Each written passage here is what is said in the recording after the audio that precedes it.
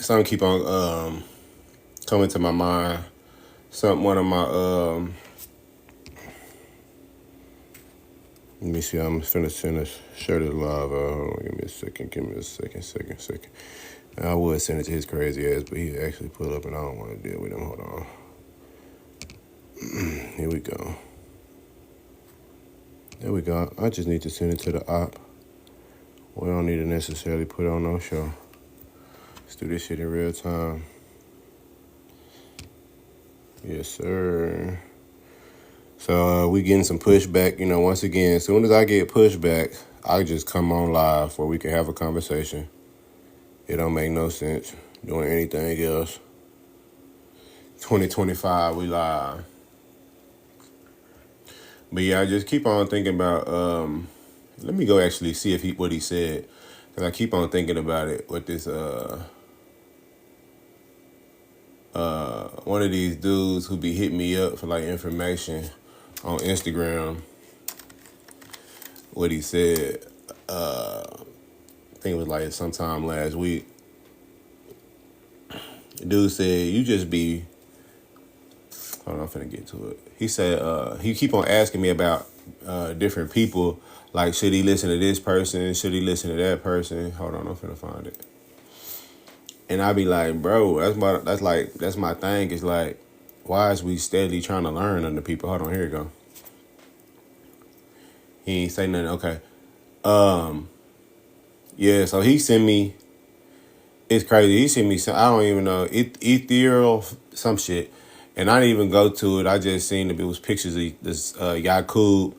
And I was like, yeah, it's cap. But even in the name, ethereal, right? Pseudo. He said, what's your thoughts on him? Then he sent me the Wasubat, Nuwabians, OSM Vision.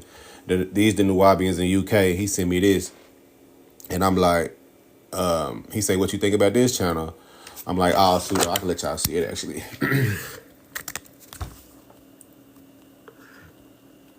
So this is what he's sending me. He's sending me this. These are Nuwabians in the UK. And then he sent me this, right? So he sent me that. I'm like, all pseudo. Hold on, let me show you.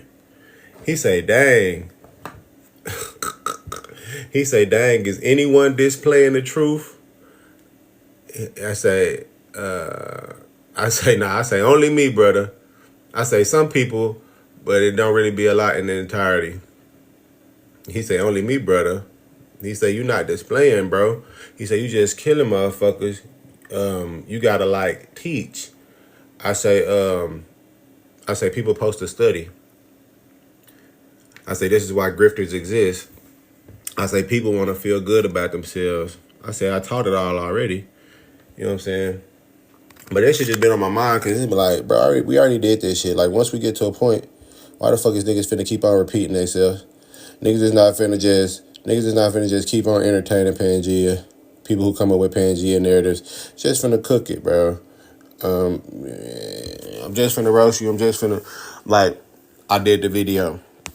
When I do my videos, I be like, make sure I sound as obnoxious as possible. Make sure that the air of superiority, right? Make sure that that's there because these people, goddamn, know. They know they just need to feel their energy. But he said, yeah, you not, he said, you gotta, like, teach, like, right? Teach what? I gave this dude the proper methodologies already. Once somebody gives you what the scientific method is, what the hell is it? Once they give you what the scientific method is, like, that shit is on you. You have the proper methodologies to educate yourself. So we sent it off. We sent it off. What up, Shaka? What up, Mello? I sent this invite off to this dude who been tagging me. Look, he been tagging me for so long. I didn't even know I didn't know he was opposition. I just thought he was like, you know, sometimes it be both ways. So I was like, whatever. And then he said something. He said, tell me you not run. I'm like, tell me you don't block people. Yes, I block people. I block people on my lives. I block people every day. I love blocking people. The difference is they don't want to debate. Don't nobody want to debate. I block trolls. You a troll. If you up here tagging me in 10-minute videos thinking I'm going to watch them, right? Never wanting to come up to a debate, never want to come up to the live, be on my live, watching my live, can reference the lives, follow me, low key fanned out, but don't want to have a discussion with me. You're fearful because you know what's gonna happen to you. Like that's the logic to me. You know what I'm saying? You know, like I'm not finna never watch no 10-minute video. I think the longest video I got is with Queef Natural, and that video is like 4 minutes. And in that video, I pull up 30 sources. These dudes take 10 minutes to go over 2 sources that don't even apply to this shit. I'm not finna waste no time with y'all. Like what like Port City say, niggas is time wasters, bro. That's all niggas do is waste your time. If you gonna waste my time, I'm gonna tell you what we gonna do. We gonna go live so we can clip it, so we can put it on YouTube so it can live forever. That makes sense. All the shit I'm saying makes logical sense. Hold on. It's not even him. This is a troll. Let this troll come up too. We ain't tripping. We ain't doing no tripping. Come on up. You loading. Let me switch this backdrop.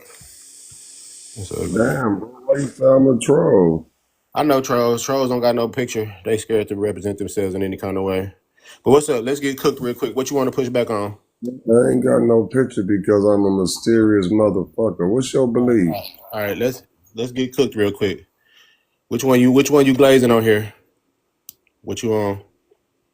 What I'm on? Man, how old are you? Man, talk information. What do you want, brother? I'm on whooping your little kid ass. That's what I'm on. Grow your ass up, man. You know what I'm saying? See what I'm saying? I told you. I You know a too troll. old So that's for why y'all this. got to respect my scholarship because I know the You trolls too before they old. even come up here. It's like I'm psychic at this point. Okay, so what Top tier. The can you tell me DaDonDadda got about that top tier Christianity? shit. Tell me about Christianity, man. Cook me. So you a Christian? Yeah, cook me. Is I'm this how waiting. Christians come up to the live? Christians come up to the live? I'm waiting for you to This cook is why me, don't nobody man. want to be a Don't Christian in the cook me. first place. It's a million Christians. What you This mean? man is Because talking niggas about like talking you. tough and then It's go a to million Christianity. plus Christians. So what's But your belief? how you gonna talk about talking tough and then go to What's your Christianity, bro? what's your belief, man? That's weird. We don't do no belief. We It's a know stuff, it's a bro. million it's a million Bro, I plus just one came up because Christian. you seemed like you was on that gangster Now I shit. Me and my know boy, one of what the you true believe gangsters ain't on many here. believers. He Now came in here. how many followers follow what you He believe? talking so much. He came in here. Now That's let me crazy. How hold on, many hold on, hold on. Let me see that followers one do more. you have in your little quarter, whatever Who you is call this? it? King of America. I got another troll.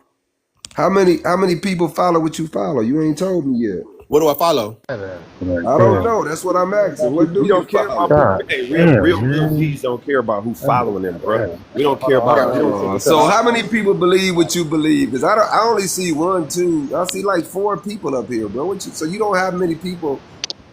You're not convincing many You people base your what you're existence talking on how many. about. You base your existence on how many You're not motherfuckers follow you. convincing people, man. Is You're that what it not a is? very All right, Yeah, hold on. convincing I but can what if person. he accept that as told a you don't. he only turned this joint on 3 minutes ago? Like, hush up, Yeah, man. You don't even know what you're talking about. all right, all right, all exactly. right. You So come up here talking. Can I say this one thing real quick? yeah, You go ahead, come up Sean. here talking tough, and then you go to Christianity. That's weird. That's some white boy shit. And then we try to talk to you, screaming into the phone like this, and nobody can hear you. Like, nigga, do you want a dialogue, or you thought your voice was going to intimidate people? Nigga, we used to be thugs up here, but we love information. Information was actually more appealing to us than being out there fighting with our brothers and sisters. So what we doing? We going information, or you on some tough shit? Because we can do the tough shit. Like I know you think How that you many here. followers do you got? How many All people right, let me follow get to the it. information you All giving? right, All right, so I'm you gonna want shut to? up. All Talk right, to me. I got him, Shaka. All right, so you want to talk? So you came up here. You want to talk about how many followers I got, right? Yeah, I Yep. can talk about That's anything. I told you I'm a Christian. You said so. you gonna Okay, cook so me. hold on, hold I'm on. waiting to So get do cooked. we want you? You What you telling me you're a mean? Christian, and you talking about how many followers I got? I'm trying to see the I'm waiting relevance. to get cooked, man. I know you don't have many followers, so I'm not even tripping on this. Okay, so I don't know how that's You're not pertinent. convincing people. You're I don't not know. I don't convincing know how people that's per. I don't know that how the that's pertinent. information you're giving is correct. So you I don't don't. know how that's People not pertinent. listening. I'm just ready to get to the conversation. You're being just Okay, well, disruptive at cook this me. point. I'm a Christian. Cook me. You said you're gonna cook a Christian. I'm a Christian. I just told you. Shut up for him to do that. Shut the fuck up, bro. Let him talk. He can't cook with you talking. Shut the fuck up. He talking. when he Nah, gonna I cook? haven't said nothing. You up here talking Well, about go conversations ahead. and Go shit. Like ahead. you talking Talk. about followers and Go stuff. ahead talk, and I'm a mute. You a You let me know crash when out. you gonna cook me. I called it before you even came up here. What you was, bro? You a Bro, troll and you a a crash out. crash out cosplaying a biblical epic, bro. That's all you are, man. You ain't none of that. You got nothing to When do are with none you of that gonna book. cook me, man? I'm a Christian. Cook me. You steady talking. Cook me. You can't because you don't know anything of the Bible. You can't cook anything. You probably can't cook a damn hot dog. Shut your crazy ass up. This is what we get. This is a Christian, y'all. This is why I love it. This is why I love it. They do it to You got a themselves. drink in one hand and a cigarette in the other hand already. They do it to Man, because I themselves. don't think you can cook This is that energy. anything. This is You that probably can't energy. cook The water. energy. Cook me. It's It's the energy. 9:04 I here. gotta wait. This is what Tell me I about the see. I see what Bible. I got to do Tell with me you. about the Bible. I'll Why? mute I him. Go mean, ahead, why talk. would I tell you about the Bible? Is the You Bible can't. true? Is the Bible historically accurate? Is that what you're going to say? I'll Is the mute him Bible for a it. You want me to history start book? muting him? You can't tell me about the Bible. Let's Is the talk, Bible based on man. Let's archaeology? talk. See, Let's this is the talk. We thing. talk. See, this is the thing. Let me talk then. See, this is the thing. Y'all want to reference the Bible like it's been substantiated as true. Like this is your belief, bro. You know this is your belief. This is not accurate. You can't prove it. You having me trying to prove a belief fictional. I can prove it through what it is because you don't know what the hell you doing. You don't know what you're worshiping. You don't know who Jesus is. You don't know who Jesus worship. You don't know who God is. And I can bust this shit down second by second. But you just want to be disruptive, don't it? They probably spam unmuting you right now. Oh, you on T-Time. So this is what it is. The Bible is allegorical. It's not historical, right? That's why you have a creation story that doesn't align with science. It's pretty much it's pretty simple. It's a belief. Your beliefs is based on your subjective anecdotal experiences, which is probably gonna be your upbringing, which is probably gonna be because you're black, probably from the South, probably had ancestors indoctrinated in the same religion. That's how it go. If you was in a different region, you'd be indoctrinated in another religion. Disprove Christianity. You don't even know what Christ means. You don't know what Jesus is. You want me to do this circular reasoning with you with the Bible, with Scripture. Has the Bible is like, all right. Oh, he gone. Okay. He ain't got no. He just come up to be disruptive. We got another troll. I'm not even gonna let this one up right here. I ain't gonna lie. Y'all can see their pages though. Y'all you got admin, you got mod powers, Mello. I know Shaka do.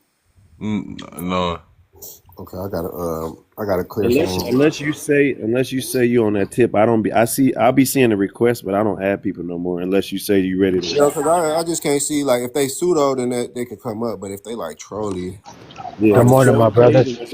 When somebody got like 3 posts and they got not even a hand of themselves, I don't bring them up. tell me let me up. Good morning, fellas. What's up, America? Man, y'all, I know y'all right, man. I could tell by how y'all talk. Y'all correct. Yeah, I mean, I try to convey that, but I mean, unfortunately, that's not all because it's a lot of people who got a lot of confidence in they misinformation. But I do try to convey that through that. They say Jesus, but there was no J in their language. Yeah. Okay, so we could take that. I don't ever take that direction. We could take that direction if there's no J. So who is they talking about when they refer to as Jesus? Um, it's a whole lot of syncretism going on. So the Greeks had a deity. The Greeks had a deity. Let me go to the name. Why does my notes look like? Oh, this is Instagram. The Greeks got a deity. It's a lower deity. I forget the name of it though. It's like I don't know, but anyways, got conflated. Got conflated with the Jesus character. So the first time we hearing this Jesus translation is coming from the Greek Isus, and that's a transliteration from the Hebrew Yahshua or Joshua. It was the direct translation from English from Hebrew. So we get the Greek translation. It kind of got translated, and that's where we get Jesus from. When the J was later added on, I think that was like in the fort, like 600, 700 years ago. So the original Jesus is Joshua. It's the Old Testament Joshua. Joshua means Yahweh is salvation. And then Yahweh is like a lower Canaanite deity, council member type of shit. It's not no monotheistic deity, so it's not no all creator God. When we talk about Christians, they think they talk about Christ is ultimately going to come down to anoint, to anoint. So it's not no surname. It's not no king. It just means to anoint with oil. I don't know what these people are doing. They think they following Christ, and it's like I said, it's not historical. It's not archaeological. It's not anthem. It's totally a belief. We got a couple more people coming up though. Let me see. Uh, KOA, you want to say something? I got a lot of trolls look like, but we'll see what's up. They got some trolly looking pictures. Um, what up? Hey, what's up, yo? Chilling. What you got going? Hey, I'm gonna switch phones. I'm about to go to the gym. I'm gonna switch phones. All right, you want to push back on any background information or anything you heard? Who, me? Yes. No, I just wonder though,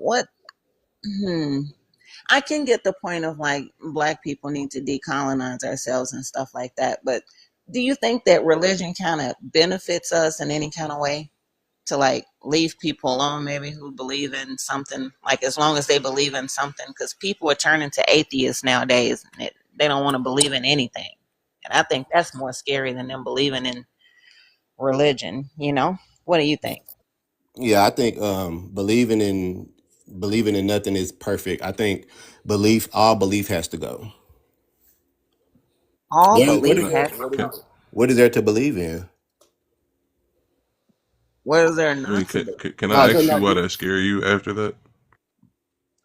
Because I think that it gives people a moral code. You know what I'm saying? I think America is essentially becoming more immoralist. You know what I'm saying? Has no morals. It's becoming Sodom and Gomorrah, and people are like, it's just, you know what I'm saying? So you say decolonize, but it's kind of like you're still like religious dependent.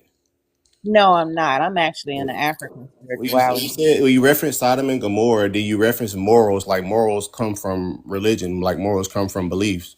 Because I can say like as of old of this country is the, you know, whatever people practicing it in my community and stuff like that, they did try to live up to a moral code, but people in today's world don't, and they don't want to believe in anything. So I just find that worrisome, So what is there to believe in though? that you need to do the right thing by people, treat people right and stuff, just like it, I don't think that's a karma. belief though. You know what I'm saying? Like karma at the very, Karma is a Hindu ideology.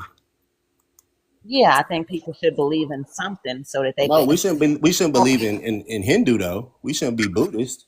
That's where karma comes from. Do you have anything against the Buddhist religion?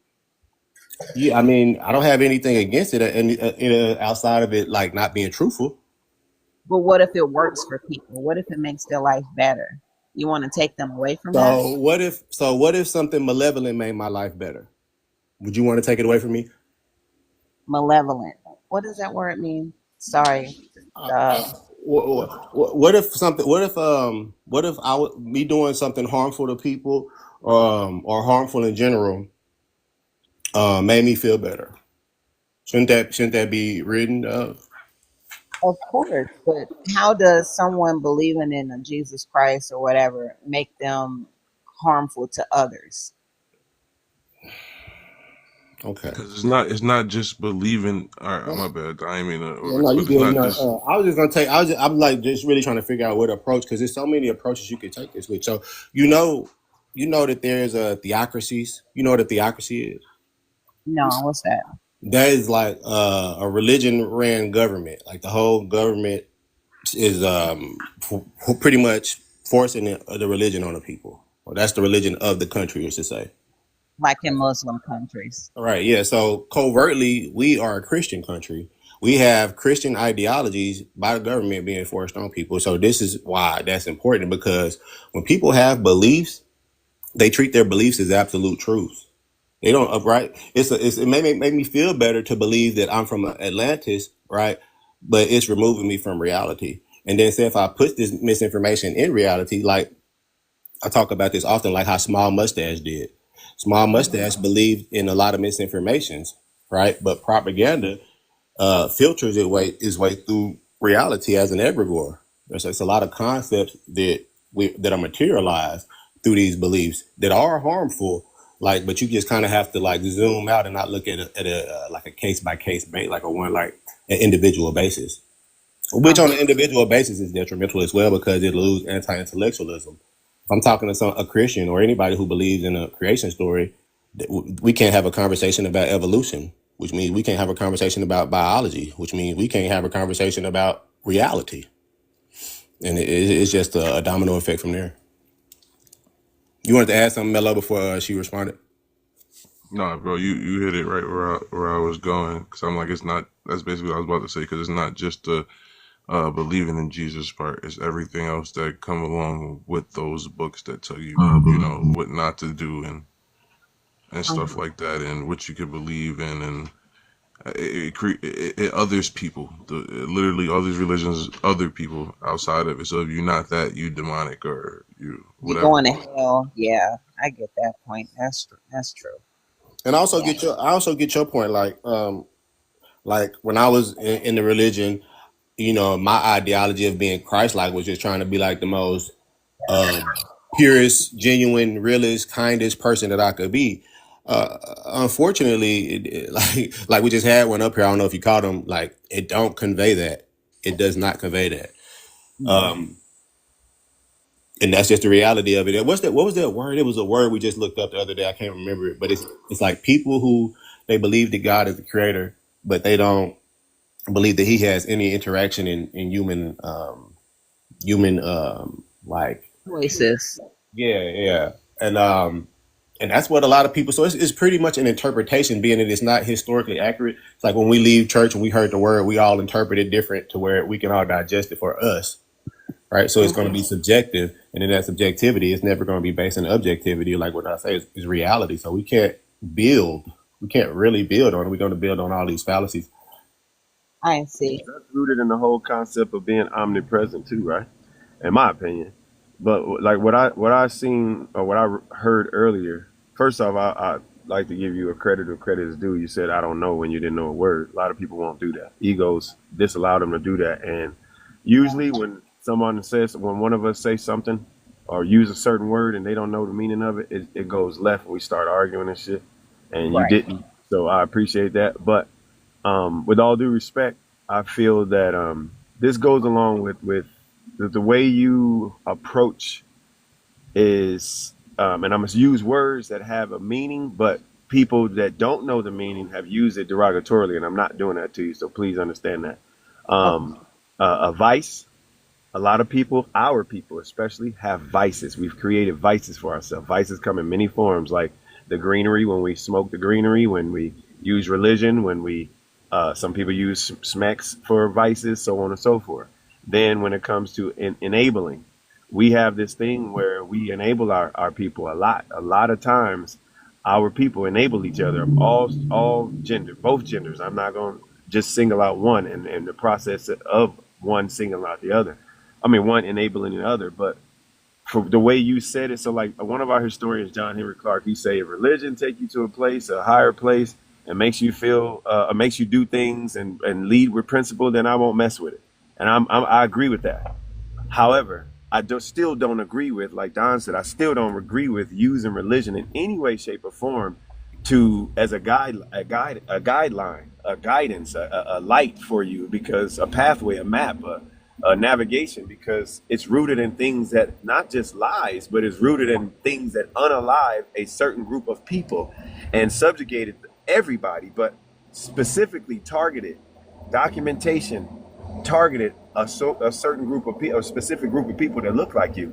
So to allow a person to just use that in your presence when you know, like you think like us, and we know we stand on our own 10, is just not productive in my opinion. And the last thing I'll say, it's as if you, respectfully speaking, you are on the fence. You keep some of it, but you throw away other parts of it. And yet it seems to me, sister, like you're trying to find your purpose. You're trying to find yourself and what you should be, what you should align with. You got to pick a struggle. And I know that sucks to say that. And I know you're probably like, who are you to say that? But if you study the history like we do, you got to pick a struggle, like that phrase we use. You got to pick one, because aligning with any form of religion, spirituality, like black people try, oh, I'm African spirituality because they infatuated with what's going on in Egypt, but don't know West Africa.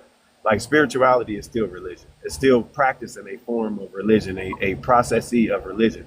And religion itself is a group of fake ass laws that control what you're supposed to do. Get out of the religion and go to the principles. You can, don't necessarily tell people to do this, but get out of the 10 commandments and go to the 42 laws of Ma'at. And it's a system of principles. If you want to hold on to something, like Don said, period, none of it. If it's professing to have some type of comfort or some type of guidance from some deity, I'm sorry. It's at least African people in North Africa and East Africa said that it was fake. We just use it as principles. I'll give them that. But nonetheless, anything that is rooted in guiding you a certain way without you standing on your own 10, to me, that's some self-reflection that need to be done. And you're looking for advice to make you feel good about something that you, I don't know, just probably haven't gotten to the point where the emotional maturity allows you to accept it, or, I don't know, embrace it. I hope that makes sense. No, I feel where you're coming from, and I feel like I can understand what you're trying to do when it comes to like this.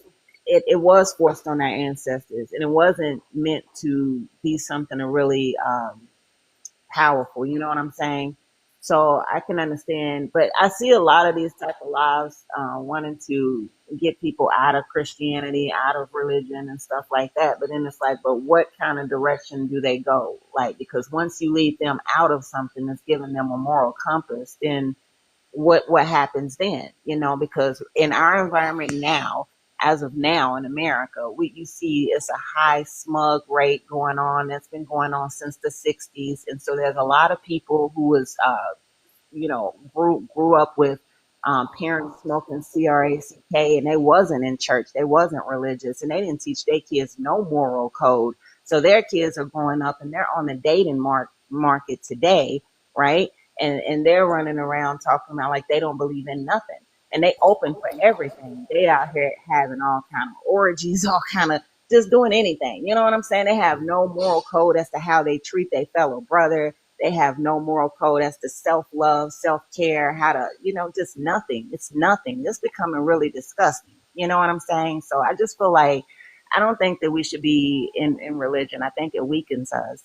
But I disagree with you when it comes to African spirituality, because while they were forcing religion and Christianity on us, on our ancestors, they were also forcing them to stop practicing African spirituality, what our ancestors' spirituality was. Why would they take that away from us if it Okay, wasn't powerful? let me ask you this. Which ancestors you talking about? You talking about ancestors in West Africa, ancestors in East Africa? We talking about Europe, or we talking about Egypt? What we talking about? What ancestors? I don't know. That's all mixed up because, No. we're all the It's not mixed same. up. I don't even want to get into that part because that's No, we're but all that's the part. we're But that's the all Every part. That's what I'm ancestor. saying, though. That's what you said, though, sister. You know what I some mean? but So some that's what we Let's have to just assume. Let's just specify. assume she's saying West Africa for the sake, because I don't want to have to get into the Egypt stuff. yeah, Okay. because Even though her name Kush, Well, I'm not trying to necessarily get into it. I'm saying, like, don't you think we should help her understand? You got to specify, because a lot of I people think I go think into I think spirituality. I think she referring to West Africa. You think so? What you referring to, sissy? You referring to West Africa or like Egypt? Are you referring to spirituality like with Akhenaten and Mayat. Amuru and Mayad and all that stuff? What are you referring to when you talk about spirituality? so they were all practicing different stuff. Absolutely. Yeah, and that's another thing too. When we talk about this, like West, we were often talk about like the Yoruba, Ifo, Orisha worships, and uh, hundreds.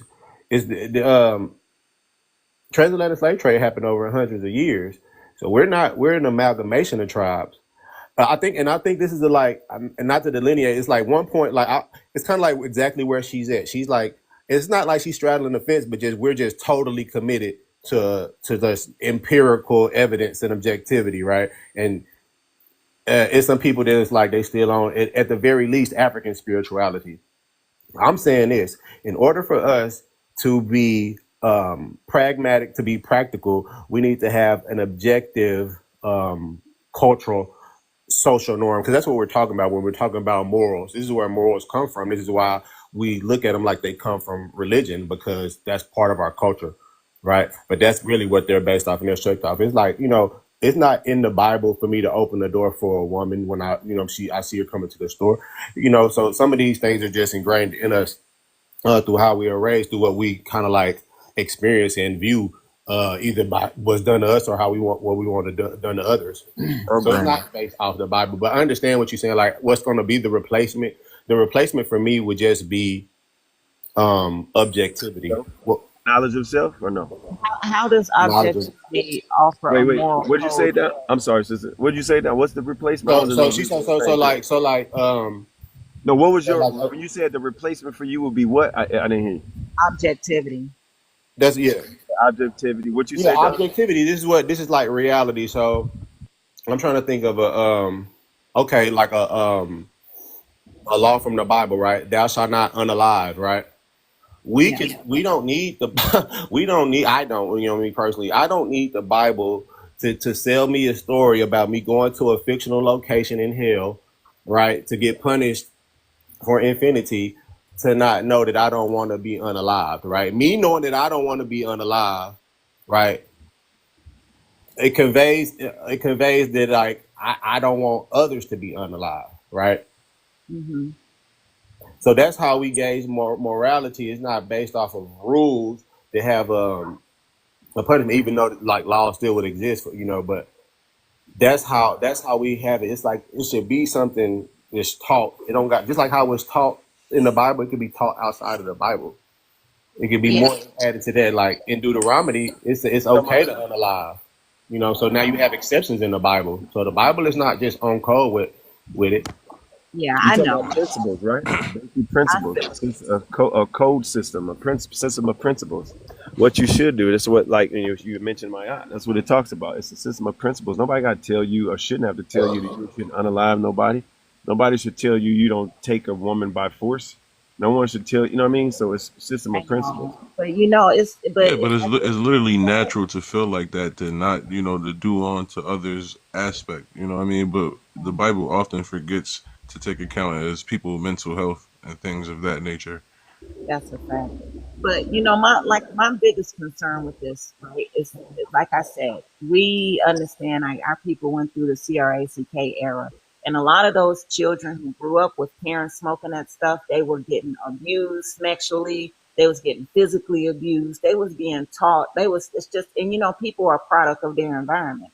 So not only were they not brought in, taken into religion, then given any kind of moral code, and but outside of a religion, their parents wasn't teaching them what to do, what not to do. But then also outside of that, their parents was actually allowing them to be abused and the wrong things to be happening to them. So then certain people grow up with a cold heart. You know what I'm saying? They do need that kind of direction, that guidance, that law. And where are they going to get it from if we're constantly advocating that strip every single belief system away from people that gives them a moral code? hmm and the reason why they're so good, because beliefs are false, right? These are things that we accept as true. So these are just placeholders for and that's why they oftentimes they don't work, right? It's a cope, it's an escapism, right, from those realities, from really addressing things. And you're right, we don't have nothing.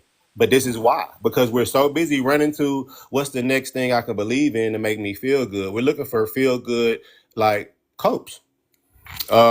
And to a point, when it comes to mental health, as it's described by the World Health Organization, it does mean to like be at peace.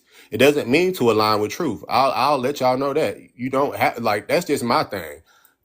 I like the truth. I can handle the truth. A lot of people they can't handle the truth, right? I got a dude that like I consider him one of my peers, right? But he says if it wasn't for Christianity, it's no telling what I would do to these wabos. I'm like, wow. And I'm up here, you know what I'm saying, have a conversation with him, just like dispelling it, just telling the historicity of it. And he's like, nah, he's crashing out like the same people we debunk. And I'm like, dang, is it this deep? It's this is my thing. It's inevitable. The same way that I know this information, it's accessible, it's not hidden, it's not gatekeep. People just have these beliefs that they're emotionally connected to, and it's giving them confirmation biases. But at the end of the day, like probably like whether it's 10 years from now or 100, the truth is gonna be the truth. All we got to do is align with it or not. Um, but yeah, like I say,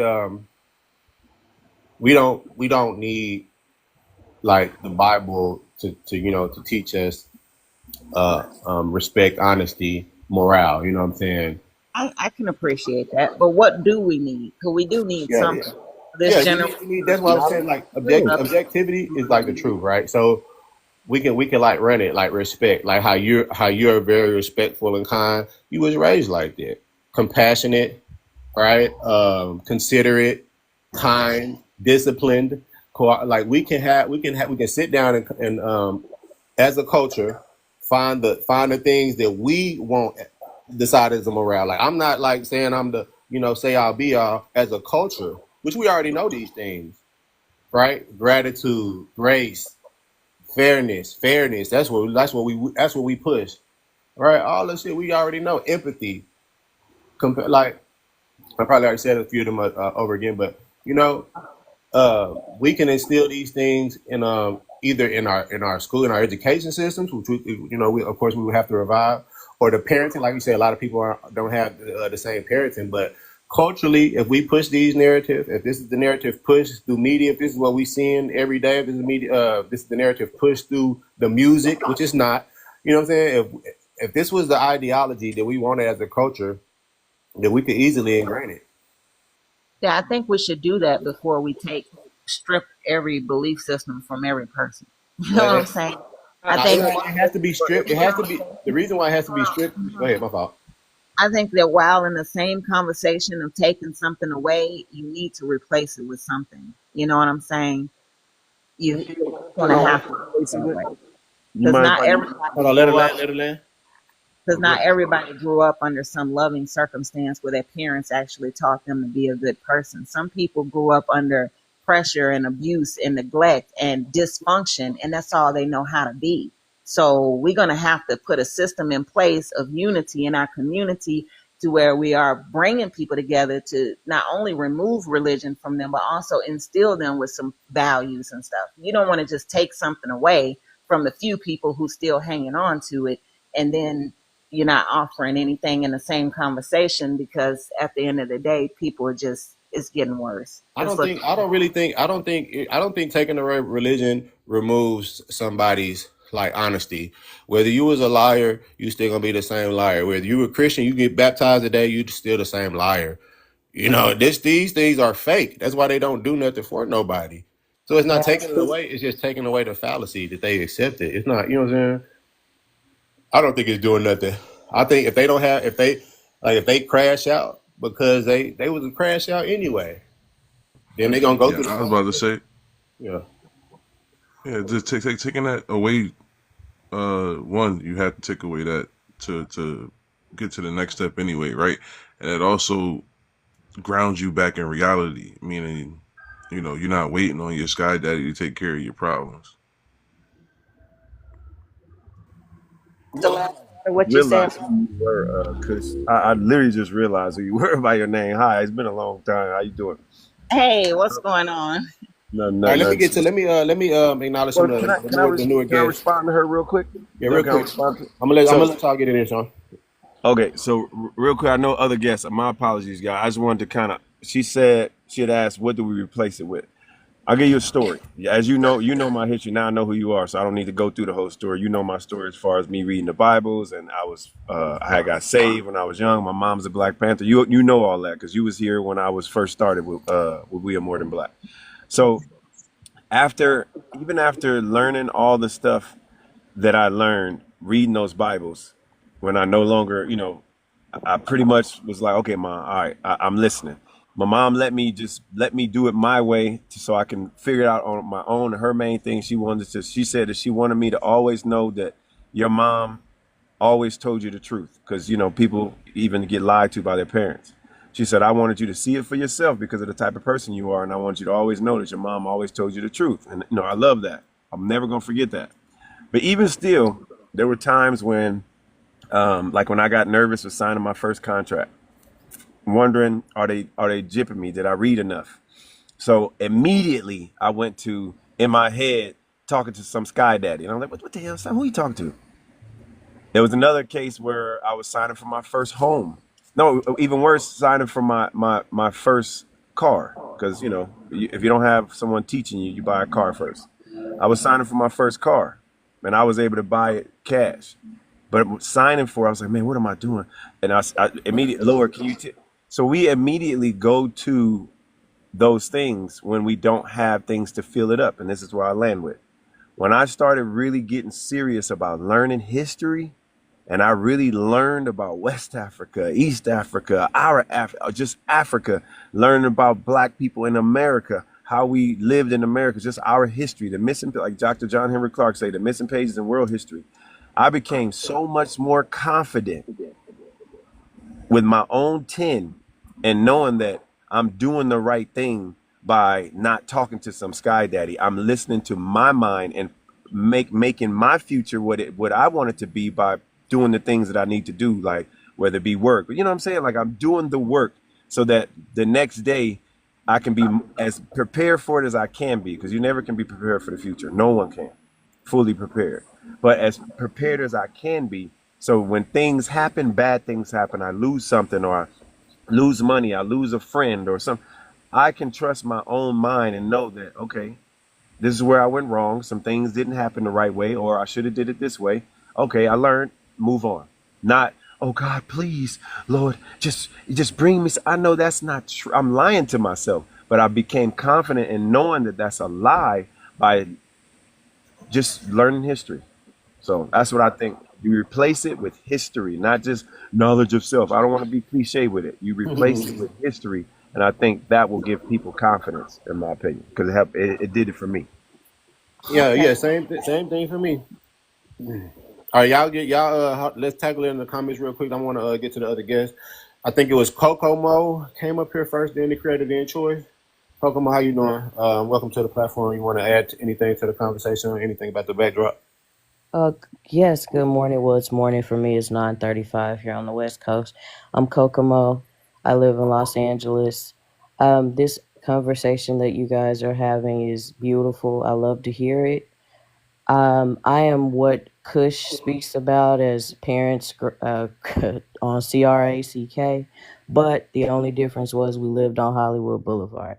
So through that, somebody I knew, their mother, quote unquote, saved me. And I was very happy with that as time went on because I did not have a direction. My parents were not religious people. So through that, I started learning about other religions. And I always thought, because I believe a little bit different than probably most of you here, I always thought that I felt a pull to Catholicism. So in Catholicism, I started studying the art. And through the art from 13th to 16th Byzantine artwork and icon class, I started researching and then traveling to the places where this religious art was.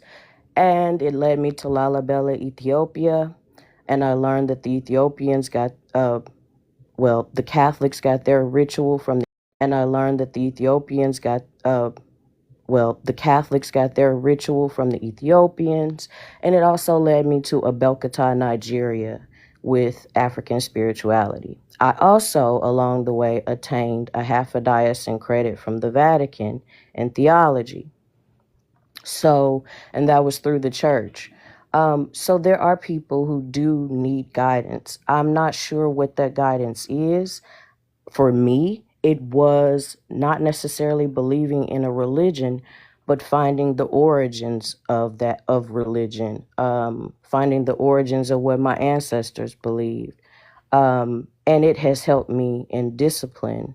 And I don't raise my children in any religion. They are baptized Catholic, and we sometimes go to Mass, but they know that power lies within themselves. But no one taught me that growing up. I had to learn it on my own.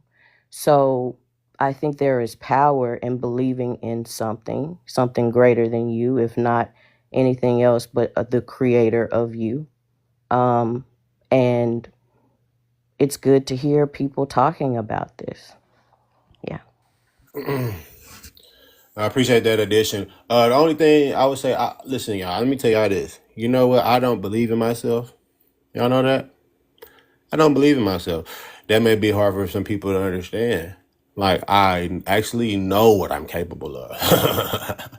Like I don't believe. I don't believe I can. Bars. Hey, can you play the hand clap for me? Because I can't control it. Can you just play that, please? Play the hand clap, please. I Just don't play even it. know how to sit. I need to get it It's loaded at up. the bottom. It's at the Interact. bottom. That's bars, bro. I knew exactly what you was gonna say. Yeah, let me see. Interact. Y'all gotta let me know where it's at. I was looking for it too. But yeah, no, facts like, um, yeah, I know what I could do. I know what we could do. I know what we are capable of. It's some things that are like out of my foresight, but even like my foresight is like 150 years ahead. I'm like, yeah, like, um, when you say power, right? We're talking about the ability or capacity to do something in a particular way, right? Knowing knowing is way better than believing. I want y'all to know that. Knowing is way better than believing. Knowing trumps belief. Belief is like what you heard from somebody else and you know say, oh, okay, I think that's true. Knowing is like, no, I done did this. I done did it again. I done did it again. Look at that. That's and I hate to be like stickler for semantics, but I like we're gonna make this word belief evolve eventually. Like if we don't stop this. Like belief does not mean to will something into reality. It means to accept a fallacy, a fiction is true. When you do that, you are doing a swap out, you're doing a trade in for reality. In knowing, in science, in something that we studied, something that we measure. We've seen that we like measure humans evolving in real time, not just like physically, but in mentally. Right. And I think it kind of gets conflated. But yeah, there's nothing to believe in, y'all. There's no deities. There's no monotheism. There's no polytheism. There's no anime. This is the part where what Kush would kind of like the part where I kind of had to I just jumped the gun a little bit, was it's like there's no animism. I mean, well, that's debatable. I'll take that. That's kind of a little debatable, but the spiritual part is gone. The spirit concept comes in Christianity. We try to take Christian or theological terms and conflate them with our own thing, and you can't do that. It come from where it come from. It's like trying to take the Baphomet and I'm gonna make him my own character and my own thing. Like no, it is what it is. It come from where it come from. Spirit comes from the Bible. Right? God come from the Bible. Monotheism come from polytheism. Can I ask you a question? Hmm.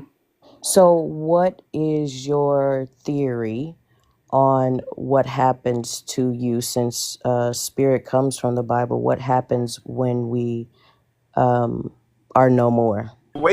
Wait though. Spirit, tell him what spirit is though. Watch how cold he break this down.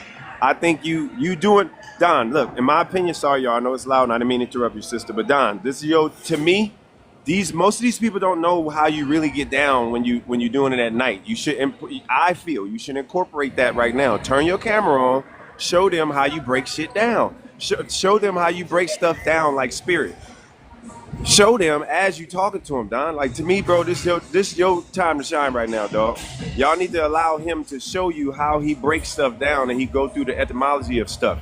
If you can, Don, I don't know if you're at work or Yeah, whatever, no, but no, I got you.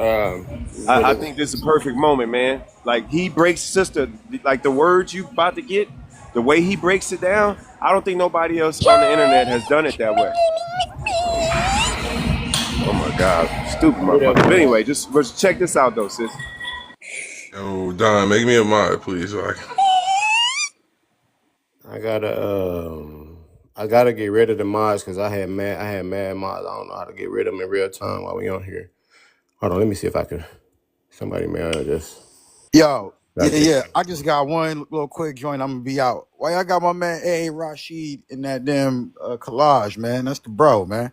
Cause Get to that later. We can get to that later. Let's get to that That's later. all, man. Let's keep it where we at right you now. know, All you right, Like, I'm know, that's like, cool. what the But hell? look, let's you do know this though. But why, let's do Man, this. We don't want to man. mess up What this. did Hey, he we don't want to do? mess up this moment though, brother. We don't mess man? up That's this moment. So crazy. Okay, just go okay. on Now mute real let quick me run and into let my it. man do. We'll get to you. We gonna get to you one at a time. We gonna get to All you. right. So yeah, and then y'all can for anybody feel free to like address my methodology if you feel like anything is like flawed about it. Please let me know. So this is the thing. I go through etymology, right? We can take this biblically, we can take it just like straight up historically or whatever. But this is the thing. Etymology would be like the genealogy of words. This is the origin of words, like from the beginning, Proto-Indo-European or the Sanskrit, wherever the first usage of it. Um, it's going to let you know the language. It's going to let you know the region, and I even got it. Where one of my methods is I get the first documented source, the neology, which or the coinage. So this is just my methodology. I'm going to when this word first comes into documentation. Anything outside of that would be prehistoric. So we get the word spirit, which comes from Middle English spirit. We're going back like from recent to oldest now. From Middle English spirit, I don't know if y'all know the English come from Middle English, come from Old English. From go to Old French spirit, from Latin spiritus, it means breath. Breath. Latin, we're talking about the Romans now, means breath. Proto-Indo-European, to blow, breathe, right? Care, inspire, respire, transpire. Ultimately, from Latin spiro, I breathe, blow, respire. In a sense, replace. So you're asking me what happens to to the spirit when it's gone. What happens to the breath when it's gone? It's gone. Now I know we're conflating. I know the connotation of spirit it like means like consciousness for people. What happens to the consciousness? Where does consciousness live? Consciousness lives in the brain, right? What happens to the brain when we cease? When we cease living? Well, we got objective measurements of this. Your neurotransmitters cease transmitting. Sorry, so all that consciousness is gone. All right, so the concept, because spirit is a concept that derives from these Greeks and Romans, right? When they're trying to answer these existential questions, which they can't do, which they couldn't do then because they definitely didn't have no technology, which we can't do now because we don't have no technology. But nonetheless, it's a concept, right? That derives from breathing. Soul is the same thing. If I go to etymology of soul, let's do that real quick while we're on this site. We go to soul from a Middle English to Old English, soul, life, spirit, still. From Proto West German, soul, uncertain origins. From the Scouts, soul, yada yada, soul. So we go to Old English, right? And it says religion, folklore, the spirit or essence of a person, usually thought to consist of one's thoughts, or personality, often believed to live on after the person's unaliving, right? That's the part that I was asking. Is it your, I don't want to say belief. I know you guys, but for lack of better words, is it your belief that that energy does or does not live on? Oh no, it lives on. Okay. It goes into the dirt. It goes back into the cycle of of decomposition. Yeah, that's how it goes on. That energy, right? Decomposition.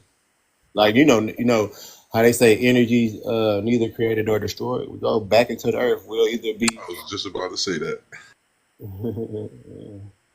Hello. So yeah. you're It's like saying the it's like energy but itself goes back into the dirt? physically yes, and which is all there is. So that's what I'm saying. We're trying to like make something outside of the physical realm. There's nothing outside of the physical realm. There's nothing. Versus objective. Yeah, yeah, and that's what I'm saying. Even the imagination, because now we're saying like, what happens to my imagination when I pass? It goes with you. It passes with your imagination. It does not. You can't have an imagination without a brain. You can't have a brain without a heartbeat. None of this stuff can continue. Took that one too. I was just about to say that one. Like when your heart stops beating, The organs in your body is no longer getting what? You need what for your body to do what? Blood Right? circulation. Like you're done. So, but Correct. I agree. which I'm one? just Okay, hold on. Just let me finish this though. Let's go. Just come back to reality. Who on earth has proven something beyond a death of a human? Who? Physically? Who? no one. So okay, exactly. So that again, that is you believing in something. You never was ever to prove it. No one has. So My belief only. versus facts. Okay, I'll let you go, sister. I'm trying not I'm to interrupt sorry. you because it's loud back here. No, you good. Go ahead. I'm sorry. Go My ahead. only. No, you good. Make your point. So let me just say this first. Firstly, in theology school in the Vatican, they immediately came in and tore down all belief systems that you may have heard or thought you thought about who and what Jesus was and who and what the Bible is. And we learned very quickly that these many beliefs that we have held, that things that we thought we knew, were incorrect, and that the Bible is just a fable, basically, and that Catholics don't even really believe in it as, like, say, a Baptist. But Baptists forget that their religion comes from Catholicism originally. Anyway, that's a whole nother subject. But anyway, um, I agree with you guys and would totally 100% put my hands up to whatever sky daddy anybody believes in to understand and agree with you. The only thing I have is that I actually have had experiences with life forces that have lost their physicality. That's the only thing. So this is the thing about that. Okay, real quick. Can I answer real quick? Go ahead, host. My bad. My Yeah, bad. that's why I just want to know. Like, this is the only thing about that, right? Because I'm not even going to troll you. Say that was true, right? I'm just speaking from my perspective. Say that was true, and I wanna align with that, and others want to align with that, or get some information on it. We can't get anything outside of subjectivity, outside of your anecdotal experience, right? Because it's not a part of reality. I don't know what you said earlier. Like somebody said, I agree. I yeah. wholeheartedly agree with you. And You this are is the thing, like, so I there's could, no and then like, concrete. and then what if we all, and then what if we all, and then what if we said like, oh, she's the only one we can come to for this, man. We got to, you know what I'm saying? Her time is valuable. We got to pay her for her time. And then what if people is looking at this like, hold on, she can't prove that. Is she getting a bankroll? Let me do the same thing. And then there's hundreds of people doing this, and now we got the black culture. So true. So true. Add one thing to that. So, and this is maybe something else you should consider. So, we gave you facts that no one can deny. When that heart stops and the organs stop and that body ceased to no longer exist, or the whatever you want to call it, spirit, whatever, that living human is no longer a living human anymore. Nobody has been able to prove that. None of y'all can deny that. You even agreed to that. But what you did was, just to hold on to that cognitive dissonance, you then stated that you have a personal experience that you know for a fact that we cannot disprove or prove What I otherwise. stated. You what? You said you. Was Am I the only? not what I Did I get it wrong, stated. Well, y'all? yeah, Or, I think okay. it's always safe to try to stay away from like what people say because it's gonna be hard to say it verbatim. Testify, hang on for me. Testify in the guest box. So yeah, that's all. That's all.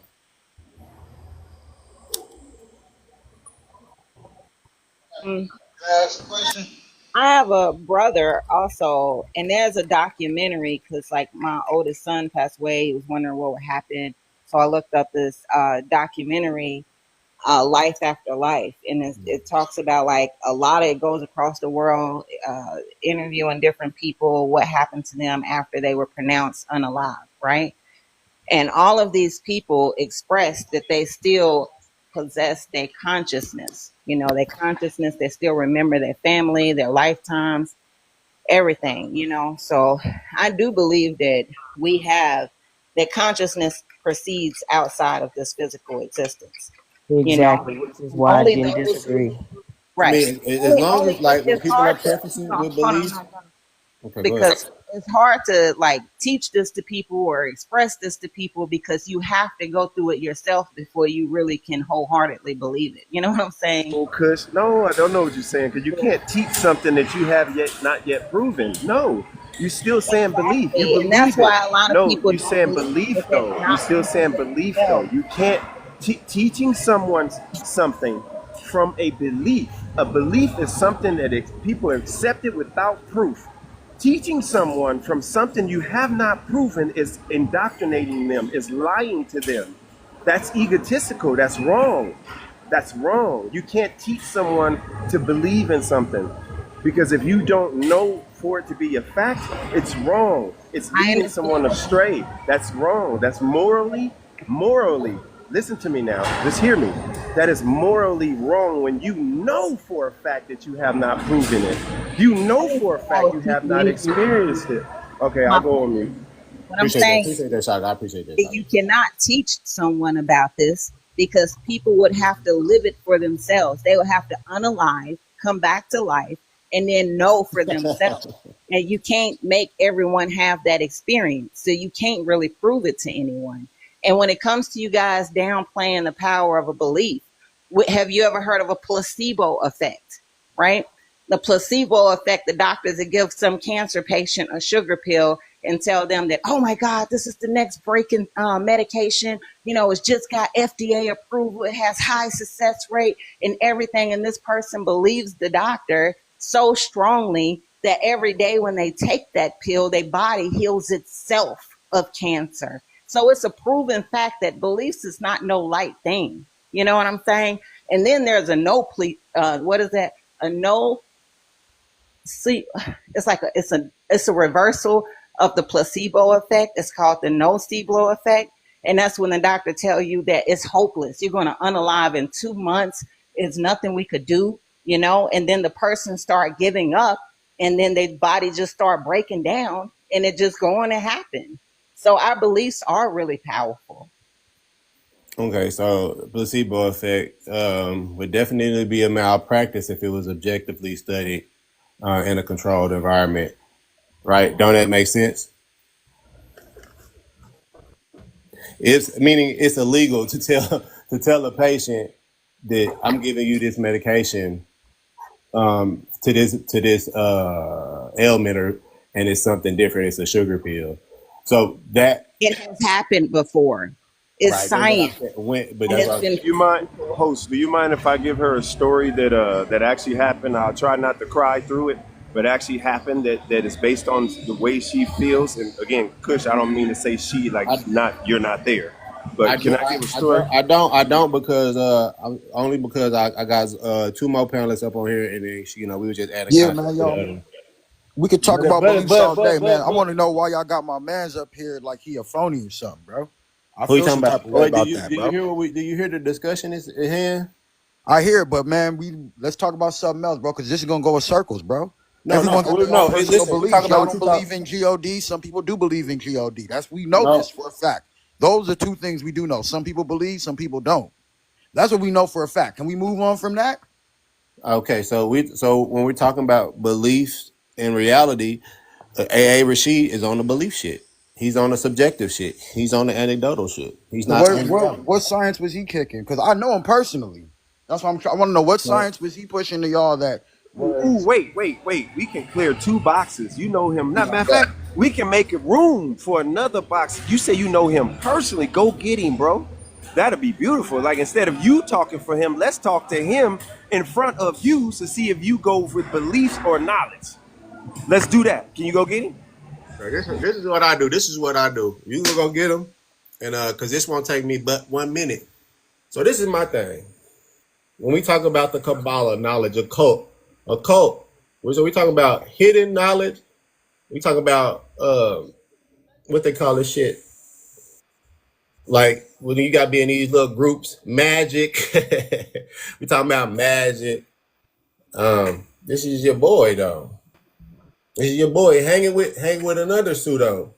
Hanging with another pseudo. So this could be your dude, where he could be pushing misinformation. You know, my mama loved Jesus. What they got to do with it not being real? You know what He, I'm saying? but hey, Rashid don't push no misinformation, bro. Frequencies. What are we I talking know. about? I've been to one of his What's the seminars, thing? bro. Do you know what he gets bread off of? Discussing spirituality and Freemasonry. No, wrong. That's not what he gets bread off of. No, he sell toys, bro. I'm not That talking yo, about. that I'm nigga got not. some toys Now we're from talking about like other shit. no. I'm talking. I'm telling you because I know him, and you guys are saying that he's Other making money off physics. seminars. That's not true. More I'm telling you how he metaphysics. makes his money because I've been to one of his joints. I get invited to We're it all not the talking time. about. We're not talking about how he make his money though. So what are y'all talking Like, what about? are you doing? Like, what are you even doing? You're not now. I don't know if you notice what you're doing, but you're trying to cause a red herring. You're trying to I'm not like causing no switch the red topic. herring. I'm just saying I know him personally. You just said he was teaching all of these sciences that you got on the Teaching screen. misinformation. Teaching misinformation. He's not teaching none of this to the people. This is just him talking. So AA These are Rashid, not. the This magic. is That's the nothing that he magic number has. of 40. The magic number of 44, bro. All right, bro. I'm just gonna do it. I ain't got my speakers hooked up. Fuck. Yeah, Got my this is just his recordings, bro. He don't teach these things publicly. What are you even saying, bro? Yourself, This is did you public. hear what you just This is said? You public. said this is just a recording. He don't Yeah, it's teach just him these things talking. publicly. So wait, It's just so him he lie on talking. recording and then he tells the truth in He person? What, he bro? don't. He's How not about out here listen? writing You're no. embarrassing. You're embarrassing your He's master not. teacher. He's not Go writing get no him, philosophies or bro. nothing You like have that, nothing bro. for us, bro. Hey, bro. You have He's nothing not writing for no us. You either, philosophy. That's hey, just what bro. I want to Okay, you let say y'all you know. keep He's not talking. writing You no keep books. talking. I'm gonna mute you, bro. I'm trying not to mute you. Can I talk? Well, what are I'm you not gonna talking talk. about? What are you? Can you go get him? Because you're doing a bad job of representing him. You're not making no sense, and you just blabbing off at the mouth. So go get him, so we can debate him on the live I'm for That's making. what I'm you, and you saying. can He just don't go in the debate. comments. He does Oh not my do God, bro. debates. That's a Man, get lot of off the people. live, bro. Nobody does. Nobody debates, and that's why I say that's what's wrong with the culture. We get on these apps. We get phones. We say we get internet access. We say, "Oh, I'm finna say this and say this and say this," without any counter arguments. We have no peer review. Peer review is a part of the scientific method. So now we got all these people out here, all these several people in the background. We think that this shit is okay. We think it's okay for a nigga to be an Israelite, to be a Moor, to be a Pretendian, to be a Hotep, to be all It of this. is okay. It's No, not it's against the not. law, No, bro. it's not. How the fuck is it It's okay to be it's not everything? okay to you How is because it you feel okay some for type of one? way How is about it it. okay? You Check this need to out. let How is people it be, okay? bro. How is it You gotta. okay for one ethnicity? No other You need to ethnicity let does people be this. what they No want to other be. ethnicity. You can't decide that for them. Indians, they practice their spirituality. People. These people with them noses, they practice their spirituality. Europeans, they practice their spirituality. Asians practice their spirituality. Black people, the only one who practice all of their shit. What, bro? Let us do what we want. No. See, you see, they don't want to talk about the truth. You don't care What for the the truth, do you? hell? So you don't care for the truth, do you? So I'm That's finna come up. your truth. Your I'm finna truth come is up with not my my own grift. truth. I'm finna come up with my own grift and hustle all the Listen, black bro. people. Your truth is Listen, not my truth. you I ain't got don't know nothing. what you No, do the in your truth, 24 hours. the truth. We're not talking subjectivity here. I'm not making up shit. I'm not saying I'm gonna come up on here and freestyle. That's Bro, what you get down with. You get down with I people just wanted freestyling, to know. making up Okay, shit, I get what talking y'all about saying. Y'all magic, looking for talking about Freemasonry. You want to talk over me. You want to talk over me, bro. You making no sense, bro. You just come up here to argue. You don't subscribe to the truth. What is you on, gang? the truth. Is that what you said? The truth. The It's not. truth. There's no the truth. It's your truth. There is reality. Reality is the truth. Reality. Your reality is not No, mine. nigga. I don't know Okay, I what you got you. I got you. do. What time is it? And right now it's What time is it? 10:01 where I'm at. What time is it What where you're time at? is it? It's 10:01 where Why the I'm fuck at. is it What oh time is 01 it on where you're everybody at? clock? Why the fuck is it oh 01 on everybody clock right now? What time is it where you're at? It's Why is 12:01. it 12 and not 10? Oh, this nigga slow. Oh, this nigga slow. Because the truth is Bro, he that just I'm came up here 2 to Slow. be hours real, bro. behind He y'all, he not he just right? fooling you, man. I'm not The Somebody even say truth about to. is I'm 2 101. hours Somebody You're not say even worth behind. your 12:01. attention. Somebody say 12:01. Somebody say 11:01. It's oh 01 Yeah, everywhere. This I'm nigga still want to an focus hour on. This behind nigga you. want to focus on That's the the truth. 12. You a pseudo, bro. Stay Meaning a when pseudo. it's I'm gonna bring 12 your ass to o'clock for free. Let me tell you, you what it's I'm gonna not do. 12 o'clock for me yet. This nigga's That's the crazy, point. man. This nigga's crazy, man. So That's not the point. get my The point man's was image the off of point that was the damn minute. page, The man, point before I was the flag minute y'all hand, niggas, crazy man. man. And I'm out, bro. Yeah, tell your ass. Take You his can get image shit to down see before on I here. flag y'all What he niggas, said? man. Did you hear what And he I'm out, said? bro. What'd he say? Did you hear what he said? He said, "Get him off the thing before I flag y'all, bro. You a clown, man. No, You a flag, straight clown. Like you the prop. Block that. flag, Oh flag, flag, man, see, flag, he's about to flag, have me. flag from pseudo hell, nigga. Hey, Be I got a calm, question, Shaka. Be bro. calm, Shaka. I got a question. Oh, I'm new here. I just want to know like what's going but hold on. on, real quick, bro, real quick. Just this, real quick, Y'all tap the real quick. screen for you. One time, tap the screen one time, y'all. Listen, brother, if you don't mind, I don't know what you about to say, but the tone of your voice and inflection, it seemed like it's about to amplify the way we already feel. Like, so if it's a situation where you bouncing back on something, right? If you have history or information on it, then by all means, brother, go ahead and say what you're gonna say. But No, if you no, ain't got no, no no, no. information on it, I just want real to quick, know let me what. finish. Let me land it. Everybody, Please. 37 people, everybody tap the screen Let one me land time real quick for the boy. I'm gonna do it it. with y'all. Go ahead, Shaka. The other thing is like I'm like, brother, like we literally just seen the William O'Neills that like y'all, a lot of y'all get mad that y'all hear us talking about the sellouts a part of our community, a part of our people. And y'all get mad when I hold our African brothers that live in America accountable. But the brother was just up there, bro. He came up here, he lied about knowing the man personally. When we said he didn't think we was on that type of temperature where we would say we're gonna go get him. Right. So he didn't do that. So what he showed his true colors is that he's just he's a effing sheep, Yeah, that right? nigga But lost. he's a sheep. He's a sheep. But no, it's beyond this. You ain't hear me. Let me finish. He beyond the sheep stuff. He's the ones that are dangerous. He's the one that will get you murdered. He's the ones that will get you arrested. The man said Mm-hmm. loudly and double, triple down on it and said, "Take my man's down before I get y'all flagged." Like he's the Holy one of the shit. people that go around these lives that hear brothers like us and they mess with our pages. It don't be white people doing it. It be Right. them. Your own It be kind. them. It be them. And them the ones that the people on our side be getting mad at Shaka because I be going so hard about our African American brothers. Like, fuck y'all, you sensitive asses. Like, them the niggas that I don't fuck with. Them the niggas that y'all be thinking is conscious and rocking with you. You see who he think he rock with. He feels and his cult feels that man is conscious. Them the niggas y'all be being friends with and keying on the motherfucking live with. Fuck that. Oh, for sure, Fuck bro. that. We can I'm pull up calling Sabi. it out all the Sabi. time. We can pull up Sabi and York. You can pull up. We can chop it up on both of them too. Anybody on his background? But no, I'm just here just to ask questions. That here, I ain't here to argue with y'all or tell y'all lying or none of that shit. I just want to know what's going on, the truth, and who lying and who ain't lying. That's it. Yeah, so, Going on, the truth, and who lying and who ain't lying. That's it. yeah. So if I got him on his backdrop, they spreading misinformation. I'll do a damn roll call. Hey, Rishi, you could just see he goes into the occult, goes into the Kabbalah. None of that shit got nothing to do with West. Just see he goes into the occult, goes into the Kabbalah. None of that shit got nothing to do with West Africans, y'all. None of that shit got nothing to do magic. The numerology. Numerology is a pseudoscience. It's not a real science. All this 1111 stuff. Don't be happy. RZA Islam. All anybody NOI members, they pseudo as hell. They believe in a big ass head black dude that look like a gray, and they really believe it. It's not like an allegory. It's just it's some crazy stuff out here, bro. And whoever like even when like say Sabi, Sabi's talking about what are you doing? Healing people. You're not healing nobody if you're not proving it. Right? And that's kind of like what we're talking about this placebo. You doing this placebo shit, right? Is the placebo, would you prefer for somebody to say, I'm gonna give you this medicine and it's gonna heal you? Whole time it's not gonna do nothing. But it's supposed to like play with your psyche that we don't have no objective evidence on. So you don't believe that Dr. Sebi medicine heal people? He You proved that in gotta believe it. Operative word, you gotta believe it. no, Why? Because he proved it in court though. no, he did it. Yes, he did. He brought 300 No, he people did it. No, he and they didn't. let him off his charges. Listen, a claim is not. This is what y'all gotta understand. A claim it's not proof, especially when we talk about like something like healing. You need to actually prove it. And I had got into it with one of my sisters because of that. She like she gonna pull up left eye. He did this. He did that. That's not proof.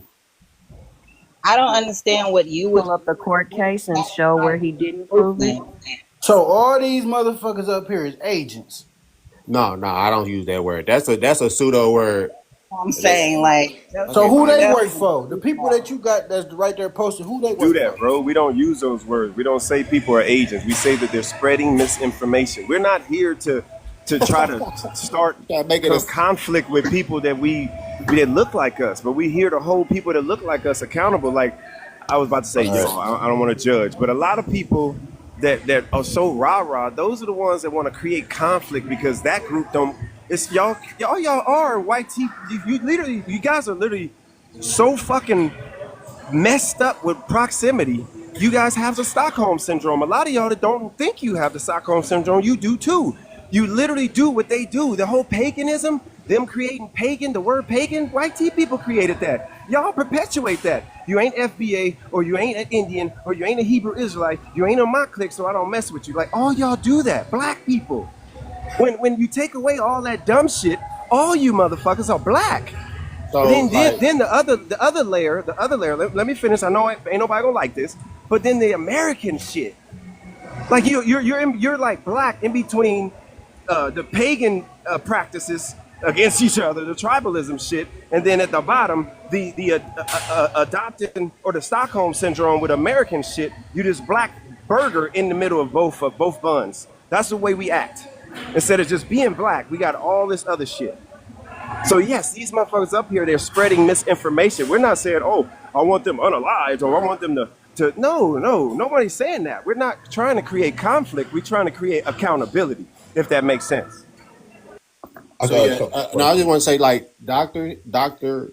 I was gonna say troller and say Dr. Dre's not a doctor, but no, Dr. Sabi's not a doctor. So yeah, he's not a doctor. We're talking about the court cases. I'm not. I'm getting therapy right now, but I'm not able to pull it up on my screen. But can we disprove that he did not win those court No, cases? no, no. We're not talking about him winning court cases. We talking did he actually prove that he healed people? if it was worn in court, yeah. I So mean, then, because you then can't that win mean then in that mean court then that mean without, you should be hold able. on, you cannot win in court without facts, right? And he What brought was? 300 Hold on, because I think Bring I up the think we got court emotional. cases. We got Bring up the this. court We cases. got emotional. We got emotional connection to Dr. Sabi. Do we have an Like, emotional my connection? thing is, bro, you Do we can't have just an? sit Do we there have everybody a was personal? wrong and you was Do we have right. a personal connection with Dr. Sabi here? Because I just No, want to I make sure we're just gonna be wanted able to to be see critical it thinkers. Because like disproved I said, I because already I had a don't call out. know. You say, huh? I just wanted to see that it disproved because I can't tell you right now that I No, know listen. that For that something to be happened. So I disproved, want to know, is it disproven this is the that he thing. did not win the I can't. cases? I And can't. as Y'all hear she me? said, you would have to prove that you have healed people in order to win the court cases, or that your medicine was effective in some way in the healing of Yeah, these people who claim to have these diseases. So I just wanted to know if we could pull it up that it was that he did not win these court And I just cases. want to know that we're going to be able to view this, study this, go into this information uh, as critical thinkers, right? As critical thinkers, we can't have emotional biases pertaining to Dr. Sabi. We can't have any personal affections to this man. I think that's what's going on ain't here. wrong having You want to know? personal. You want to know how I know It's that? You about want the to know how I fact know that that? he did prove in court, and it was 300 people that came to prove that he actually But healed we're not going them. to answer my question. We're not answering my question. We're going to disregard what I'm saying. What did you say? What's your question? Do we have any personal Things that's connection? come on, No, man. don't nobody have no personal connection with Okay, him. okay, okay. So this is why I say The that. fact This is that why. That he should be actually followed by Let me say. now Let me being say. able to go through the information. This Now is you should be able to have the emotional maturity to say, hey, and this is not me being disrespectful, Kush. I'm saying the fact that you say no, he asked that question 3 times and then you made him repeat it like I felt that was disingenuous. But you know what we're saying. So no, you don't have that personal connection. So now what's followed is something that you feel so wholeheartedly in, and I'm gonna use the word that applies to what you're doing. You does he believe get in, hold on. You believe in so wholeheartedly. Now you should be followed by the proof. You need to get to open up your screen and you got to show us the proof of what you're saying that we obviously missed. But this is what I'm saying. This is why I was going to say have where the all I know is hold on. that Let me say this is where the part where it becomes disingenuous because we'll say we got to look into the court. This is like when people reference me and they say, "Oh, go look into the book," instead of going into the actual evidence. So what we're doing is we're making an assumption that since he won the case, this is why we're being disingenuous when we're making an assumption that because he won the case that people was actually cured. Not that there's actual evidence of people being cured.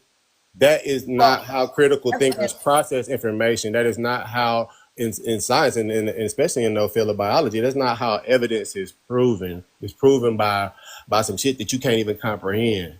In the court Well, of in court, law, everything do is they not proven. follow the scientific process? You So, have to so this is test what I'm it. saying. This is what I'm saying. You're Okay. you're relying on that, and instead of that actual process, we're not. We never got nobody who studied that who went into the court case and said, "Oh, damn, he did heal people of herpes." Of I something mean, that cannot be God of said something that we cannot healed. be of something that cannot be healed, mind you. My thing is, it was proven in court. 300 people came in there and said that. It ain't even easy to prove something or to win a case up against the U.S. pharmaceutical industry Okay, if you so my know thing is, that. how did they We're prove it? arguing now. Sounds No, like no, we're no. We good. We good. arguing We good. now. I'm gonna reel it back. Yeah, though. My If thing. you My thing don't is know, how did. My to thing win is a okay. court Check this case out. If they against the proved it. No, listen, listen. pharmaceutical I'm finna. I'm industry just without asking a any question. facts, Let I'm me not ask you. even, Let me ask you no, this. but I How wasn't did even they prove it? How did they prove it in court? at 300 people came to court. They brought their evidence of before and after, What and was it the? was won. The court case was won. Okay, show me where one of Look those it up 300. yourself, bro. Show me where If one you of don't those believe me, people. then go look it up yourself. But before So we're you not going to do this. So it's no sense in looking into the can information because we're prove not going that to be shit genuine. is wrong. So if because we never did this, mind you, this is why we're making this assumption. We're going off 300 and we're going off yada yada. But this is Talking what I'm about saying. I don't know why that's I'm getting. I don't know why I'm getting interrupted for. go ahead and finish.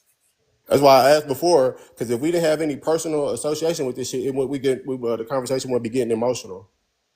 No, it's just irritating that you're But it's going not against irritating because it's just Yeah, information. but The how can you irritation go from alludes being to you being how can all you personally right, affected to you it. guys can have it. I'm out.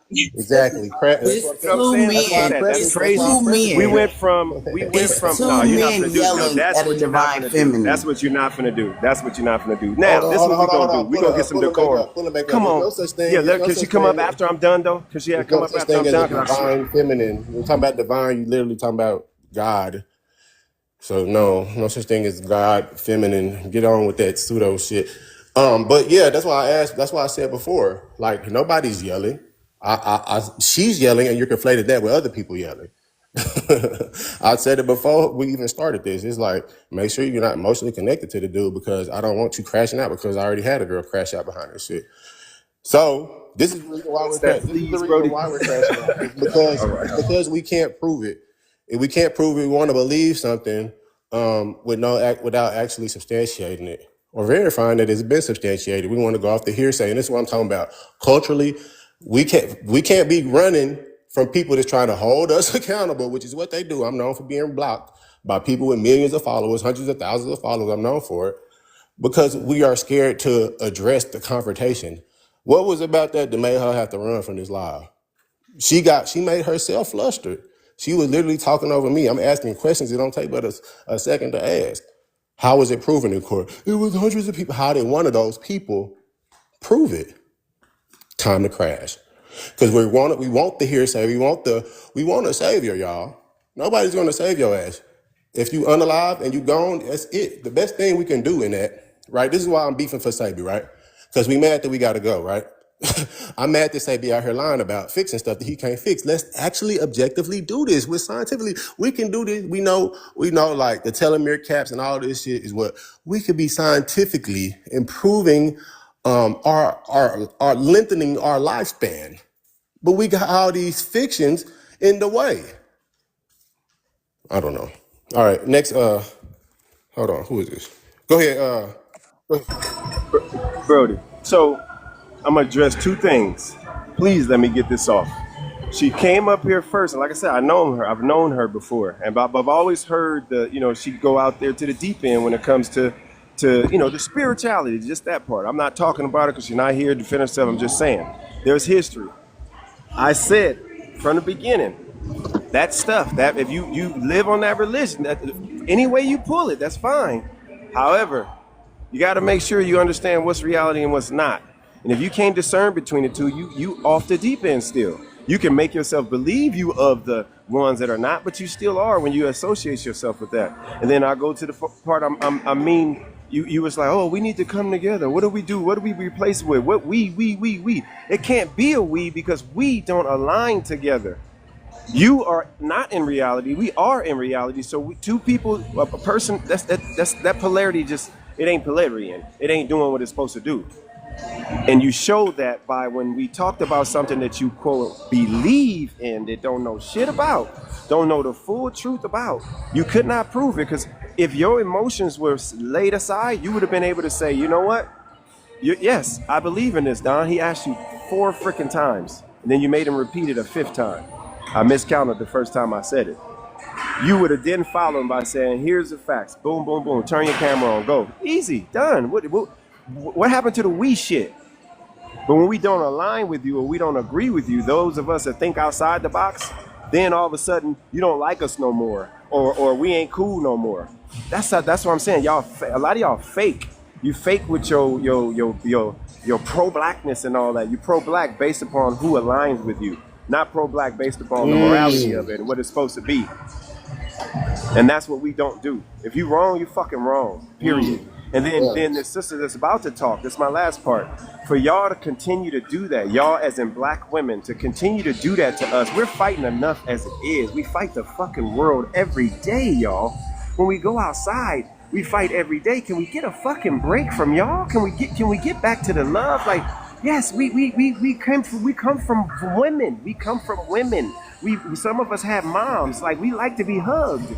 We want to be coddled a little bit. Not coddled, excuse me. We want to be caressed. We want to be nurtured a little bit. Why the fuck we can't get that from y'all? Why do you go from us holding you accountable? Oh, it's 2 men jumping on it. Y'all always want to take it to that. Why the fuck don't y'all love us like you should? We need y'all. We out here in a motherfucking middle of the ocean with no buoy, no fucking lifeline, and nigga, our head is still above water, but the nigga's choking. Every so often, this shit is a struggle. Like, when the fuck are y'all black women gonna come to the point where you at least big up men like DaDonDadda that is trying to give you the accountability, or excuse me, give you the knowledge of something, but yet you want to tear him down because he don't agree with you, and then you want to flip it. Like, that shit gotta stop, bro. Like, black women, we fucking need y'all, bro. Yeah, There's no one out here. There's no one out here for us. Like you do. It doesn't seem like you do, but I was about to agree. that's a whole nother subject. But I won't get into that. I'm sorry you feel that way. I disagree.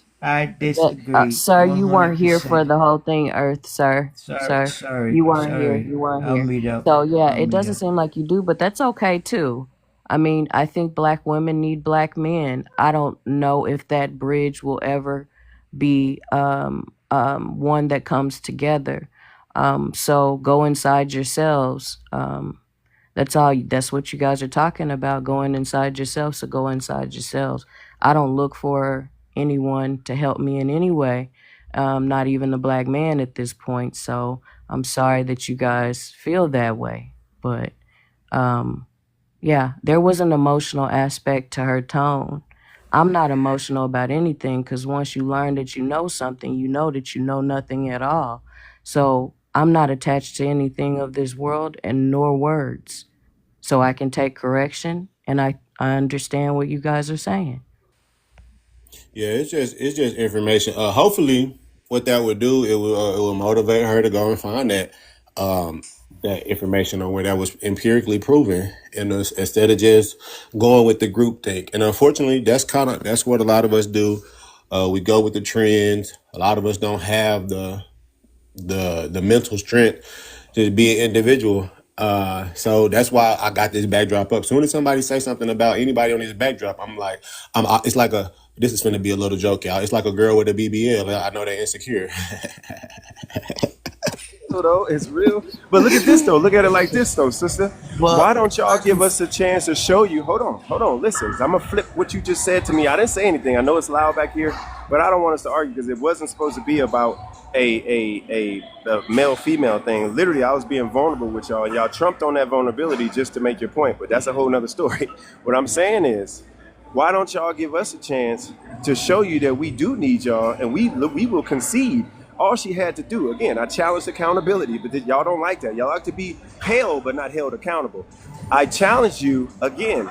Tell her to get the information and watch how these two men that were supposed to be jumping on her, watch how we say, sister, thank you for the information. We'll teach the correct information. Don will immediately take his picture off that thing. That's the type of men that we are. But y'all won't give us a chance to do that because never mind. That's another story. I was there, and you know, like I said, I prefaced with old girl with my sis. She in one of my favorite videos, so I'm always gonna have to see. I already know, you know what I'm saying. We was cool at a point. She literally fell out with me about Dr. Sebi, so I entered the conversation. You seen that I didn't even want to enter the conversation without that being understood. So why would I go in there and rile somebody up? I just like I say, when you ask people certain questions, it's just like a Christian. You can ask them certain questions, it's going to trigger them, and it's going to trigger a cognitive dissonance. I call it a cognitive dissonance tantrum, and they're going to do exactly what they done. I done experienced it.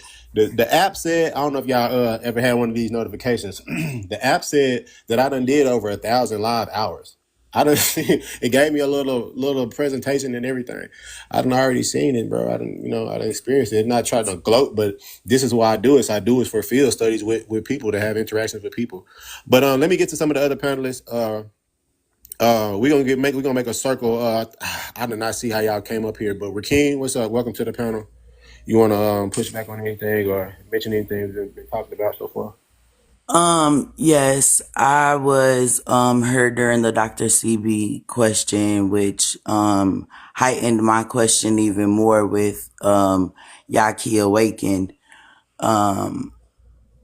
based off of us being the spiritual beings that we are.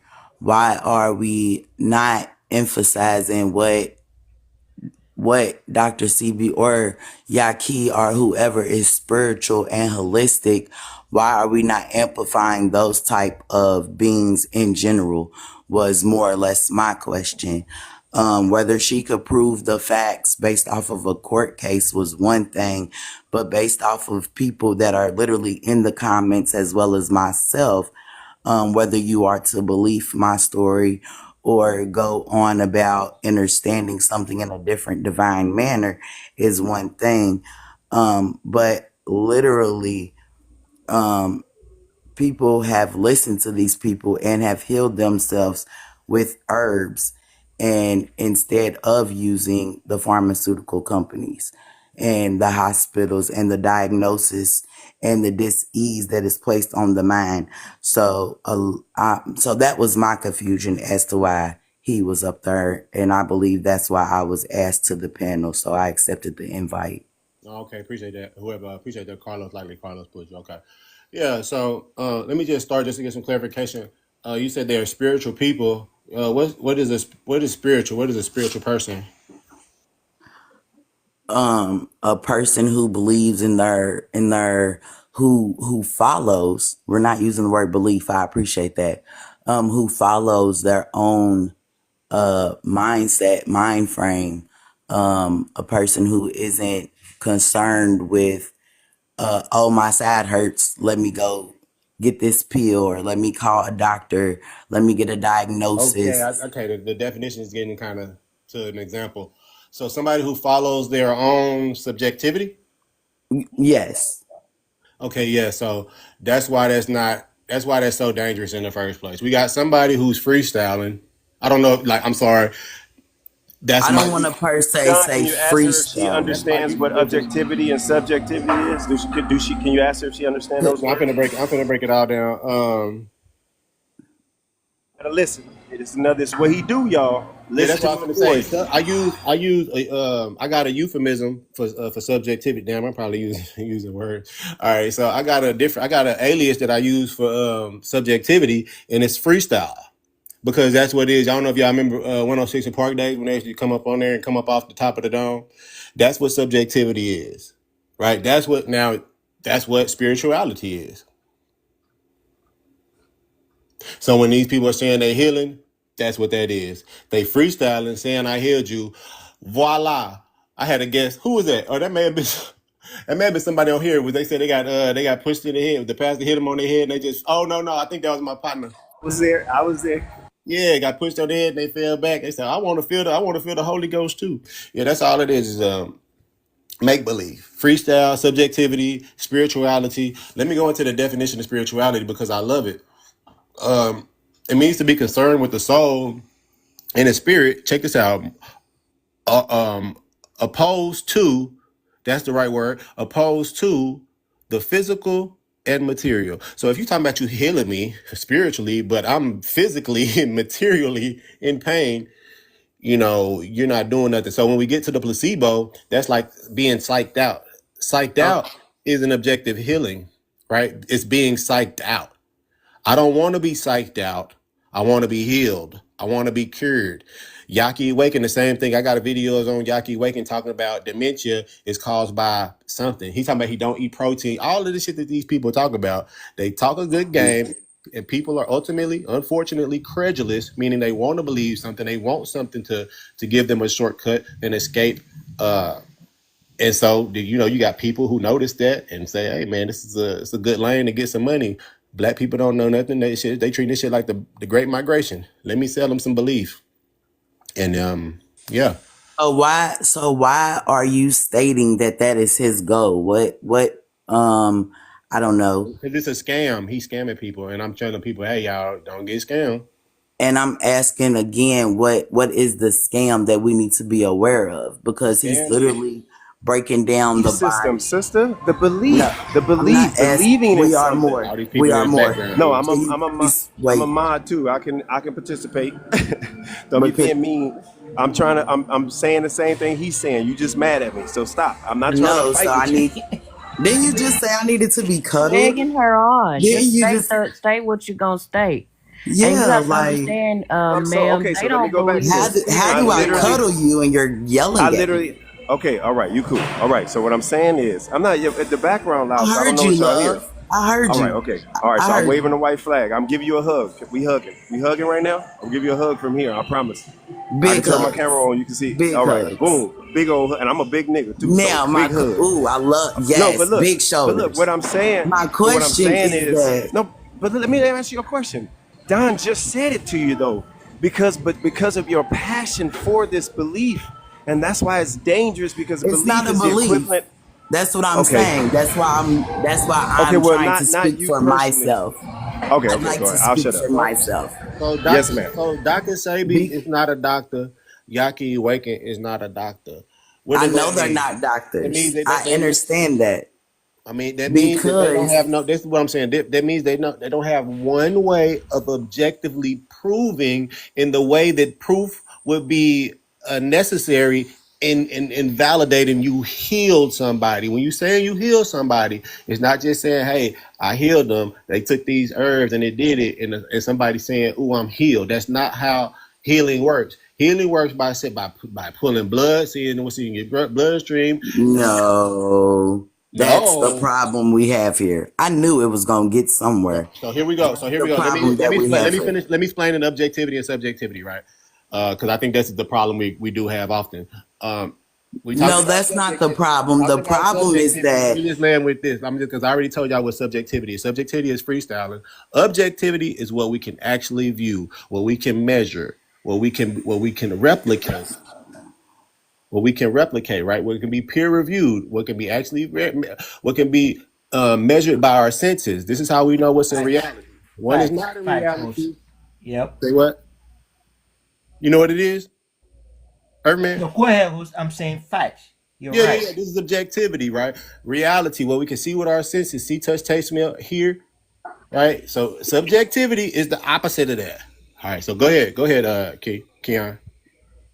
okay. So what I'm saying is, if the things that I have learned from these people have created this being that is still present to this day, that I can communicate to you all on this TikTok panel, and I was told by the doctors that I was going to die, what objectivity or subjectivity would you use in that?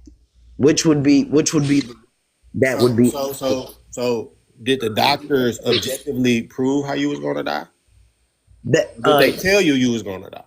they told me I was gonna die. They So, so, told When?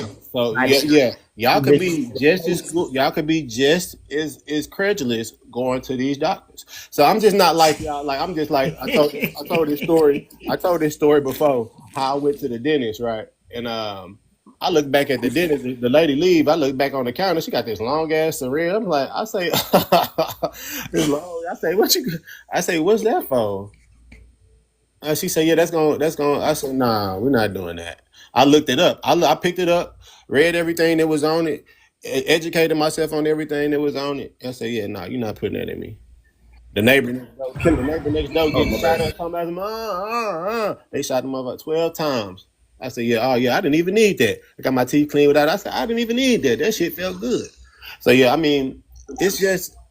Okay, so I unalived 3 times. You mind if I Hold on, answer Hold on, your Kian. sister? Hold on, Yeah, Kian. yeah. Hold on, Kian. Hold on, Kian. Now let's let her Coach, land. Let's let her land. Oh, go ahead, real yeah. quick, real But quick. I was So I no, but was it was in reference to what you were saying. You said you asked the question based on the personal experience you just mentioned. You asked the question, and again, that was one of those questions, as you heard me say earlier, that when the sister that's still up here, she said she she had described some personal experience, but we couldn't disprove that. So I'm going to give you some proof. What happened to me, and if you guys are sensitive, to children and stuff, children unaliving, like just prepare yourself. So I'm gonna make it quick though. But this is Tap screen, y'all. so yeah, y'all should be tapping the screen, man. Like Don having a good live, bro. Y'all be tapping the screen and gifting all them Wahala lives, man. I don't understand why y'all not doing it here. But anyway, that's how we do each other. My cousin, her daughter was had brain cancer, and the baby was going to unalive. Like the doctors, the specialists in the field knew that the kid was going to unalive, right? My my aunt, her mom, is one of the Bible thumpers that are really, really, really reckless, really just own it, but know that she don't believe this stuff, but use it as a weapon. Just make a long story short, told my cousin, God said that it's gonna happen. That baby, that's a baby, and we know it's gonna happen. She, Mom, you really feel that way? Do I ever lie? Would I ever lie to you? Those type of, I'm talking about that type of situation. She said that, yes, I'm not paraphrasing. She said that, but amongst other things that you do when you manipulate someone, whether you know you're manipulating them or not, right? We're talking about religion. There's some people that don't know that they don't know, right? They really think that this is happening because they made their belief something that's real. The 2 days later, the baby unalive. My cousin was just going as a mother would. First time mother, y'all can imagine. So I don't need to go into the graphic detail. We in the hospital room, and mind you, everybody knows what I do, but I keep quiet because I know that my family has not gotten to that point. So I'm different around my family unless they ask. I'm gonna tear into them, or if they verbalize something, I'm gonna tear into them. But I just be me around the family, the loving uncle, cousin, brother I am, right? She was in the room and she was crying. You said that God said, girl. Then my aunt, trying not to cry. My aunt gonna flip it on her with that manipulative narcissism stuff that they do followed by this religion. Flipped it on her and said, "Well, it wasn't the baby's time. God knows what's gonna happen and all this other stuff." Instead of saying, "You know what? I was wrong. I shouldn't have said that to you." She then weaponized the religion and weaponized her ignorance in the religion. You don't do that to people, and that's what beliefs do. I stood up and I went off on I've never done that to an elder. I've never done that to none of my family members. But I went off on her and I tore that religion down right in front of her. And I purposely wanted to make her feel little because of what she did to my cousin. 3 days later, my cousin was no longer of the living.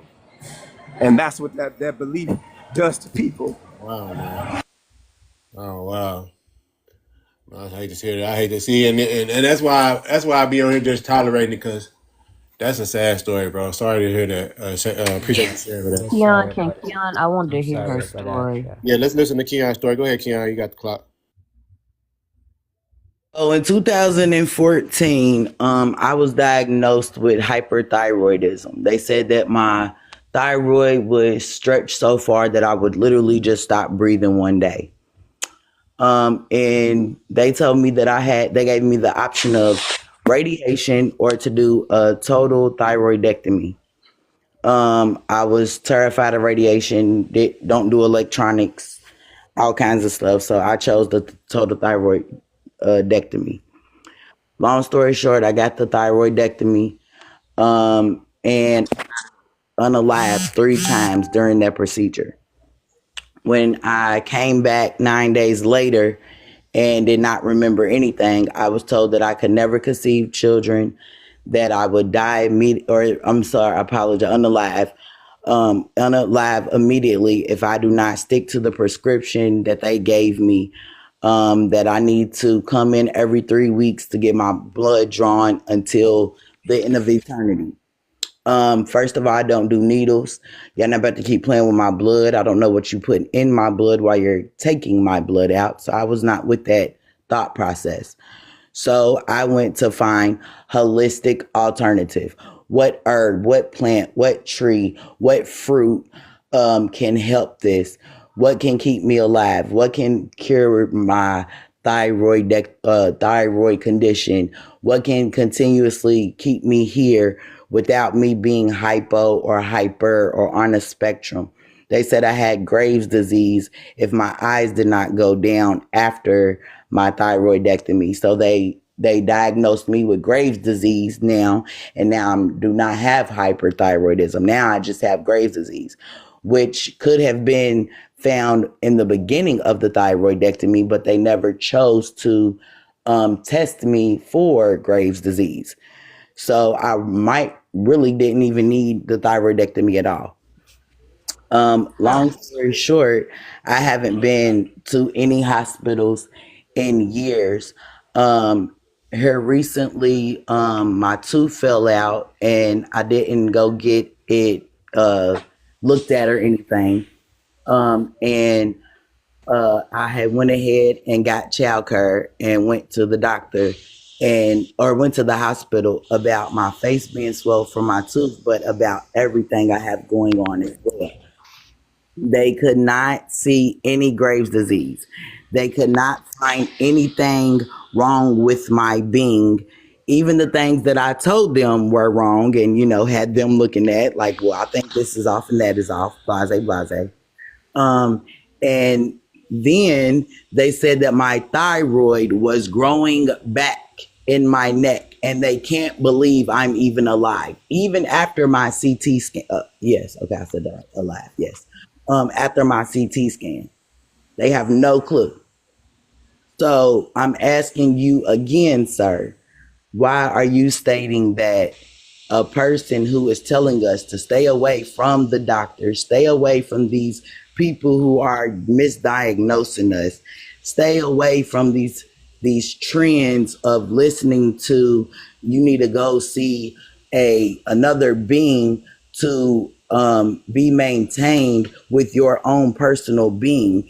If we are operating in spirit, why are we not listening to our spirit bodies, our own personal temples, to tell us what we need and to keep us on this realm, if that is what we're choosing?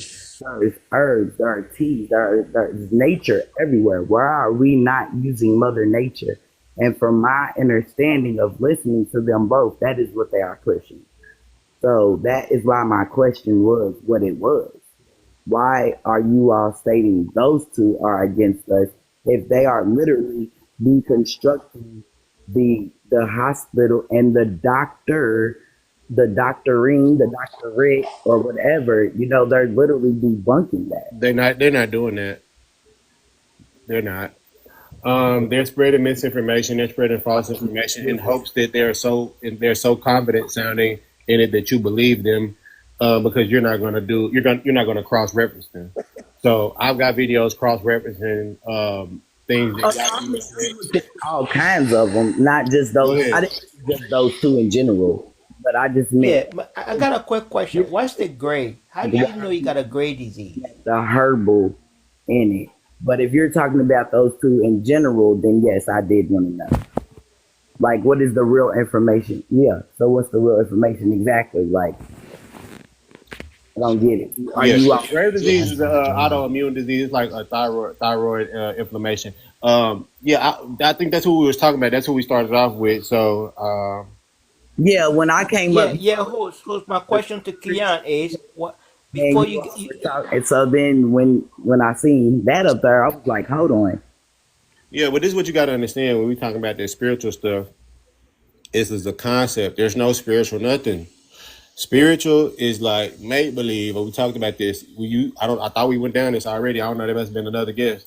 When we talked about spiritual, we said it was people are following their own understanding, their own subjectivity, their own personal experiences, right? Which is anecdotal, which is not measurable in objectivity in reality. This is why they are not debunking nothing because they are not those things. They are not actual scientists. They are not actually doctors. They are just people who are caught up in their own ego. They're really just narcissists who don't think their shit stank. That could be And the said only about way, both the only sides. way, the only way anybody is going to know is when you actually start to do what's called cross-referencing. When they mention something, when they make a claim, instead of just nodding your head, being like, "Oh, that sounds good," he used the word I never heard before. Actually, try to look into it, but we have to know the proper methodology. See, this is what I'm bringing in the whole new day. Here's a lie. I'm bringing in the whole new day here. This is what I'm saying. I understand this shit is brand new. The day for following the day for following behind a nigga ass is over. That's what y'all don't understand here. The day behind following the nigga is over. That shit is raps. That shit is dub. I get that that's the agenda that you're pushing, but I think you have to go a lot deeper than that because What's a lot deeper to do your own research? that's what I did, and that's No, you why. did not. No, you did not. Wait. I think That's what what people are I'm missing is Keon. saying. What they are saying is that we can get caught up in each of these people's individual belief systems to the point where we stop believing in ourselves. So it's Right. not that. I'm saying I'm agreeing with you. Yes. Yeah, so when you say what's wrong with him teaching people to stay away from doctors, myself, I'm not well. Had I stayed, doctors messed me up, but they also helped me. So me not knowing, and some person just listening to somebody say stay away from doctors, I would have been unalive by now. So we have to be careful with just following people off a ledge. And No. What's wrong with him going to actually get the actual factual information needed for us? Why I why don't why know. can't he do We that? How are, do we we are. take I That's could do not accountability what that. I'm. from I it? could do that. That's not what It's I'm out there. It's just when we talking show you about, the honey. information. Hold on, I'm hold trying on, to Donnie. help Hold on, her Donnie. Let's understand let where Coco he's land. coming Let Coco from. land. But I got Go ahead, Coco. the whole So I'm not trying to speak for DaDonDadda, or we are. I can't see the rest of your name. I'm not trying to speak for you guys, but when you guys mentioned to me when I asked you, well, what happens to your spirit, and you said it goes into the dirt, that let me know that that's what you have Be found to follow. And I also understand what you're saying. Hey, let's not follow all these different people to the point where you don't even go inside yourself and realize that you are your own creator of your own destiny, basically. So, I Yeah, mean, I agree with yeah. that. Yeah. Let me know when I can. Well, that Yeah, was let well me know when I said. can talk too, bro. So I'm done right for right now. Thank you. Is it okay if I jump in right here, host? I don't want to step on anybody's toes. Word next, Mello. Donnie, you came up after that's Ian, right? It don't really matter, bro. You can go first. Oh, okay. Go ahead, brother. He I'm said you dropping go. bombs and it's my turn. You and me. Oh, okay, cool. You gonna bring sources and everything? You gonna turn your camera on? Man, what? Can I? Oh, nice. All right, bet. Okay, Ian, let's go. We gonna go ahead, Ian. Thank you. Thank you. Good afternoon, all. Good afternoon. God bless. And I don't say that to offend. I say that because that's where I approach this world. I wanted to point out very quickly that when subjective, I completely understand what you're saying about subjective and objective truths. And I would just say very quickly, my subjective truth applies to me and me alone. And I can't use that as a reference point for the rest of the world. An objective truth, however, though, with Dr. Sebi, though, if I can just very quickly touch on Dr. Sebi, I can add to this conversation in that I know that Dr. Sebi was when he came, and no, he's not a doctor. He'd be the first one to tell you that he has no classical training whatsoever. He admittedly said that. However, when he came to America, he put up a sign and said that he could cure any disease known to mankind. They took him all the way to the Supreme Court and they asked him to bring 3 documented cases of when he was able, someone was independently diagnosed with a disease, and then another independent diagnosis proved that the disease was gone. And so he brought hundreds of examples whereby he had cured every disease known to man. And to date, he is still the only individual, not entity, the only individual that has been taken to the Supreme Court of America and won. So he won that case and he was able to prove objectively that he had somebody came to him with a diagnosed problem and he was able to cure that diagnosed problem.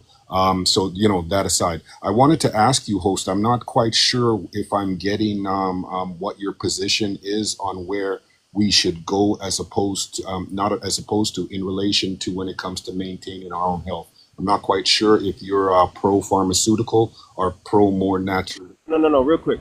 He doesn't go. You back down? I don't think he back yet. Yeah. Oh, There there you go. So if I could get you to give me some clarification on what your stance on that as where we should go. Should we be responsible for our own healing, or should we be going to the doctors and the pharmaceuticals and so on and so forth? Respectfully, sir.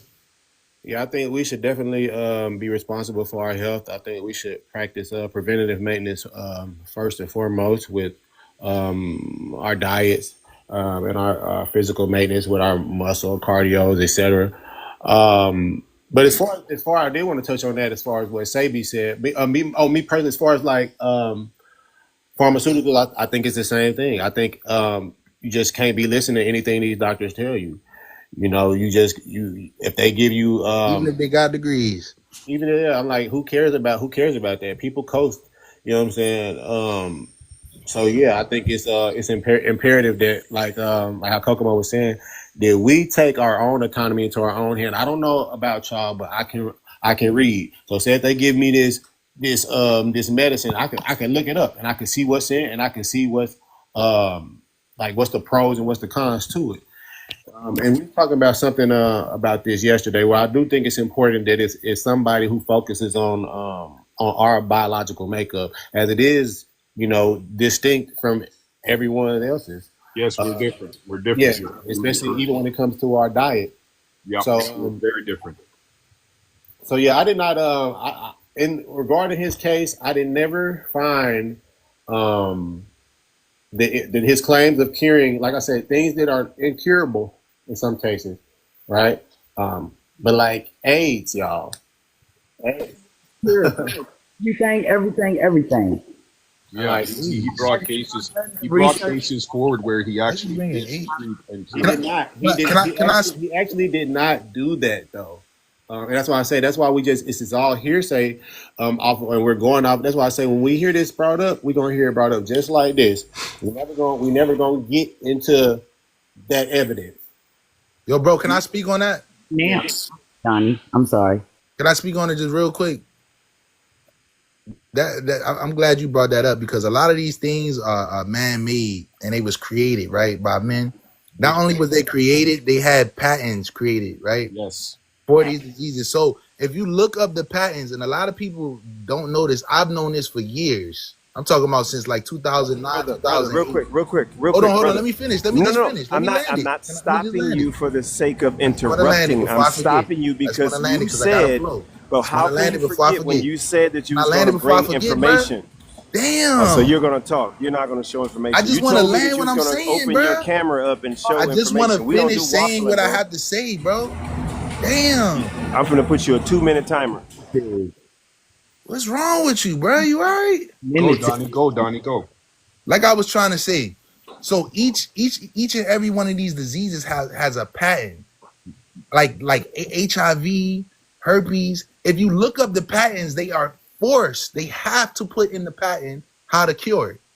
So for years, they've been showing inside the patent of AIDS and herpes the cure for it. I don't want to say it because if I say it, it might get shut down in this joint. But if you go look it up yourself, you'll be super surprised. Like the cure is right there in the patent. And I can say this. No. Stop. Sorry, I'm go gonna get ahead. some decorum. I want to get some decorum real quick. Nothing against you. All right, brother. So first, I'm gonna mention. I'm say exactly what Don does and what we do on this panel when we up here, because OHF is in the comments. He about to come up too. No, We OHF. don't just Yeah. talk. Oh, he up already? Oh, see, I already You don't see. understand, I my brother. predicted something. No, brother, please I don't will get interrupt. We his shit we shut on that down tip. and Can I blocked. finish, brothers? Let We'll me get finish, his shit please. shut down. Brother, listen to my voice, brother. Listen to my voice. I'm literally not arguing with you. I'm trying to tell you how we do it here. You can't impose the way you do something on us. That's not fair, and it's not more. It's just not cool, bro. So I'm let not me give you opposing understanding. anything. What the fuck? Oh man. Oh my What the God, fuck? bro. I'm just I swear dropping to God, this is information. you. What am And I now you're opposing cussing to? for what? What are you Hold on, cussing hold on. for, bro? Let's take Cause it. you We got a accusing me of source. some shit I'm not Let me doing. All right, finish in a few hold on, y'all. seconds. We You're prioritize the making an sources. accusation. Hold on, Donnie. We prioritize the sources over here. So if it's a source get brought up, then you could always pull it up and get the clock. Colloidal Mello, silver. you want to read this or you want me to read it? Or you got? Colloidal silver You go Yeah. ahead I and got read you. it, So the please. so the I'm gonna is have the prosecution. So the a cure process. hard time reading Yeah, for some of Donnie, this. cancer, AIDS, and Donnie, herpes. mute up for a second, bro. Mute up for a You got a second. source Thank you. of it. Yeah, so the prosecution couldn't prove that he was given medical diagnosis, right? This is what he went to court for. They didn't go take him to court to see if he was proven that he healed people or not. They took him to court to see if he was giving out medical diagnosis to people. So of course he wouldn't give these things out. These people were coming in already diagnosed, right? So this is how he won the Supreme Court, not because people had all these testimonials or all this other stuff y'all saying. It's because literally what he was being tried for, right? And then he was later sued for fraud and all this other stuff like later on, like and lost these cases. So I mean, we can choose what cases we pick and choose. Say he won this, but know what he won for. Yeah, multiple different cases. And the one we're specifically referencing, I'm reading along with where somebody says the jury found him not guilty because the prosecution failed to prove beyond a reasonable doubt that he made medical diagnosis. I accept that. Thank you for that teaching. I accept that. So, hey, bro, I'm Don. I know you rolling your eyes at me, but let me get this out as a mod, bro. Please, can I do this? No, Because there's still people in the on. comments, even on our side, You not say somebody in the understanding comments? how we rock. Yeah, people still in the comments not understanding. Everybody still feels that this is we just gonna speak. Our one mod and the host just gave you proof, read something, showed something on the screen. Y'all keep thinking I'm trying to interrupt because y'all don't like to be held accountable. So I'm trying to tell you, you're not going to be able to talk. And that young brother, y'all all heard him. He said, man, when it's my turn, I'm going to come with some heat. I said, so you going to show some? Yeah. Didn't he say that? But then when I wanted to hold him accountable by showing stuff, now I'm the big bad wolf. Y'all so sensitive. I see y'all in the comments. Let him speak. We don't do that here, y'all. We're not just speaking. You got to prove it. That's our problem. People don't trust us because we don't come with facts. Come with facts or I'm going to interrupt, period. Prove it will get his shit DaDonDadda, shut down, though. Why would you want us DaDonDadda. to prove it and get his shit shut down? Hang on a That's second dumb there. as shit. No, you talking about that Lodio silver, all that stuff. We don't care, bro. Like So you want me to like pull up the we're patent and show Go you? ahead, yeah, You Ian. Let me hear Ian. mad? Let's hear what Ian got to say, Donnie. What's up, Ian? That's You know what? We're not in dissonance, brother. I'm a Jamaican, and I mean, sorry, Kenyan. Let me read. Yeah. I'm a Jamaican, and we are by nature naturopathic healers. We live off the land. We rely, Yep. and I totally 100% agree with you that most diseases, and I can't say all. I won't be a black and white type of person where everything is absolute. No, there's 252 shades of gray in between, right? Most diseases can be attributed to what we ingest, what our diet is, whatever it is that we're consuming. For me, over the course of the last 10 years, I don't get sick. I don't do pharmaceuticals. I don't even take Tylenol. However, what I do is I cook. I'm Jamaican, man. I'm a Jamaican. I cook. I can't cook, right? So I cook and I put things into the food that will benefit the health. We don't, not even a sniffle or a common cold. And then when I do catch a sniffle, oil of oregano, boom, one time, done. Right? So Dr. Andrew Kaufman, I found him during the whole COVID pandemic. He explained something, and this man is a medical doctor as well as being a research specialist, and that's very rare. And what he said is that for trauma, hospitals are very good, and doctors are very good for trauma. You break an arm, you get a gunshot wound, knife wound, go get that treated. That's very good. However, when it comes to the long-term care of well-being of your own self, you should be responsible for that. And I heard you say that as well, DaDonDadda. So we're not in dissonance or opposition at all. We're actually in agreement. And I that's why I asked you to clarify your stance so that I can say, you know what I mean, so I can see exactly where you stand on the issue. And Yeah, no, absolutely. And I'm not even against holistic healing. Holistic right. healing is very practical. I'm not against what's the name for it when they heal them with the but I'm not against botanical medicines. I'm just saying that like say like what to put in the foods, right?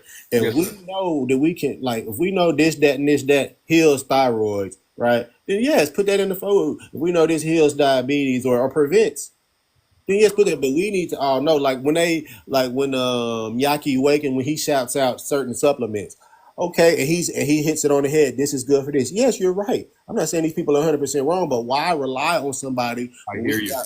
we can do our own research? We What can I'm do our hearing own- you say, brother, is that don't follow anybody blindly. That's what I'm hearing you saying. Exactly. That's what Exactly. that's what I I'm hear hearing him too. say as well. I mean, his methods are a little different in that I do know that I'm a spiritual being, but I can still understand and respect his point of view. Facts. And I agree wholeheartedly with the fact that we as a culture have began to follow people Yes, ma'am. blindly. Yes, And ma'am. what they say is law, and that is not right. Yes, ma'am.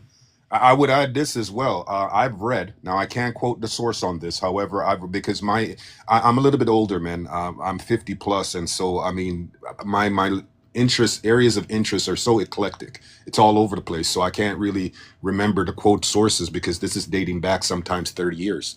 However, I've read that statistically speaking, chemotherapy is actually statistically the most unsuccessful form of treatment for cancer, except it makes the government the most money, so they push it like drugs, right? When you look at, well, this young man was talking about patents here. When you look at patents for things like penicillin, for things like all these pharmaceutical drugs that are patented, these patent because you can't patent what occurs naturally in nature.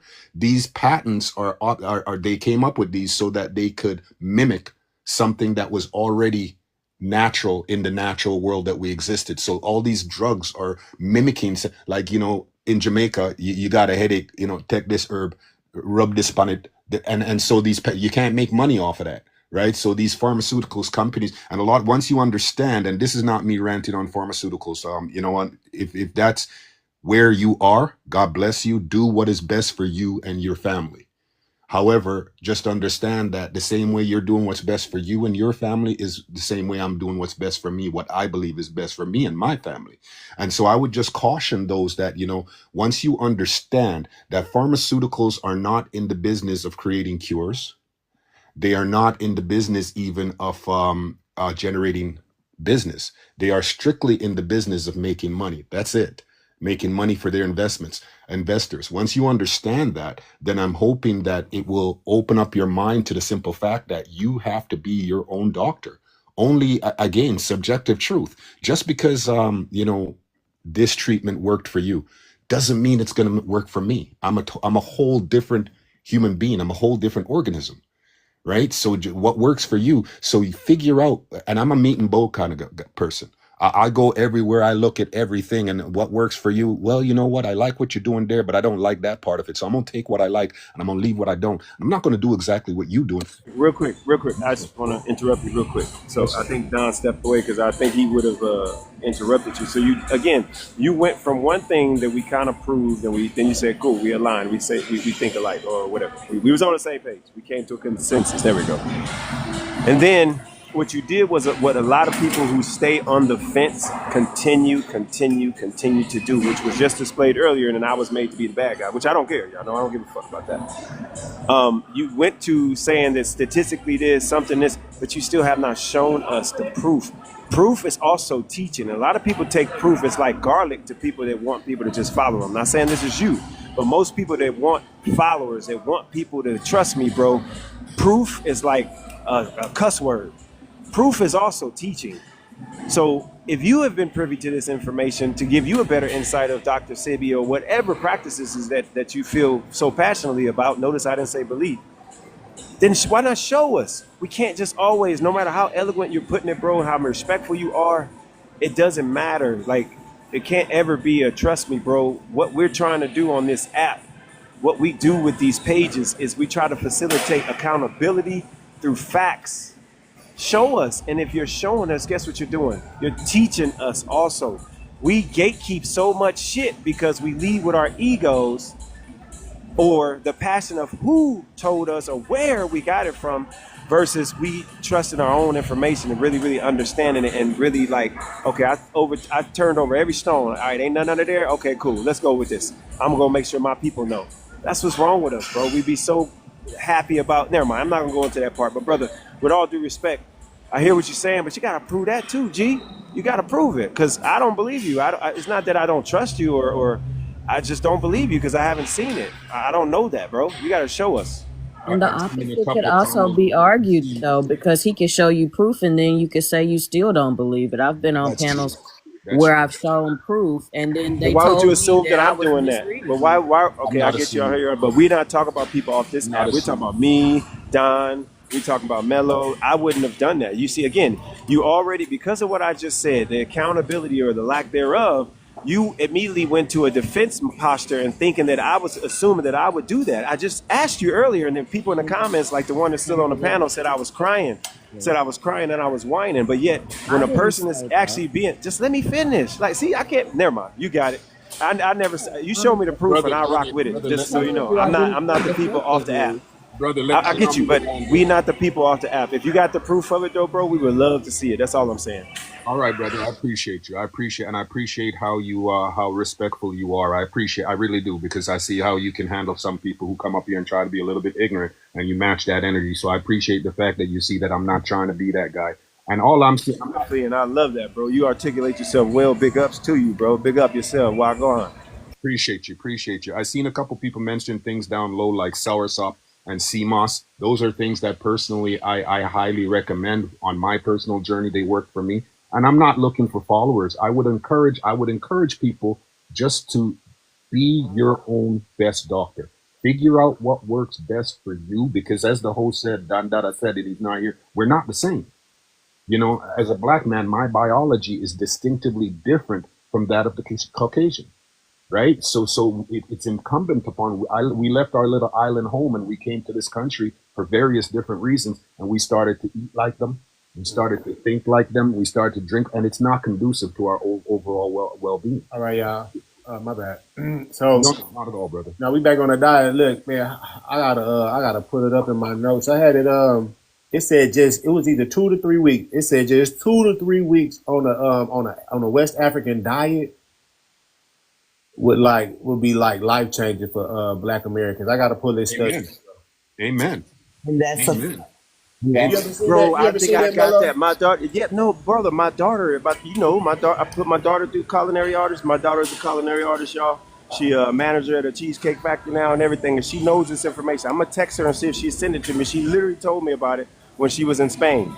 And I would say this: I myself am a Red Seal journeyman cook. I'm a chef, so I've had training. I've had some classical training, and I'm a Jamaican, so I can cook the oxtail and the pig foot and them thing. That the poor people food, which is the best food up here. Them take the meat, them take the bone out of the meat and charge you more for it. When the nutrients and nourishment there, are the bone you want, but them take the bone out and charge you more for the meat. You see the psychosis that's up here in Western so-called civilization. I just encourage us to be our own doctor. Explore what works best for us. The whole idea of rich dad, poor dad, whereby you do exactly what I do and you will be a millionaire like me. No, This dude could telling people that, I worked for free for X amount of years because it was a part of the process. I can't afford to go out and work for free. This guy came from money. I just use that as an example that's completely off the topic.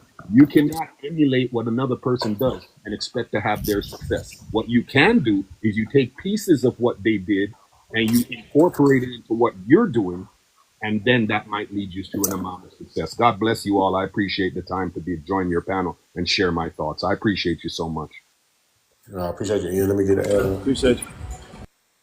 Yeah, 100% agree, man. Y'all know I don't like to post my shit because all I really be doing is flexing and shit. But yeah, man, take care of yourself, man. Physically, your diet is important. I wish I could find that, man. Keon said in the comments that beef. Were you implying that beef is bad for us, sister? Is that what you're saying?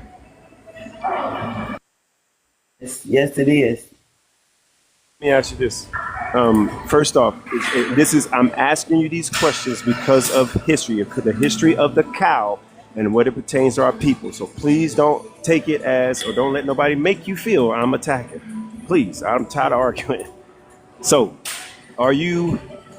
how do you identify? Do you feel that you are of West and Central African descendant? Are you a West and Central African descendant?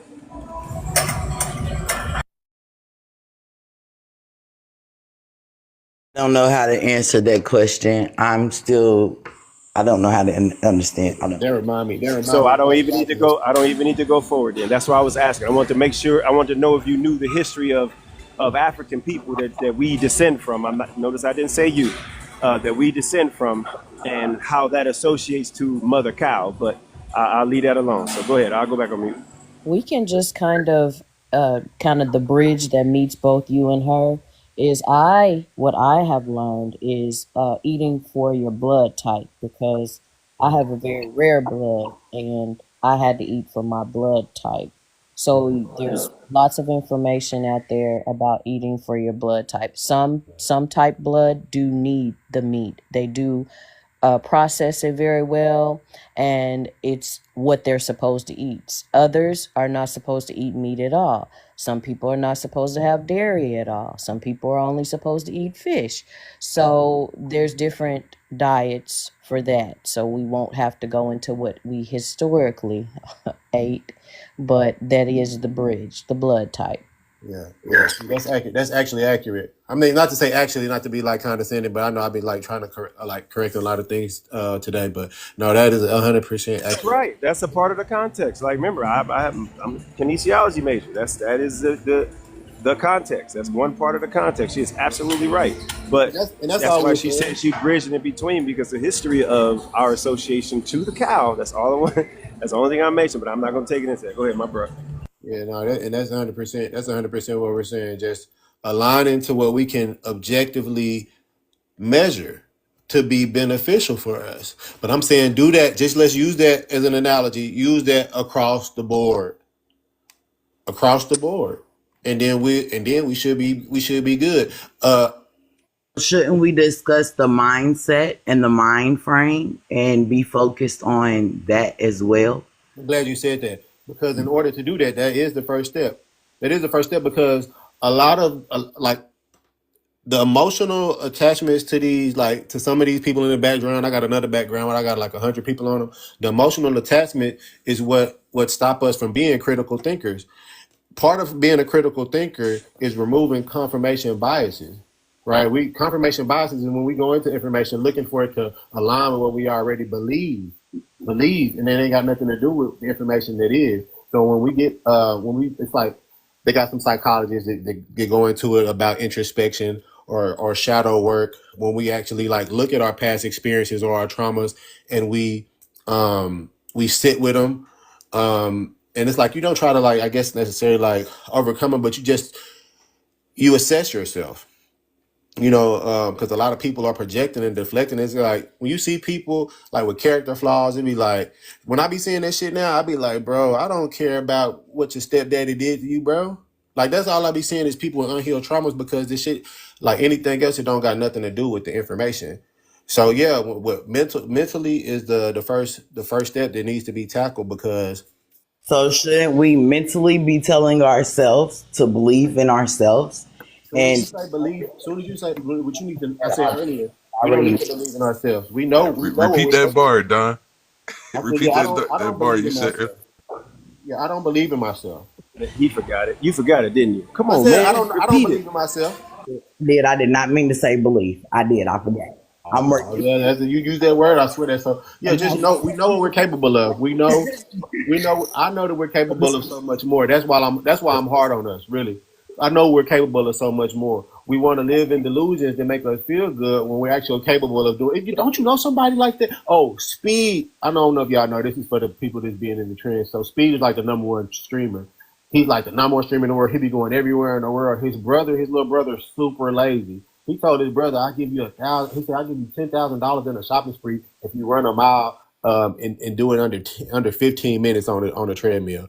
Shaka, you know how crazy that is, right? So this dude did not do. He was crying the whole time. Some people just, it's like, bro, you could do so much, you could be so much. It's like your brother's traveling all around the world doing this shit, and it's like we just rather cope. I just rather just go in and just be in video game land or be in Christian land or be in Israelite land or be in Moorish land or whatever these shit is. Like Yaki for example. We talking about Yaki. We talking about these holistic people, but they're not even in reality with us. This is Yaki said. He says, check this out. He says shalom.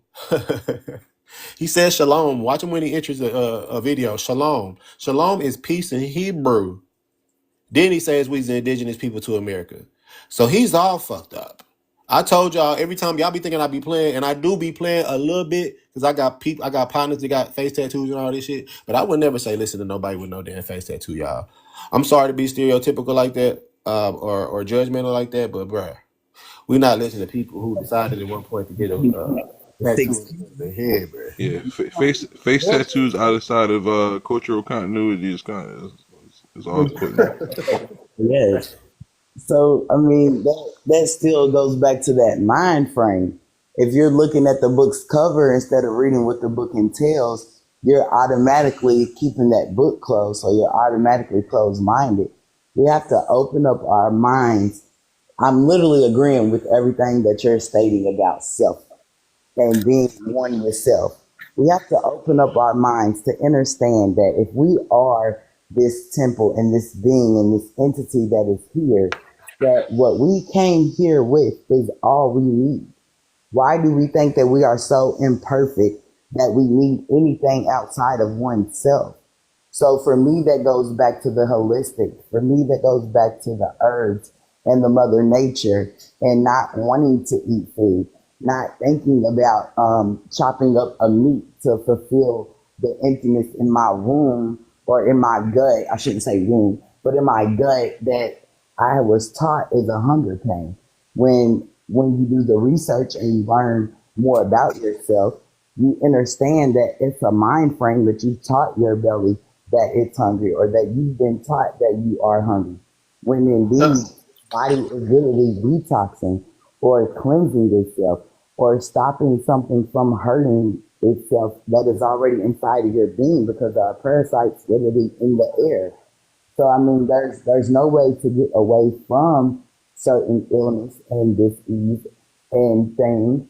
But if you're fully understanding who you are, why would you look for anything outside of yourself to be additive of yours anyway? So when we say words like understand, we're jumping off with subjectivity, right? Understand anybody. I don't understand under anybody. I don't stand under anyone's illusion Yeah, or I don't I. know why. See, that's what's called So that's why etymological fallacy right there. I'm not listening to I'm about to block you. Okay, is that okay with you? Yeah. See, don't hear. That's crazy. Just like that, I you thought you were idiot. asking me a question. I'm sorry. Go ahead. Yeah, that's called an etymological fallacy. Um, What is? conflating, breaking down words and conflating their meaning. That's Understand doesn't mean the standard. Understand doesn't mean the standard of somebody. And understand isn't a word. It's just like another word for subjective. When people want to say, like I said earlier, freestyling, making up your own shit, understanding. That's what that is. right? Because So what did the English language do? They broke down the Hebrew language and created it for you to go to school. It always comes out. It always comes out. Always. That's a very the English, intellectual definition, and You- thank you for that. That was very astute. If we're English using didn't do that. from another creature that is not us, then we're using someone else's words that are Future. set to create and manifest our future. Yeah. So I mean, So that's I don't know how long. I don't know how long you've been in that rabbit hole. But like I say, I'm just speak from objectivity. I don't speak from the when you say understanding and when you say like I say, y'all are freestyling. So it's like I don't have a position to counter all of that stuff because, like I said, I just speak from like ultimately like the truth, the facts that we can all see. you don't have any facts, love. You haven't spoken much facts up here. Hang on a second, if I can sound off quickly. DaDonDadda, you're a fairly young guy, aren't you? You sound, I mean, I'm is that young. fair for me to ask that? Or are you a younger guy, like mid-20s, maybe no more than 30? Yeah, I'm my late 20s, my mid late 20s. Yeah. I mean, and you have that speech that suggests that you're an on the block kind of guy. You kick it and so on. However, I have to comment on the level of intelligence. I have to comment on that. And now I'm going to make a statement here, and I want to know what you feel about that. There's this guy, David Icke. I think you might have heard of him because your areas of interest seem to be very eclectic, much like mine. Now, David Icke, and I'm not a big fan or proponent of him. It's just meat and bone, right? Something that he said struck a chord with me, and I'm going to share it with you. What he said is that, to paraphrase, a lot of times what we're doing, we take whatever it is that we're experiencing in life in this moment. I'm bagging groceries at the grocery store, and that's not the best paying job. I'm pumping gas at Domo or Shell, and you know what I mean? And I take that and I say that, my life as a result is poopy, right? And he further goes on to say that what you're experiencing is just the now, and whatever your situation and your circumstance can always change. Whatever your situation and your circumstance can always be improved. Here's the key. Once we understand that, once we go, we are everything that is, was, and will be. And if we are able to go within ourselves and tap into all that knowing, then we're able to manifest better futures. Thoughts? Exactly. Be good. Don, you heard all that? I didn't. No, I It's didn't. gonna be good. Come on. I didn't hear it all. I didn't hear it all. You brought up David Icke. Bro, how the fuck you miss all of that? Why? Bro, Sorry. listen, I'm I'm sorry. gonna say this. I'm gonna say this one more time. This is me I'm sorry, I getting had on your read a head. comment. This was, I had read a y'all, comment. everybody. I I know, read a but comment no, and see, I'm fact turning checked these motherfucking comments off. Look, real quick, y'all. I'm finna do what brothers should do. I'm holding my little brother accountable. Cause y'all not getting to see how he really get down. And yes, I'm glazing. This is what we need to do for each other. We need to uplift the ones that's actually using integrity, knowledge, and fucking drive. Not lazy and going from what they heard somebody say. They actually go with what they prove, what they research. Y'all should be giving gifts right now. The fucking comments, what we have? 14,000 likes? That's crazy, bro. Listen to this man. Right now, I feel he not showing y'all how he really get down. And Don, this is me holding you accountable. My nigga, you literally right now could be showing these people how you really get down. And I'm talking about the live should be popping right now. But you just playing because you over it. Bro, you should be walking this down, dog. Like, literally, everything he just said, no disrespect to you, Ian. But he tried to psychoanalyze you in a respectful but non-disrespectful way. Like he's like, bro, you young, you got more to learn. Again, Ian, no disrespect. No. I didn't But the say way that. you said, No. no, That's you, not what but I you meant. are. Hold on, he finna By you rephrase it. asking. Let me. This is a good chance. Okay, go ahead. Let me get it. But can you get up? Can you pay attention now? I'll be Come like, on, yeah. let's go. That's not what I meant. What I meant was, and if I misspoke, forgive me. What I meant was the level of his age. Our wisdom is no respecter of persons. The level of his intelligence belies his age. He's displaying to me a level of intelligence that is beyond most of the population that is his age. That's what I meant to articulate. If you took something else from that, he's a very intelligent young man, is what I'm trying to say. And wisdom. He Oh, has you wisdom. still doing it 100%. We though, heard but you're that not. part. We heard that part, but that's not how you said it the first time. And bro, you can't do that. Don't do that. Act No, like no, I'm being no. If I disingenuous. did, if I've I led with misspoke, respect if the I, whole time we've sir, been up sir, here. if No, I Let, no, let, misspoke, let, no. let him finish. Listen. Let me hear the rest. Let me hear the Okay. rest. Ah, Don, he playing now. You playing, Ian, bro. I if I had that. misspoke, Ian, if I okay. So real misspoke quick, or Ian, I'm gonna let you finish misrepresented, because Don wants you to finish. He But let said, me he tell you said, he something. said, With he me up said, he here, rephrased it. I know, but hold on, real quick, real quick. He didn't. That's what Mello just said. But I'm just say this, Ian. While I'm up here, bro, whether I agree with something or I gave you praise, bro, I don't care if you the Pope. I will hold you accountable, dog. So I'm just saying, if you're gonna come, you gotta come correct, man. You can't play in our face. That's all I'm saying. I catch everything, bro. I'm listening. Like my life right now, I could be listening to music or better, listening to my people talk and find solutions. That's what I would rather do. So I'm locked in. Don't let the gym fool you, bro. what I had said was that he sounds like a younger guy, and I don't mean to be presumptuous. However, he also sounds like a guy that will kick it on the block and be hanging out with his homies. The level of intelligence, and I left it Whoa, there. what? Wait, Right? why, Yeah. why, It why? wasn't a slander. Hang on, let me land. It was not a slander. It was me saying for a guy he sounds a certain kind of way, but when I listen to him speak, he's obviously more intelligent than what. But not, but you one of them, but you not like the rest of them. Like that's what you, brother. You got to understand your words.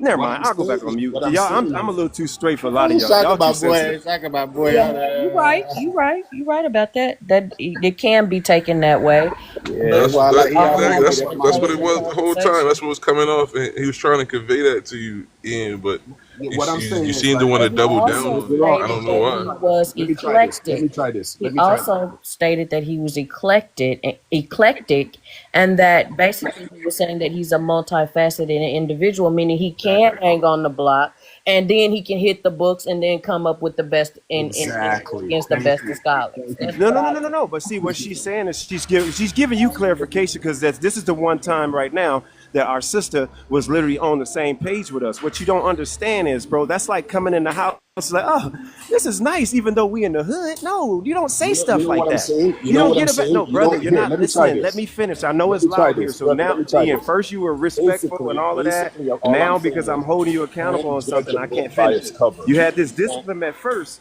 but now because I'm holding you Brother, accountable, because you're I putting can't some finish. stuff May on. I But finish, brother, please? We still brothers. Hold on, We Ian. still Ian, y'all gotta brothers. remember, we are more black. He OG legend Mar. Y'all gotta. I know he frank and blunt, but y'all just gotta respect it. We gonna get to everybody. We promise. Appreciate y'all. I know I'm not for everybody, y'all. Like y'all gotta realize, like I'm still up here, so I don't really y'all know. I see the comments, I see the little slights. I don't give a fuck about sheep. I'm a lion. Lion don't care about the opinion of sheep. So what I'm saying is, I'm gonna always be blunt. I'm always gonna be hold people accountable. And the reason you went from we brother to respect to now you can't hold yourself from talking because I'm holding you accountable. You in fact feel that maybe subconsciously, but you double down on it and then you tried to change it. My other brother, although he's quiet, mellow is like me. He catches everything, brother. What I'm trying to tell you, brother, is that you can't say things like that until we know who you are. That's one. Two, you shouldn't infer things like that because that's the way we live throughout the history of us and around this world. Oh, you wait, so you a manumission baby? Okay, so you good. You're not like the rest of them. You can't do what we do, but we're not gonna treat you like them. Like we used to that. That's where we live. So when we hear someone that's trying to align with us, like we never ask you what your ethnicity is and all that stuff. But what I'm saying is, you up here for a reason. There's something you feel that we, I don't know, have in common. But that doesn't give you the pass to make statements like that. We're used to those type statements. It shouldn't be, oh, you intelligent, but I can hear you from the hood. No, you should just say, God damn, brother, you intelligent, because he is. He is. He's walking down every point that y'all try to make, even though you do it undercutly, backhandedly. He walks you the fuck down. That doesn't mean just because you hear the cadence in his voice, yeah, he'll knock your ass out. Not you personally, but anybody. Who? So what? So what? We supposed to be warriors because we're the one people that need to defend ourselves. But why does that have to be the basis of why we're smart? Or if it's included into why we're smart? No, we're just fucking smart. And we realize that we're not like the rest of the people walking around the earth still asking for fucking permission. Because if the lack of permission won't get us the followers or the friends or the groups, fuck your group. If we rock together, we rock together through thick and thin. Period. That's it. And yes, I said period. Yeah, we were saying that before the City Girls anyway. They just printed it. I find it Love so. you a little more. All right, go ahead, Ian. Thank you, I brother. hope I hope you digested that without, you know what I'm No, saying, I being hear him. I hear him. I find it so interesting because all I was trying to say is that you obviously can't judge don't not to judge a book by its cover. And as black men, we're quite often, because of the pattern, the ebonics of our speech, we're considered to be less than. And I was, or less Again, and don't even realize it. But go ahead. brother, less intelligent, right? It's just the assumption is made because of the patterns and ebonics of her speech that we're less intelligent. And then after listening to you, and maybe I fell into that bias a little bit where I wasn't dismissive. I still came up here and was respectful. However, after a time, gathering information and listening to you, I said, no, this guy is not just a street guy. This guy is very intelligent, multifaceted, and very intelligent. And I thought I would share that with you. And I don't see how, and again, if I misrepresented myself, apologies. However, Called prejudging. What that is combined with is called prejudice. bruh, I mean, you coming off as real emotional right now. I let you speak. Please allow me to finish. Now, if I've offended you, DaDonDadda, and it's so interesting to me whereby you get in the conversation where something is said to a conversation is occurring between A and B, and then all of a sudden C becomes offended and jumps in and starts stripping down A. Right? I haven't, and if I've offended you, because I was speaking directly to you, DaDonDadda, and if I've offended you, I will apologize to you. My brother, respectfully, I don't know what your name is. That's all I can see. Respectfully, I will. Shaka, since you wanted to sub while I'm up here, now you want to address me. My name is Shaka. You should have said Shaka in the first place instead of address me as if I'm not here. But you know what? I'm going to stay on mute. I'm going to stay on mute because the real sensitive one is you. Because you felt the need to address me subliminally while I'm standing up here on the panel. That's weak, bro. You guys are weak. Y'all can't play in my face. Wow. You're so. Anyways, all I can see. Let me hang on a second. Hang on a second, please. All I can see of your name is we are. I don't know. I don't know you. I've never met you. This is my first time on the panel. I didn't come up here to prove nothing. I just came up here because this seemed to be an intelligent conversation. And I really get off on joining intelligent conversations. Now, DaDonDadda, if you are going to tell me that what I said to you was a backhanded compliment and you are offended by that, I'll be the first one to stand up, hold myself accountable, and apologize. However, Shaka, and you told me your name, and I hope I said that right, not to be offensive, but I didn't know it previously. Now you're going to interject in a conversation that had nothing to do with you and be offended on behalf of somebody that hasn't, to this point, articulated that what I said was offensive to them. I'm not saying that you don't feel offended, DaDonDadda. I'm saying that that wasn't my intent to offend you. I was actually trying to give you a sincere compliment. And then it's so disingenuous to me that a third party now hears what I said and jumps on my back saying that, brother, you should be offended by the shit that he just said. Come on now, we better Yeah, than that. yeah, bro. It's literally about the optics and the perception of what you said. I courted, he courted, other people in the comments courted. You don't understand. Like, you're not really understanding what we saying to you. Brother, I do understand what you're It's saying. the comprehension reaching.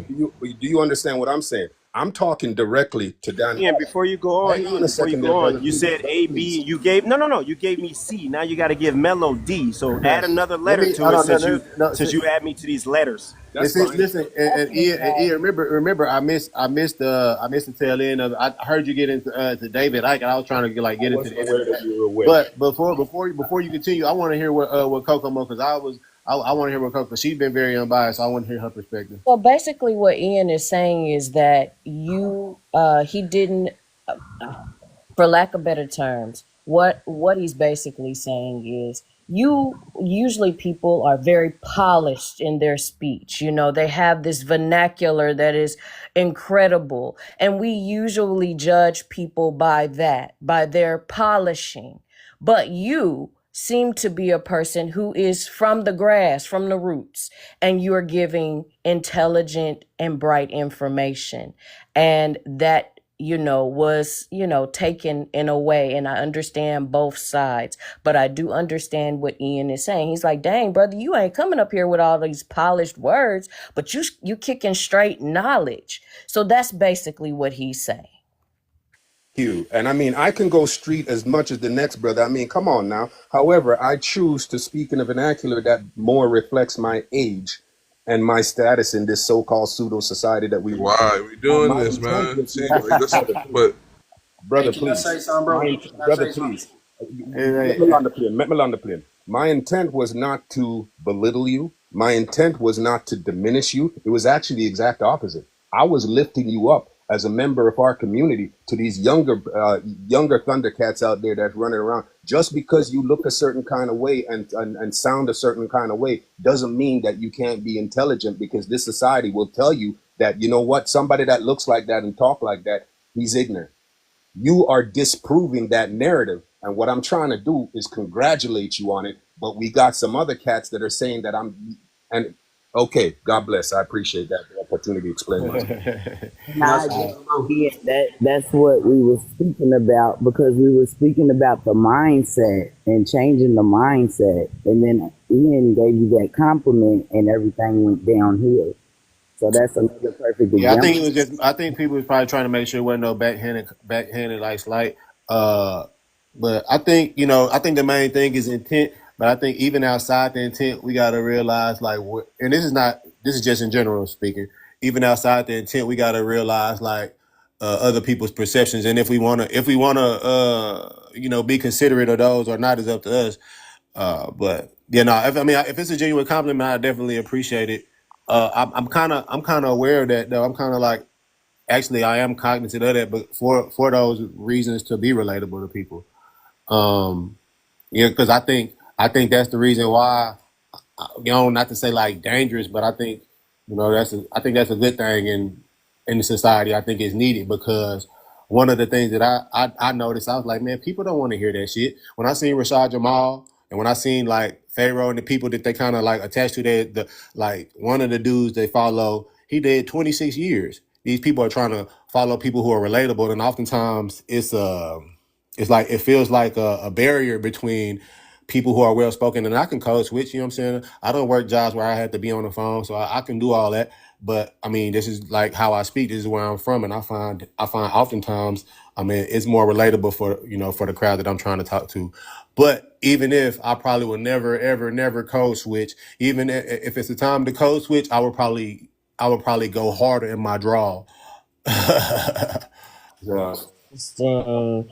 I think after a while, like I have to be around people. I sell art. So I'm around people where I have to code switch. I don't have to, but I choose to.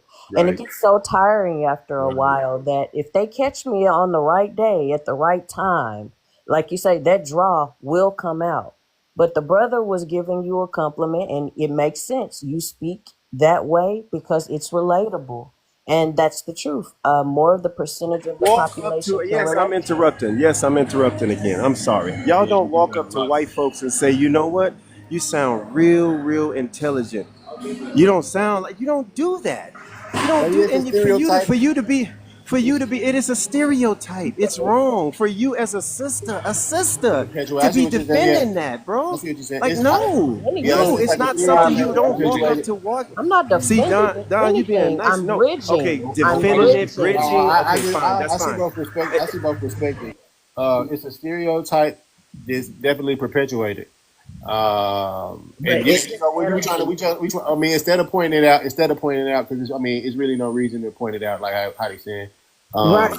It's like it's kind of like saying Bro, come on, bro. check this out. Don, Don, he Here go literally. the one. Here go the one they gonna fight with. It's like saying you pretty for a dark skinned girl. So, Exactly. so Exactly. and That's that's what I was all. That's about to all. say next. And That's if I literally what could I was talk to about to say next, and Shaka, that's wrong. Shaka, if I could speak to you, and I hope I got that right. If I can speak to you for a quick second, Oh my God. if what I said came across as being backhanded, and if I got a little emotional with you, and I want to apologize with that. Why men can't get cuddled, women can't get cuddled, and nobody. Hang on a second, sister. Respectfully. Allow me to speak. Allow me to speak What? to Jack for a second here. So just so you understand, you can always talk to me straight, frank, as long as you come in with respect. I'm not disrespecting you. As long as you come in with knowledge and understanding, and you can give me facts, you brother. I'm not. You don't have to PSA me. You don't have to preference it. Say what you need to say. And sister, I don't need help. I'm good. I promise. I got really thick skin. And guess what? I was raised by a black woman. I had no father whatsoever. I was raised by a black woman, and she raised me well. I didn't have any trauma. I didn't see nobody beating my mother. I didn't see nobody lying to my mother. None of that. So I'm fine. Go ahead, brother. I'm listening. Right, and so now if I came across a little abrupt, or I apologize, because that's it. I'm working on me. I'm trying to be the calmest, best version of me I can be, and sometimes I get triggered because here's my live life experience over the last 3 to 5 years is that I came out of being justice involved, and I came out over the last core 10 years. While I was there, I did some real work on me, and I came out so emotionally regulated, and it was so interesting to me to observe that the people around me, the world around me, just could not accept the fact that I was who I was presenting myself to be. And I understand what you mean about backhanded compliments, because I had a guy, we end up becoming very good friends, a Caucasian fellow. We end up becoming very good friends, and we actually end up doing some work with youth together and running men's groups and so on and so forth. And this dude came to, we met by volunteering. We'd be walking down the street, picking up trash in the disadvantaged areas and so on and so forth. And a lot of times when, Main Street, it's a street here in Winnipeg, and there's a middle, it's a bigger street. So there's a median in the middle.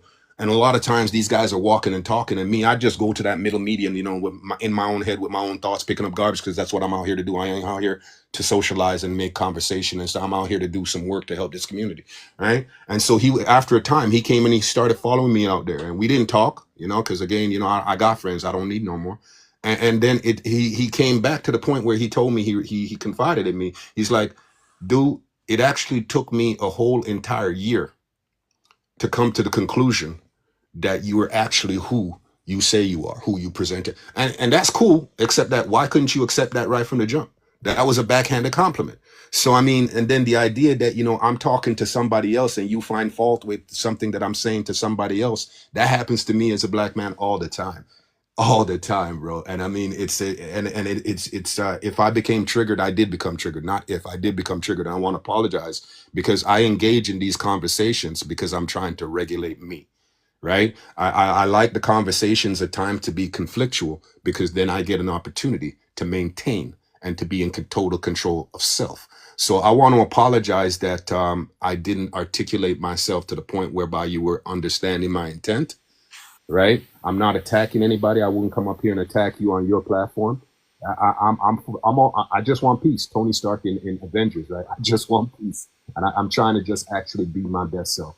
And if I'm wrong, I will be the first one to stand up and say, brother, especially to my own, because, and you guys being a little bit younger, I'm a little bit older. So it's for me to set that better example, not for y'all to follow, but to say that, hey, yeah, okay, respect. That's it. You know what I mean? So I apologize that I did not articulate myself well enough for you to understand the true intent behind and I understand that this world is full of posers. I'm not that guy. I say what I mean, and I mean what I say. I'm a very simple man. I say what I mean, and I mean what I say. And I love my people like no other. God bless you. I appreciate you for listening. I appreciate that self-reflection on live for us, so people can see that humility. I appreciate that. A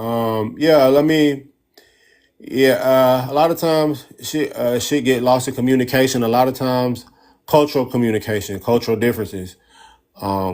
As a culture, we got to bring that. I think it was a nice little segue, though. I mean, not a segue, because I don't kind of want to dive it into anything else, but a nice little intermission to discuss, because, code switching is real, and even judging inside our culture is a real thing, or having these preconceived notions.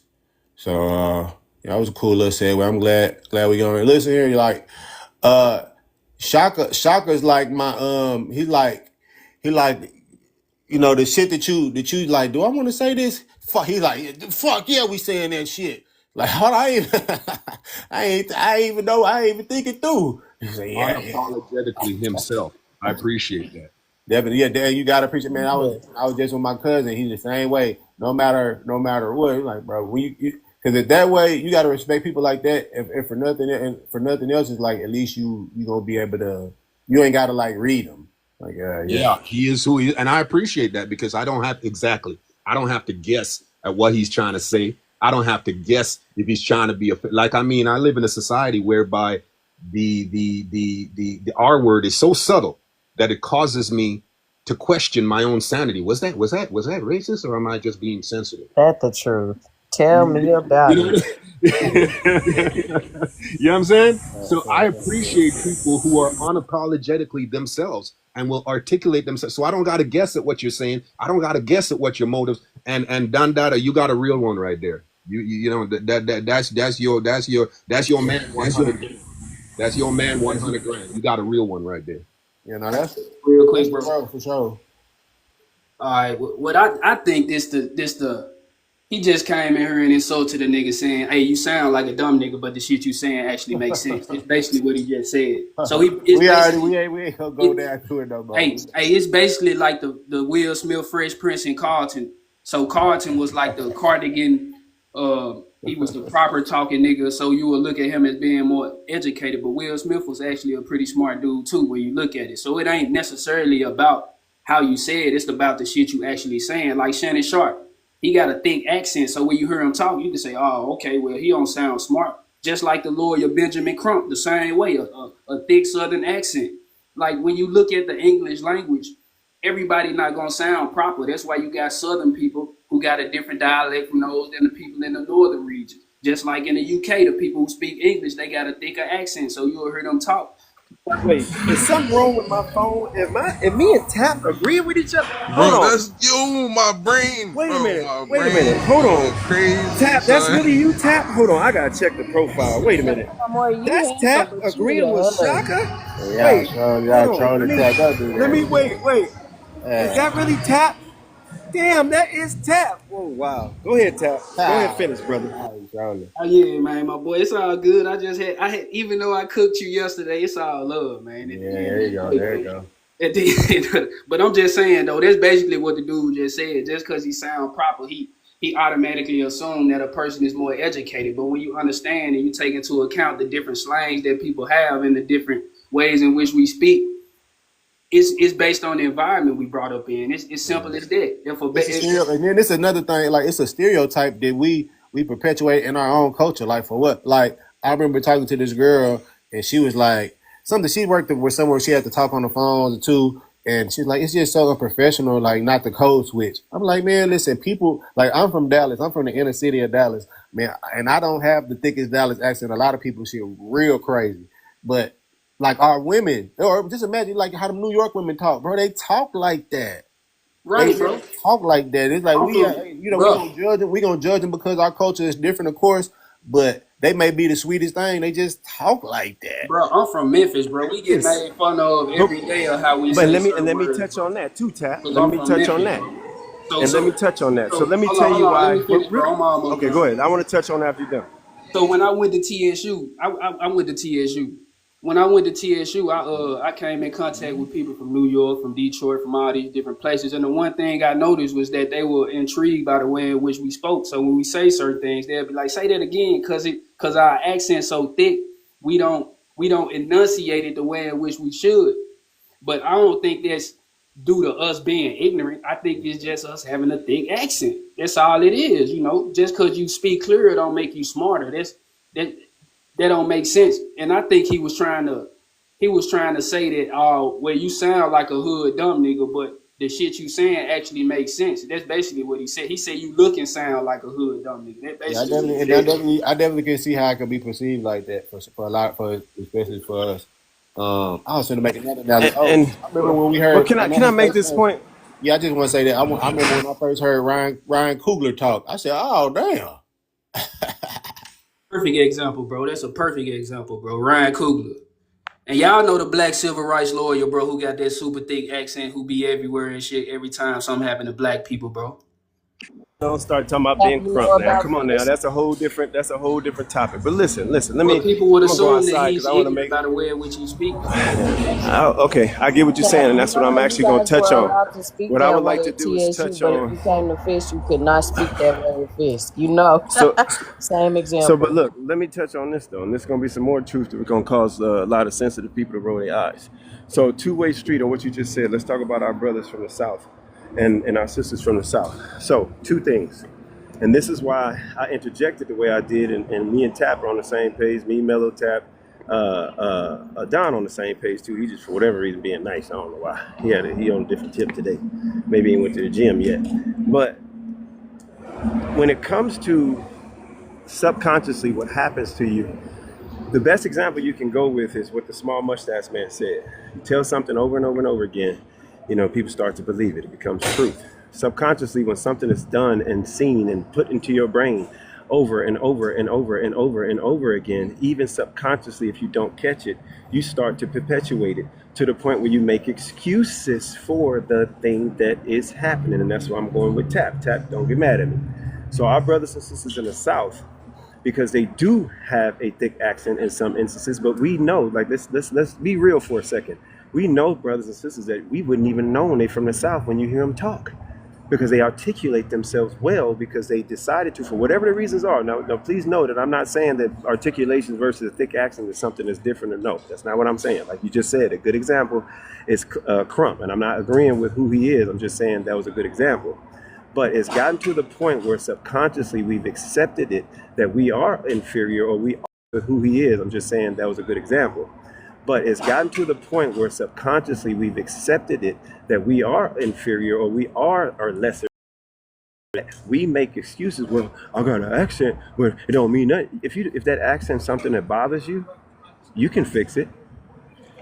Whereas you don't have to fix, quote unquote, I got air quotes up, an accent to be a motherfucking genius. I can name some people who have a thick accent, but are helping our people, or that is a honored scholar. Like, what I'm saying is, the reason why we have to check things like that, it don't matter how nice you doll it up, Ian. We have to check stuff like that because subconsciously we are doing what YT have done to us for years, giving us a but. But no, bro, I'm better than you. I'm smart. You are amazed by the fact that, damn, this motherfucker know more than I do. Give me my fucking props. Don't just say, oh, I didn't know you black. I didn't know you was gonna know more than me. That's what you subconsciously what you're saying, just in a different way, because you've been so used to hearing that or feeling or letting people tell you that you had to question, wait, is my information right? Let me get myself right before I get to it. No, walk your ass up with your fucking chest out and say, white boy, I know more than you about you. And vice versa with anything that you do. So for the comments and Keon kept undermining me, my mother taught me that. Don't y'all ever, bud, you roly-poly, don't you ever talk anything inferring to what my mom did something lesser than, because I am up here and you come and listen to the information that you get from, and this is a derivative of my mother, who was a Black Panther, who taught me as a man because I did not have a man. So she was unapologetic about teaching me to do the things that she felt would be indicative of a black man walking through the earth, protecting himself in every situation that he can, by putting me in boxing and putting my mind at WAR to get ready for the world, teaching me who I was unapologetically. So watch the shit y'all say in the comments, because you Negroes are weak and don't want to better thyselves, and you scared to stand on your own 10. And I'm saying that to whoever it applies to. If it doesn't apply to you, don't take it. I'm not being mean to nobody. I'm just giving you the straight facts. We have subconsciously allowed people to make us a butt or an exception. No, we are smarter than you. And sometimes some people are just smarter than you, no matter where they come from. Give them their props. That's our problem. They don't give us our props enough. And then we fuck around and don't do it. I'll land on that. Appreciate you, brother. I want to point out something very quickly. If you and you have been paying attention to my speech and the way I talk and so on and so forth, you're a very observant young man. You will never hear me use the word but. Real quick, I'm 45. I know I sound young and I look good, but I'm 45, bro. Good on you, brother. You're closer to me than most. Good on you. Yeah, you look great. Yes, sir. Yeah, man. Good on you. Black don't crack. You're black. Our black is beautiful. I am unapologetically black. That's why my life is so conflictual. Just because I talk a certain what kind of way, don't get it twisted. I am unapologetically black. My life has been a motherfucker in this country because I will not apologize and accept the fact that you believe that because of the color of my skin, I'm somehow less intelligent. I'm less than. Motherfucker, I'm smarter than you. That's how I've lived my entire life. I'm not saying that to you, brothers. Right? I'm saying that to white tea. Right? I'm saying that to motherfuckers in my own family. Ian, your problem is you believe that you're the smartest guy in the room. Motherfucker, because I am. So let me put that aside. Excuse me. That's who I'm not trying to be no more, because I don't want my life to be as conflictual as it has been. I just want peace as I'm getting up in years. I want peace. And so if that means that 12 months ago, 14 months ago, I worked with youth, disadvantaged youth, right? And the conversations that we had was that, quite simply, is that you belong, put yourself in spaces that were not organically created for you to exist in. Put yourself in spaces that were not organically created for you, where YT feels uncomfortable for you being in that space because somehow you're viewed as less than you, right? So when I said to this young man, God bless you, thank you for killing that narrative, that's essentially what I was trying to say. Thank you for killing that narrative that just because you look some kind of way, just because you talk some kind of way, doesn't mean that you are not intelligent, and even more intelligent than the motherfuckers that are look some kind of way. Just because you talk some kind of way doesn't mean that you are not intelligent, and even more intelligent than the motherfuckers that are judging you. Got you. I got you. You will never hear me use the word but. If you pay attention, I always use the word however. Why? Because but is a verbal eraser, meaning, and I know I don't need to explain that to you, because you men on this panel are actually more intelligent than I am. You're college educated. I salute you for that. I don't even have a high school diploma, but I have oodles and oodles of common sense, and I've got a ton of lived life experience that I've been able to discern to the point of acquiring a small amount of wisdom. Now, for those that don't know, the ones in the comments, the difference between but and however is that but is a verbal eraser. As Shaka had said, oh, you kind of cute for a black girl. That kind of backhanded compliment. You kind of cute, but you a black girl. That but, it being a verbal eraser, meaning it erases everything that was said before the but. God bless you. Thank you for hearing me. Yeah, hello everybody. What up, Noah? What up? Nothing much, brothers. Yeah, I love conversations like this because, people get to articulate themselves in a respectful manner, People exchange opinions and, people learn from each other. So that's how it's supposed to be. I was just going to piggyback on what the brother was saying there. I think it's important for people to know that there are two types of education. There's formal education and there's what you call it, informal education, right? Formal education is what people go to school for. They go to college or university. They get that education to learn, it's mostly about to learn occupations, right? Like a career, to learn how to fix cars, to learn how about engineering, to learn to be a doctor.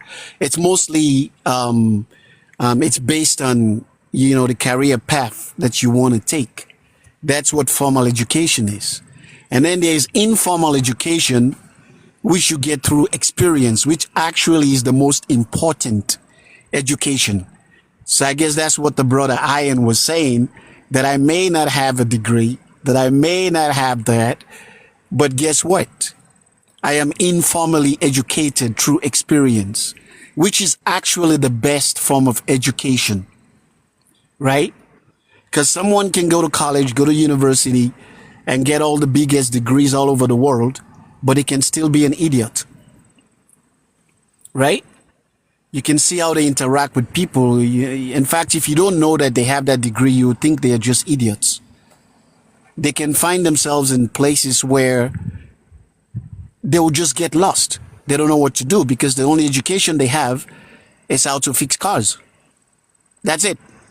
You put them in certain scenarios, they'll be dumb. You know what I'm saying? So for me, I don't look at formal education. I know people, sometimes try to get clout about that. Well, I'm educated. I have this degree. It's good, brother. Kudos to you. You worked hard for it. You studied hard, and there's nothing wrong with that, right? But it gets to the point where people start using it, and making it seem like they are better than other people because of that degree. That's where I don't agree. For me, the moment someone start thinking that way, that's the moment you are not educated to me, because it shows ignorance. You know what I'm saying? So the brother is right when he said that. I support him 100%. I am with you. I'm also educated, right? but I respect informal education much more than formal education. Because informal education is the kind of education that you get from experience. And experience in different things in life, experience in different environment, being around different people, you actually learn a lot more than when you just in a college for 4 years and just get a, some kind of credentials in a particular field of study just so you can have a career. For me, that's a career educated thing. It does not mean you're wise, right? It just happened that you have knowledge in a particular field of study. But that does not necessarily mean you're wise. Wisdom is completely different.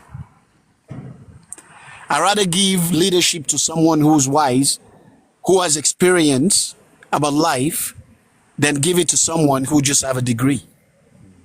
Because obviously the better leader would be the person who has experience about life, been around different people, have experienced life from different angles.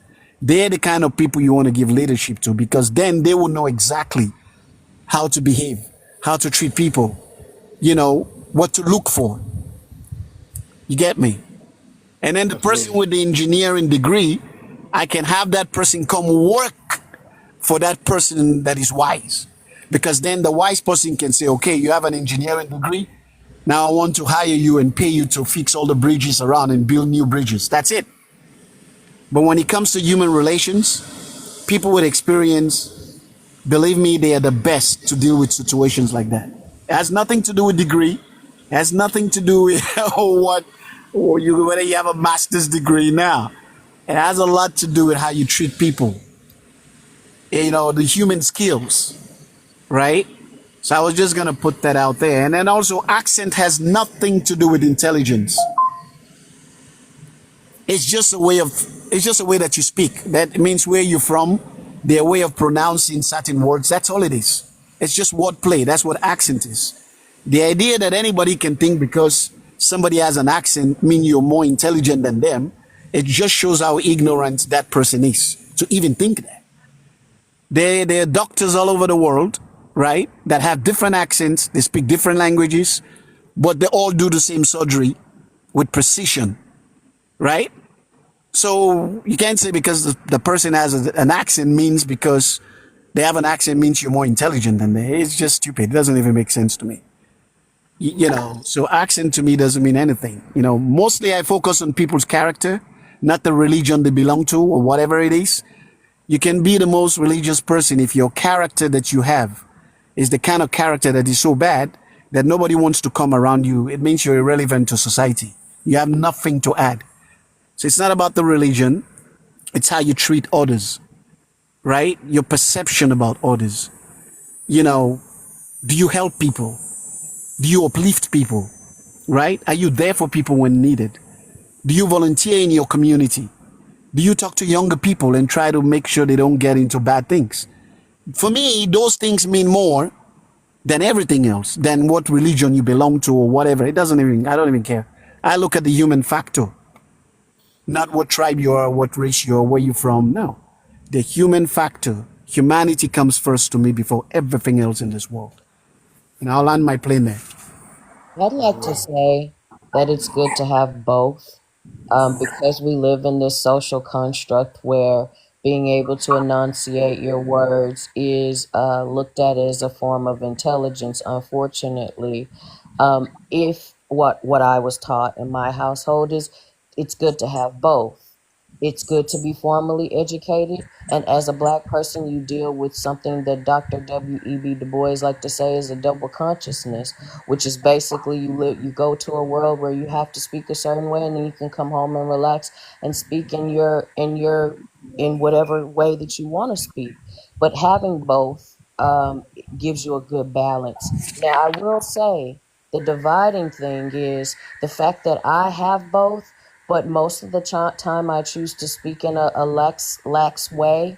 That has separated me from those people who only have formal education. And a lot of times those people come from more poor circumstances than myself, and they have, I guess, something to prove to the world. But there's also a division within the educated people if you decide that you don't want to code switch all the time. So, but it's good to have both if you can. I be coming in situations like I look at it like, I think I said this before when I used to talk to girls on the phone. I used to be overtly myself because it's like I could run the game and play the what they call it, the little impersonator for the first 6 months, get what I want and go. It's like if I really genuinely want you to vibe with me, then I'm just gonna be myself. So that's what I do in real life. I come, and then you know what's so funny, what's so neat, what I found. If y'all practice this, is like people they actually fuck with that. They be fuck with that. You be surprised how many other people code switching. It be white people. It be white people. It be Mexicans. Everybody be code switching. You're like, damn, we both code switching for each other. I thought you was code switching. I thought you was like that. It's like, man, hell no, man. Meet me in the car after on lunch break. Yeah, I was gonna say the reason why it's important for people to listen to each other and learn from each other. You can take a doctor. Believe what I'm telling you. You can take someone who's highly educated, a doctor that is qualified in a certain medical field. You can take that doctor and put that doctor in the engineering field, and he will look like he's the dumbest person ever to be there. Simply because that's not his field. He just doesn't know. So that is why I always say there is no one perfect intelligent person. Okay? So one person might know something that you have no clue about, even though both of you are highly intelligent, right? Even someone who's not formally educated, they might have some experience about something that you have no clues about, right? There's a lot of people that never went to school for auto engineering, but they can actually assemble a whole engine. Never went to school for it. But just because they have the experience, they've worked with models before, motor engine, and all that stuff. They learn from their experience. For me, those are the most highly intelligent people. Never went to school for it. But if you put them toe to toe with someone that actually went to school, they would actually lecture the person that went to school for it because they live by experience. So I also agree that to have both is actually better because then you get to know the theoretical part of it and the practical. But the practical is much more important than the theory because life shows that there's a lot of people who know how to do certain things just by experience. They just find themselves around that space and they learn from there and they perfected it without ever going to no school, no nothing. So at the end of the day, people need to get off their high horses, right? And stop looking down on other people and learn from each other. You get my point? Because at Yeah, the end of the day, yeah, no yeah. one We person get your knows point, everything. bro. But nobody was. I wonder what spurred that on because nobody was doing that. Yeah, let's shift. Let's shift it. Let's shift it. What was we talking about before this? I don't know I if was y'all. trying to thank you. Mello caught it, but anyway, I'm vibing the tone, John. So I'm gonna behave, but Yeah, that's I just fine. feel like everything need to be addressed. If you're gonna say it, and that's the problem. But go ahead, we just let it shift. Right. But just so you guys know, I'm speaking in general terms. I'm not addressing anything anybody say here, to be honest. Because I listen and learn from everybody. There is something I can learn from everybody in here. So I listen and I take notes. That's how I learn. Even if somebody is talking about something I already Just so know you know, about. just I know he said he want to switch OG, and we try not to interrupt the OGs, but we didn't take it as you talking about some. No one here. That's what I'm saying. Okay, No one okay, here is okay. sensitive in any way. We're not taking it Okay, that. It's that's just good. the response that me and Mello kind of wanted to give. It's just gonna keep it going because we've said it multiple times in multiple ways, and it keeps being refuted because we have an affinity with so many different things, but also we have this what's the word when you're allergic to something? We have allergies to accountability, and I just me I don't what's the word when you're allergic to something? We have allergies to accountability, and I just I don't care who you are. You can be the Pope, you can be Obama, you could be the bum on the street. I'm gonna hold you accountable, and I just think the reason why. Never mind. Go ahead, Don. Yeah, But yeah, nobody's I taking just it wanted to really. personal, OG at all, not at all. You good? Yeah, I just wanted to reel it back into the information. I think the last thing we was talking about was Sebi and how his trial kind of gets conflated with him curing people, and that's not what the trial is over. That's not what the basis is over. And then I don't know if that was ever locked in. I know Mello put up some information. on the acquittal and it, not being validation for it, people being cured. It all got started We because had Brother David derailed because brought up Ian had the felt that I was mentality. butting in. So we were at the last point where we were wanting Ian to put something on the screen and show us the validity or the proof and what you were claiming in reference to the statistics. That's what we were talking about Now, because I had that written down on my other phone. yeah, To when I, to the case. sorry, brother, go ahead. He had said that the statistics he was saying that damn, where my other phone at? I forgot how you worded it because we were so far off of it. But Ian know what I'm talking about. Yeah, when we were talking about Dr. Sebi, is that what you're referencing, Shaka? Yes. And then you guys put up that information, and one of your men there articulated that. And the first thing I said after seeing that was that thank you for that learning. Well, I Oh, was yeah, okay. Yeah. I just want. I know we had no. I think the other guest she left, so I don't know if we had got She that. had brought it yeah to the because he mentality of basically, okay, everyone needs to be their own advocate, basically. So she was saying, so how do we change the mentality of the people from where they are now to being their own advocate and make no one their God, basically? That's because and we, that thank you for saying that. That's why I mentioned that quote from David Icke, where he had suggested, and I wanted to know what you felt about that. Oh yeah, that's what I missed. I missed the David Icke part. Right, where he had said that, again, to paraphrase, what he had said was that, alluded to was that an individual might feel that their life sucks because, maybe they're pumping gas, and this is no disrespect to any people that pump gas or bag groceries. However, this particular individual that he was suggesting might feel that their life sucks. And what he was saying after that is, and I'm not a big David Icke fan, this just resonated with me. He's that reptilian guy. This just resonated, and I'm not discounting reptilian existence. I'm very eclectic, very eclectic. However, he says that once that's just your situation and your circumstance in the here and now. Your situation and your circumstance can always change. Your situation and circumstance can always be improved. He says once you accept and come to a realization that we are all that ever was, all that is, and all that ever will be. And if we are able to tap into that knowing, then we can then create manifest a better life for ourselves. Thoughts?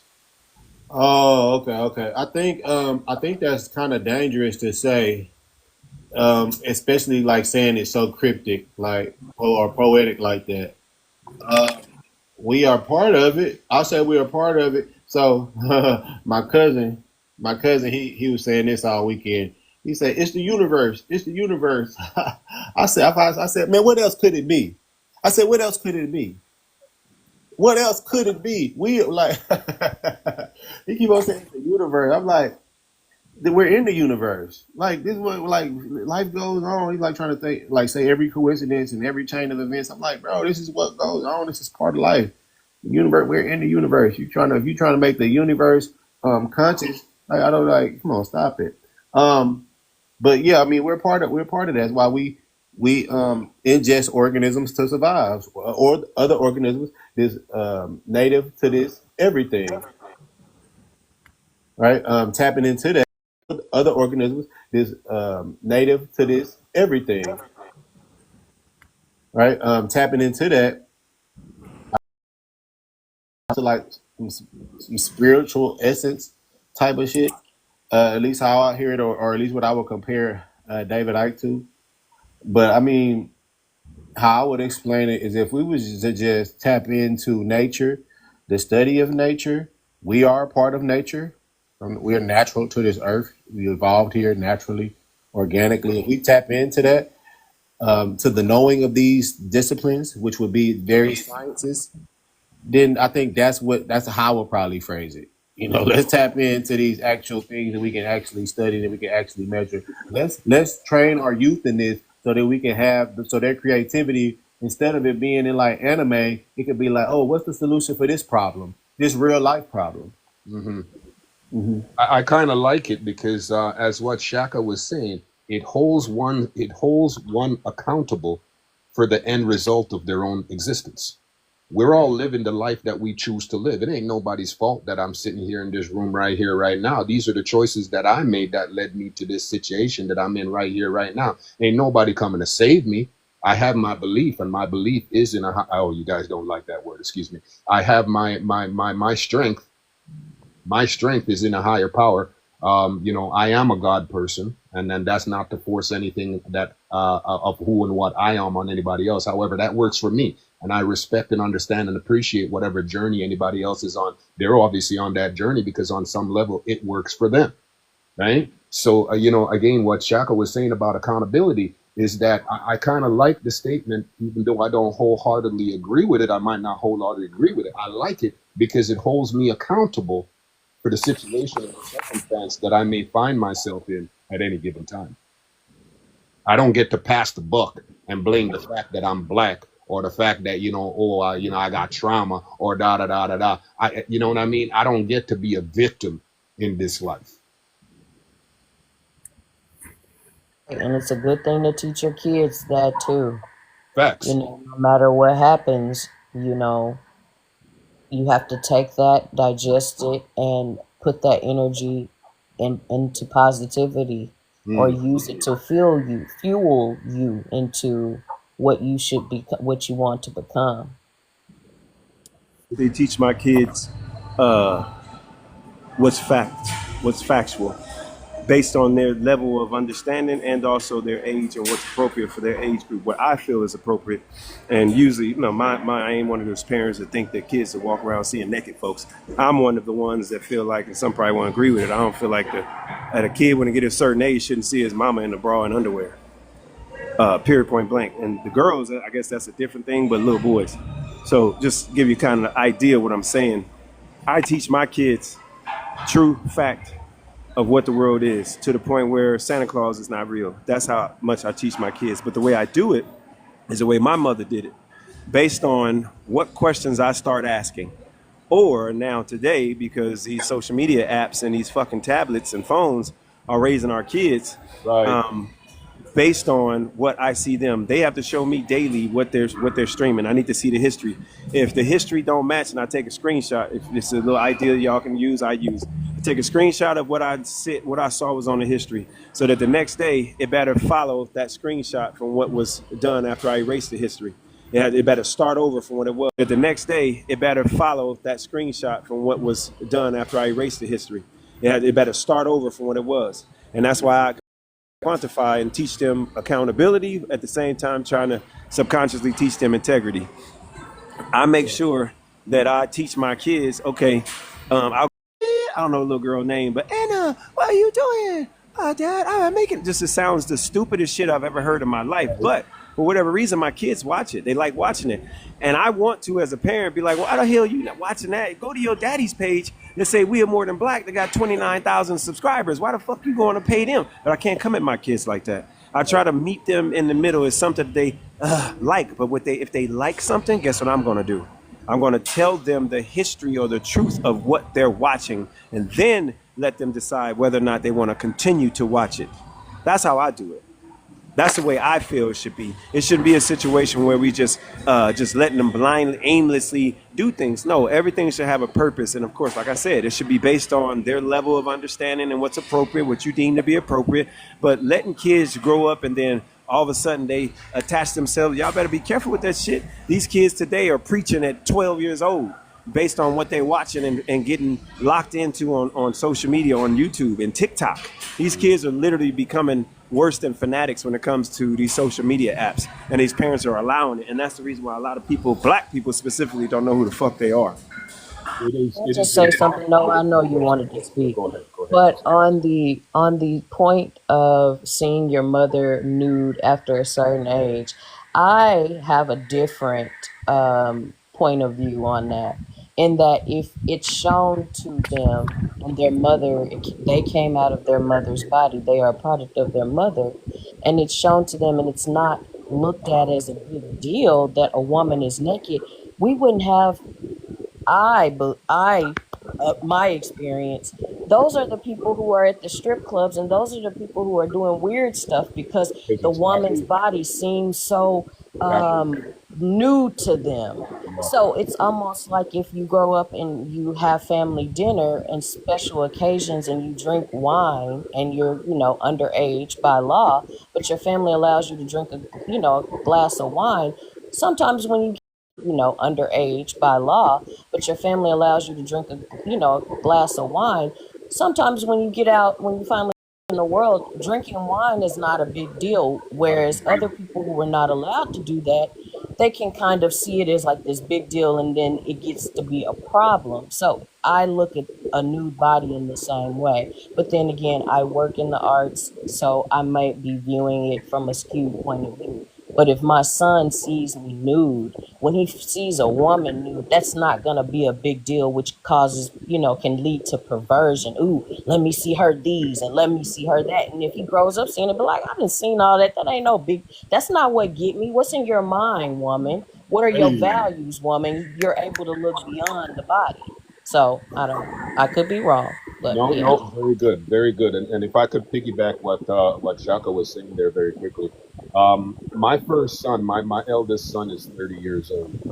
And my when he was born, I was a very militant type of parent. People would be walking up on my kid talking about Goo Goo Gaga, and I would straight up look them dead in the eye and say, "Listen, man, he's trying to learn how to speak. He's trying to learn speech patterns. He's trying to learn his mother tongue. Don't be if you want to talk to him, please just talk to him, but don't come with all that Goo Goo Gaga, right? Speak to him. And this young man grew up to be very intelligent later on in life, certain things, blah, blah, blah. However, I was very militant, and I don't think that that's necessarily the way that you want to be. But at the other end of the spectrum, whereby you allow a child to make all the decisions that are pertinent to its own life, I don't think that's proper either. There's a happy medium, right? There's those 252 shades of gray in between black and white. Find your happiness in between black and white, and you exist there, right? Now with my children, what it was I had a very hard rule. As an instance, inside of our home with my baby mom, I have one baby mom, and then I was married recently. But inside of our, excuse me, I have one mother of my children, and I was married recently separated. However, in inside my familial home now, we had a very hard rule that our children didn't get cellular devices until they were 16, right? And then once you turn 16, you have a bit of maturity and you can handle that influx of information, and you're better able to monitor it. I've seen a great many studies, and I can't provide you with the source reference right now. However, I encourage you to go look it up. I spend a lot of time in the areas of trauma and addiction because this is if I know how to fight what I'm dealing with, I gotta have information. And I've seen a lot of stuff, especially over the course of the last 10 years, that suggests that when you have a child, that even sometimes you see them as young as infants with their own tablets and their own cellular phones because it's just easier for mom and dad are so busy. Here, just watch this, play with this. When you have a child that's been indoctrinated into that world belief, and then you take that tablet or that cellular device away from the child, it says that that child has a tantrum. There's a lot of stuff now suggesting that that child is not actually having a tantrum. He's actually going through, he or she is actually going through a physical chemical withdrawal because those, right, just like an addict would, right? Because it's attacking the same parts of the brain in a child as hard drugs attacks in an adult. So I would caution us, very much so, I would caution us to be vigilant because it is impossible for a child to go outside of the influence of its own environment.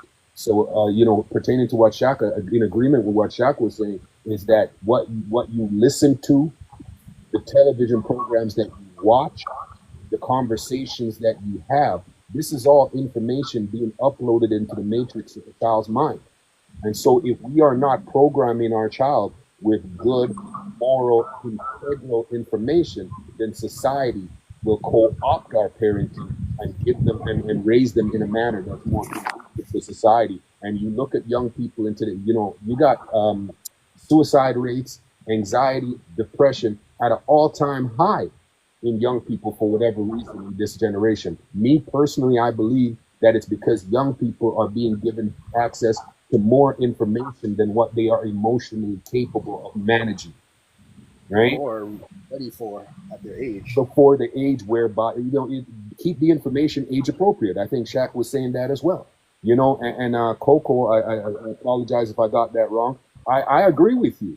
I agree with you. If we take the taboo, I mean, I was allowed to drink at Christmas at home. Like, I mean, I wasn't allowed to get stupid drunk, but you know, I was young, so I would get tipsy. I was allowed to have a taste here and there, and it wasn't a big deal.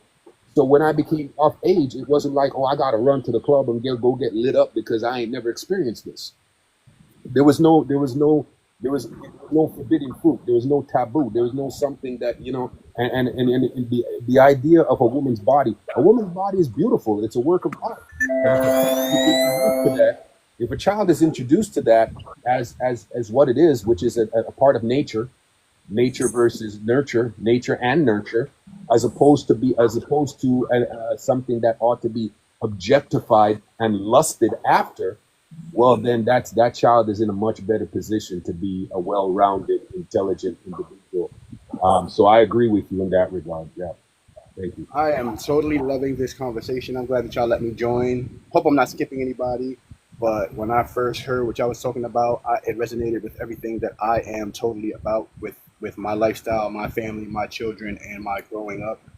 Um, with the society trying to change the generational curse or break the generational curse of how we were raised. Well, you know, I can speak for myself. I was born in '78, so a lot of the stuff that I grew up learning and how it was totally different than it is now, especially like the way TV shows were, um, talking about positivity, telling you about drugs, how bad it is. You know, our cartoons back in the days used to teach you positive things. There was a message behind everything that you watched. And versus nowadays with these shows that these kids watch, or even something as simple as you think like Nickelodeon or Nicktoons, or like even just growing up from a child's mentality to an adult's mentality from watching like Looney Tunes, and you realize the prejudice in it and also like the subliminal messaging that is inside the cartoons. It's crazy. So like the way that I raise my children nowadays is that I am teaching them all of the things that I wasn't taught growing up, from finance to the importance of not lusting after the human body, the importance of being a man raising a boy or raising a girl, importance of not lusting after the human body, the importance of being a man raising a boy or raising a girl. And like, so like teaching my sons the importance of learning a female's mentality, get to know this woman for who she is, what she likes, what she knows, and all of that good stuff. So I really, really am enjoying this conversation. I hope you guys do this stuff a lot, because I will be totally jumping in and listening, and also probably getting my sons in tune to these conversations because they need to learn these things as well. So I commend whoever created this. This is awesome. Sharp as iron. Yeah. I was gonna say everything everybody said is on point, man. Like it's beautiful to hear this kind of positive, words coming from, especially black folks like us, man. Right? Because these are the kind of conversations that should be out there more, But unfortunately, the conversations that we hear out there is just, black folks being on each other's throat and, pulling down each other, looking down on each other, and, back and forth unnecessarily, unproductively. But these kind of conversations, man, it's beautiful. I swear to God, it's beautiful. I wish more of these would be out there. And to hear brothers that are fathers just like myself speak this way, it just shows how important it is for fathers to be involved in kids' lives. You know what I'm saying? 'Cause it shows you guys are well grounded. You were brought up, in a very good way. You were raised in a good way, and and obviously your kids will pick up on that because that's how children are.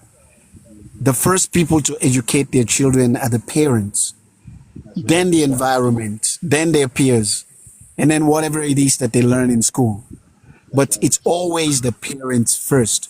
Most of what I know today, right, as an adult, the way I carry myself, the way I live my life, believe it or not, I learned it from my father.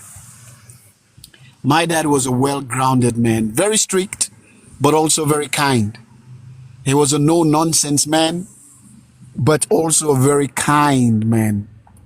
You know, My mom was much more of the sweet, affectionate The kind. nurturing, yeah, nurturing. Right, the nurturing. So I learned that from my mother, how to Hmm. be nice, how to be affectionate. My dad did not teach me how to be affectionate.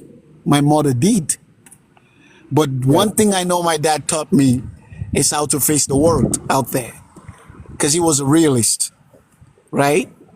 But my projection towards fellow human beings when it comes to affection, compassion, I learned all that from my mother mostly. My father was also like that, but I learned that from my mother mostly, because she was just a sweet human being, right?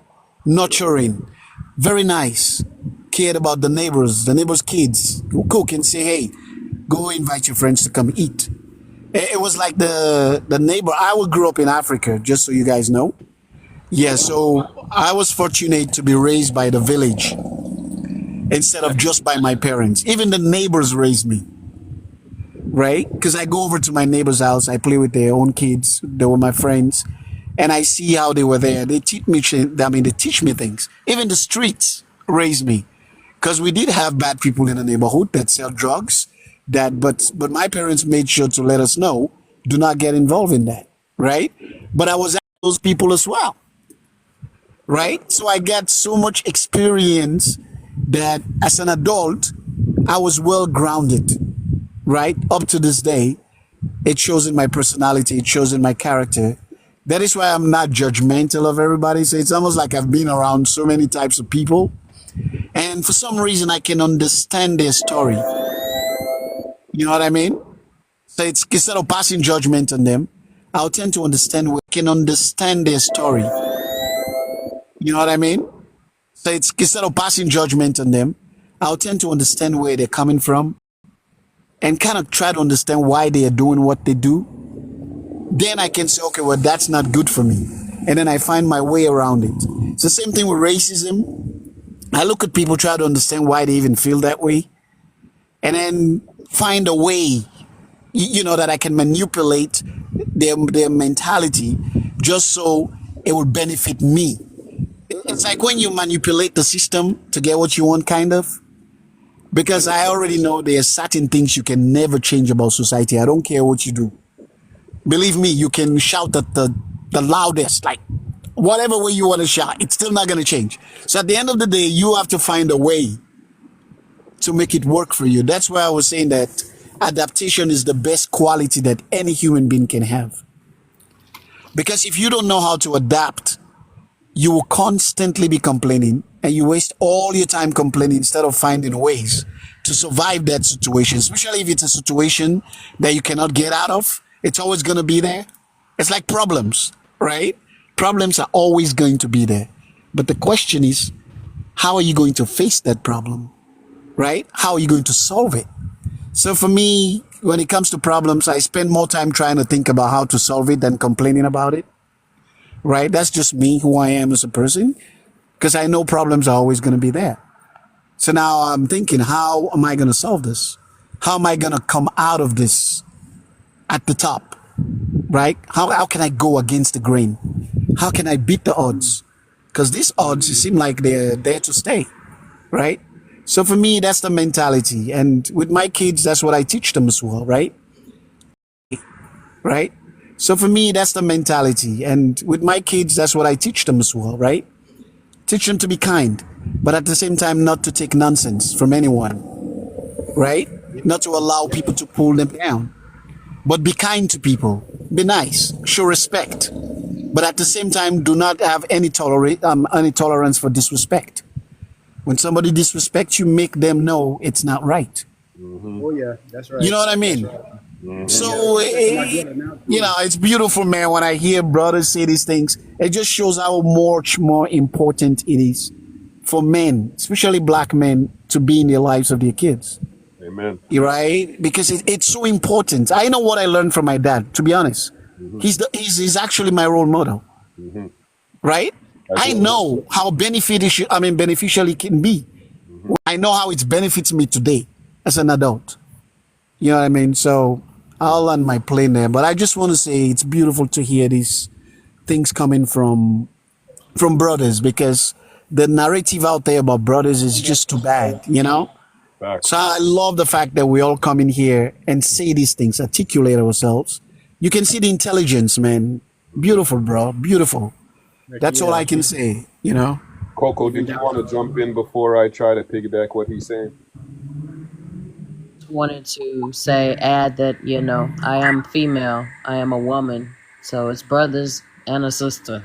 Amen. Thank you for that. Oh, sorry, sis. We should have done that for you. Nothing personal, right? Trust me.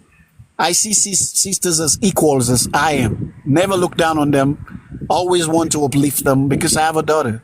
She's black. I have sisters, they're black. My mother is black.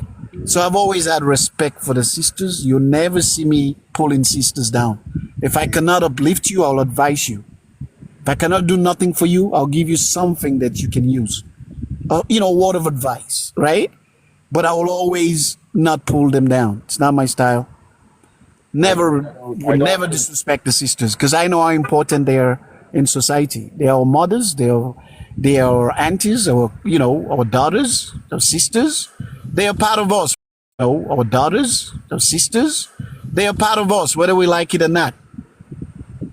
We Or we're cannot do without part them. of them. Because Right. we don't, There's no we don't kicking give them to the women curb, the credit man. that they need, man. They definitely need way Right. more credit than we give them. I love We all need each other, man. We all my need each wife. other. If I could just My pick, wife is younger than me by like 7 years or whatever, right? My wife was raised by her grandmother. Her grandmother's from Santee, Alabama. Santee, I can't think of the name of it, but anyway, she's raised from slavery days, right? And so my wife's grandmother, which is basically her mother, because that's the one who raised her, taught her so much from cooking from a child's age, from keeping the house clean, the importance of cleanliness, the importance of having a foundation that is one of God, whatever religion you choose, but knowing that there is a higher power. The importance of being that woman, that temperament, that power, that foundation, that backbone. You could have that grandmother, that auntie, that sister, that mother, but the woman in general is power. So I love my wife to death. She's taught me so many things, and like I said, I'm 47 years old and she's 35. So we got like a 10, 11, 12 year gap between us. But I learned so much from this woman. It's almost like she's older than me. And like, I have to respect that because, you know, when I grew up, my father was in jail for most of all of my life. So when I grew up, I was the eldest sibling.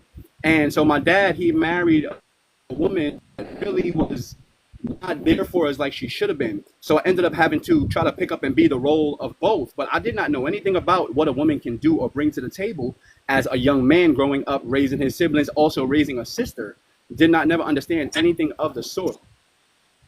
And so it's crazy that when you grow up in that type of light, being a child but having to have an adult kind of mentality to raise your younger ones, it's hard. And then I was able to transition from that part of my life, and I think I did that for like maybe 6 or 7 years. And then my grandmother came into the picture, and she picked up the slack, and she took us. And man, oh man, when I tell you to just have a woman in your life that's going to give you that love, that nurturing, that knowledge, and just that peace of mind is crazy. If I didn't have her in my life, I wouldn't be who I am today. And so I look at my wife the same way. And I'm a father of 3 girls. I'm a girl dad, and I have 1 son, but I'm a girl dad more than anything. So I'm literally I'm learning through my wife how to teach my daughters how to become women, but I'm also teaching them the aspect of a man who grew up as a man, but also didn't know love. So he ended up being a player, a whore. And that's how I grew up. I grew up as a young man looking for love, but I was looking for it in the wrong way. I was looking for it with lust. I was looking for it with the things that I didn't even know. I was being taught by, like I said earlier, being taught by a young man that's supposed to be a grown man, breaking the generational curse. I'm teaching my sons the right way. I'm teaching my daughters through the way of the knowledge of my wife and my grandmother and the way that I want them to grow up as well. So I'm teaching my daughters about men and boys and how to see whether or not they're for you or not for you. The way that they talk to you, the way that they show you how they, listen with your eyes, not with your ears, is what I tell them. And they be talking to me like, what you talking about, Dad? I don't even understand that. First of all, my eyes are not on the side of my head, so I can't hear with my eyes. Yeah, you can though.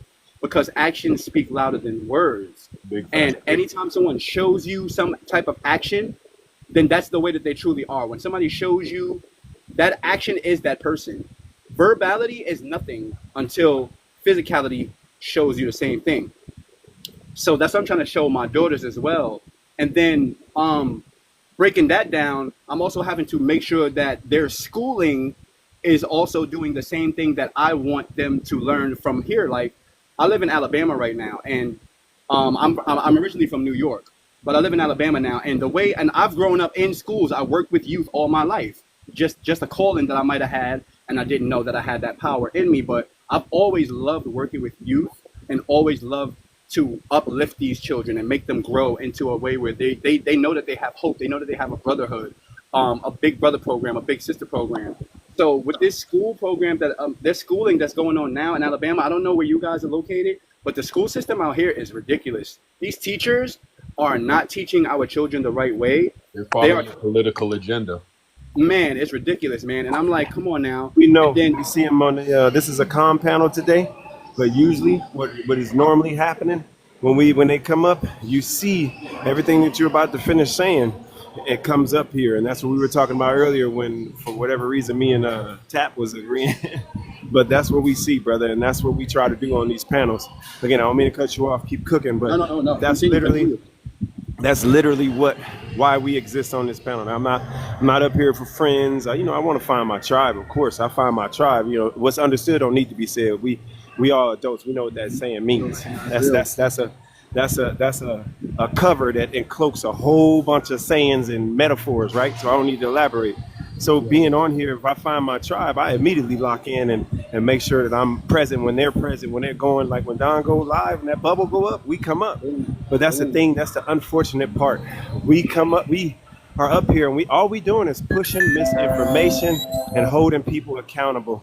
And because of the fact that our people has been so coddled and so enabled by our people, these jokers come up here and do not realize how embarrassing they are because they're so used to their level. They're so used to the group of people.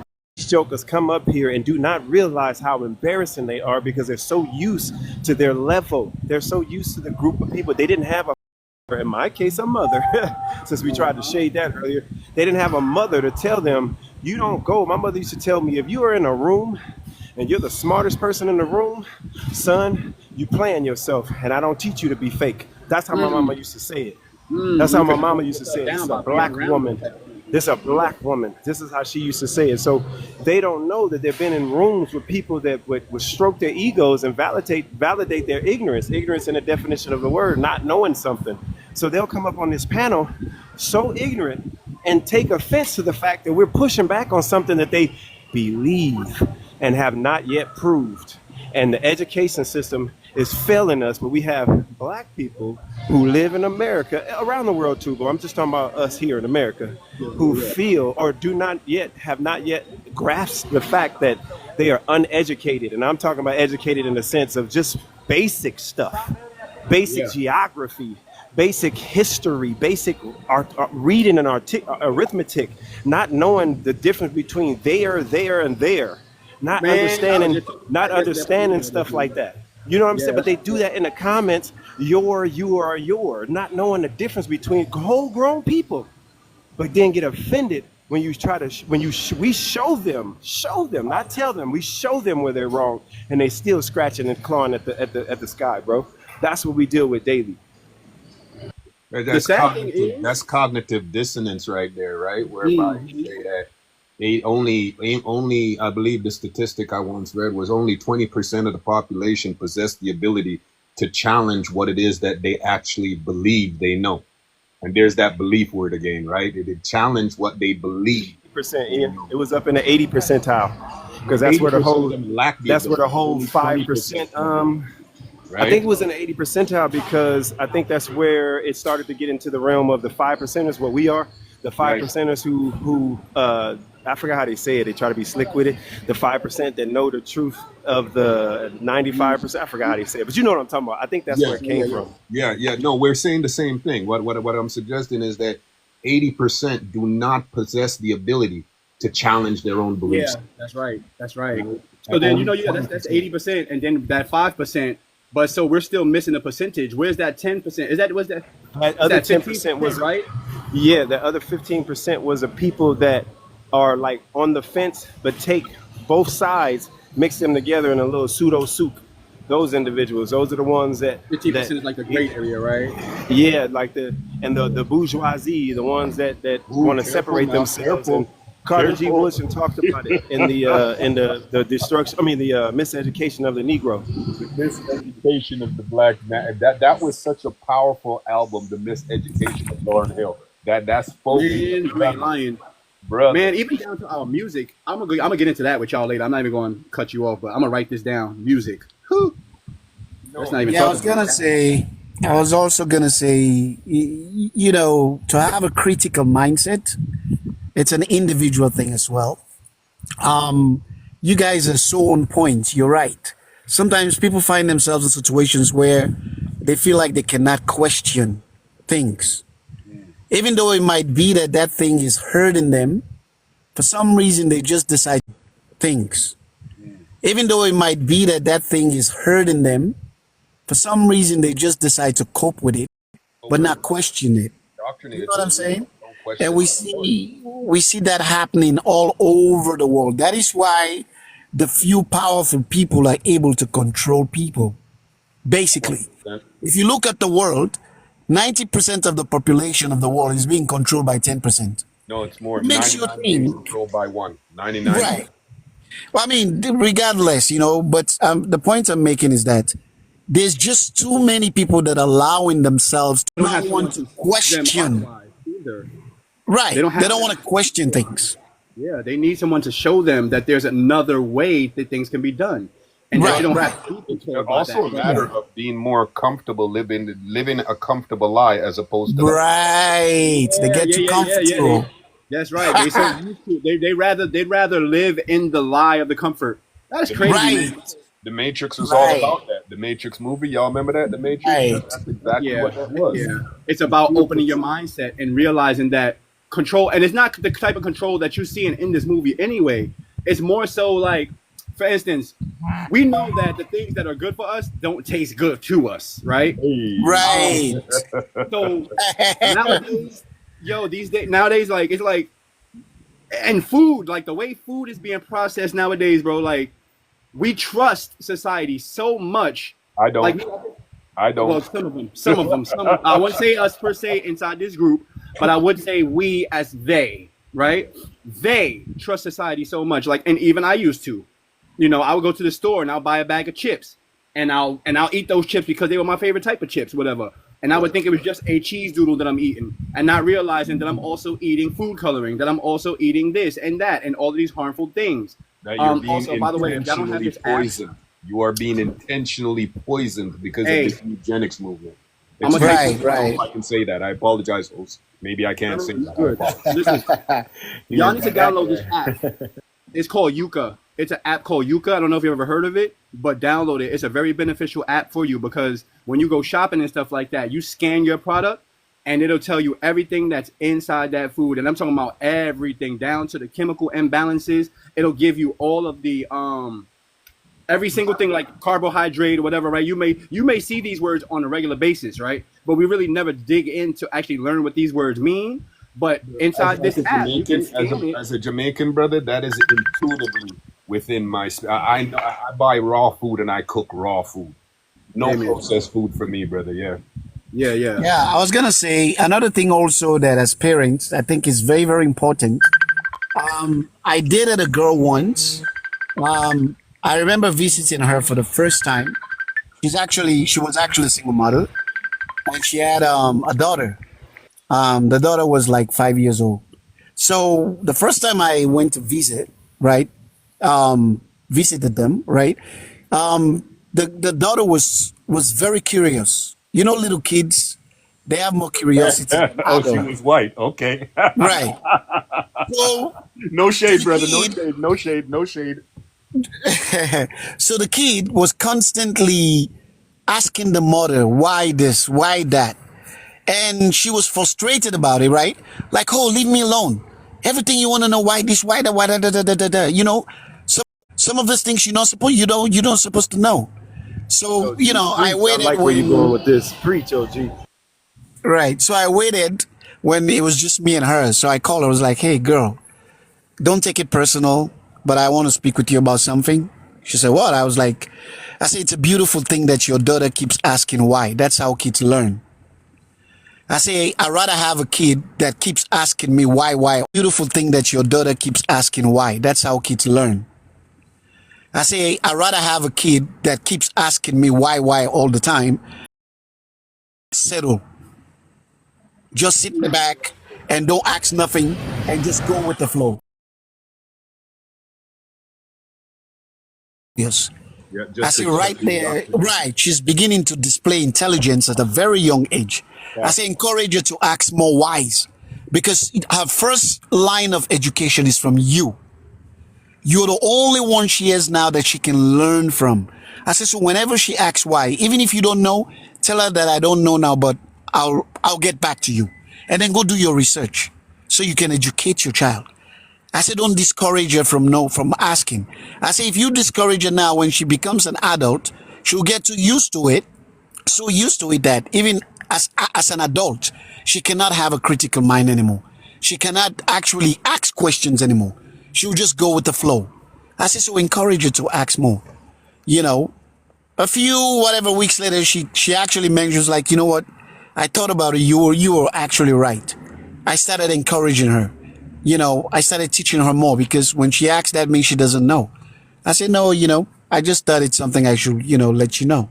Yeah, but we have a lot of parents that do that sometimes. They Hey, discourage so their kid from asking, like, why? They just like, hey, do you ask too much questions? No, it's a beautiful thing for them to ask. Pack why though? You said that. Let's unpack Right. why. Hey Don, can you do the hit You different? know? Can you do the hit different statement? Do that real quick because I want to lead off of that.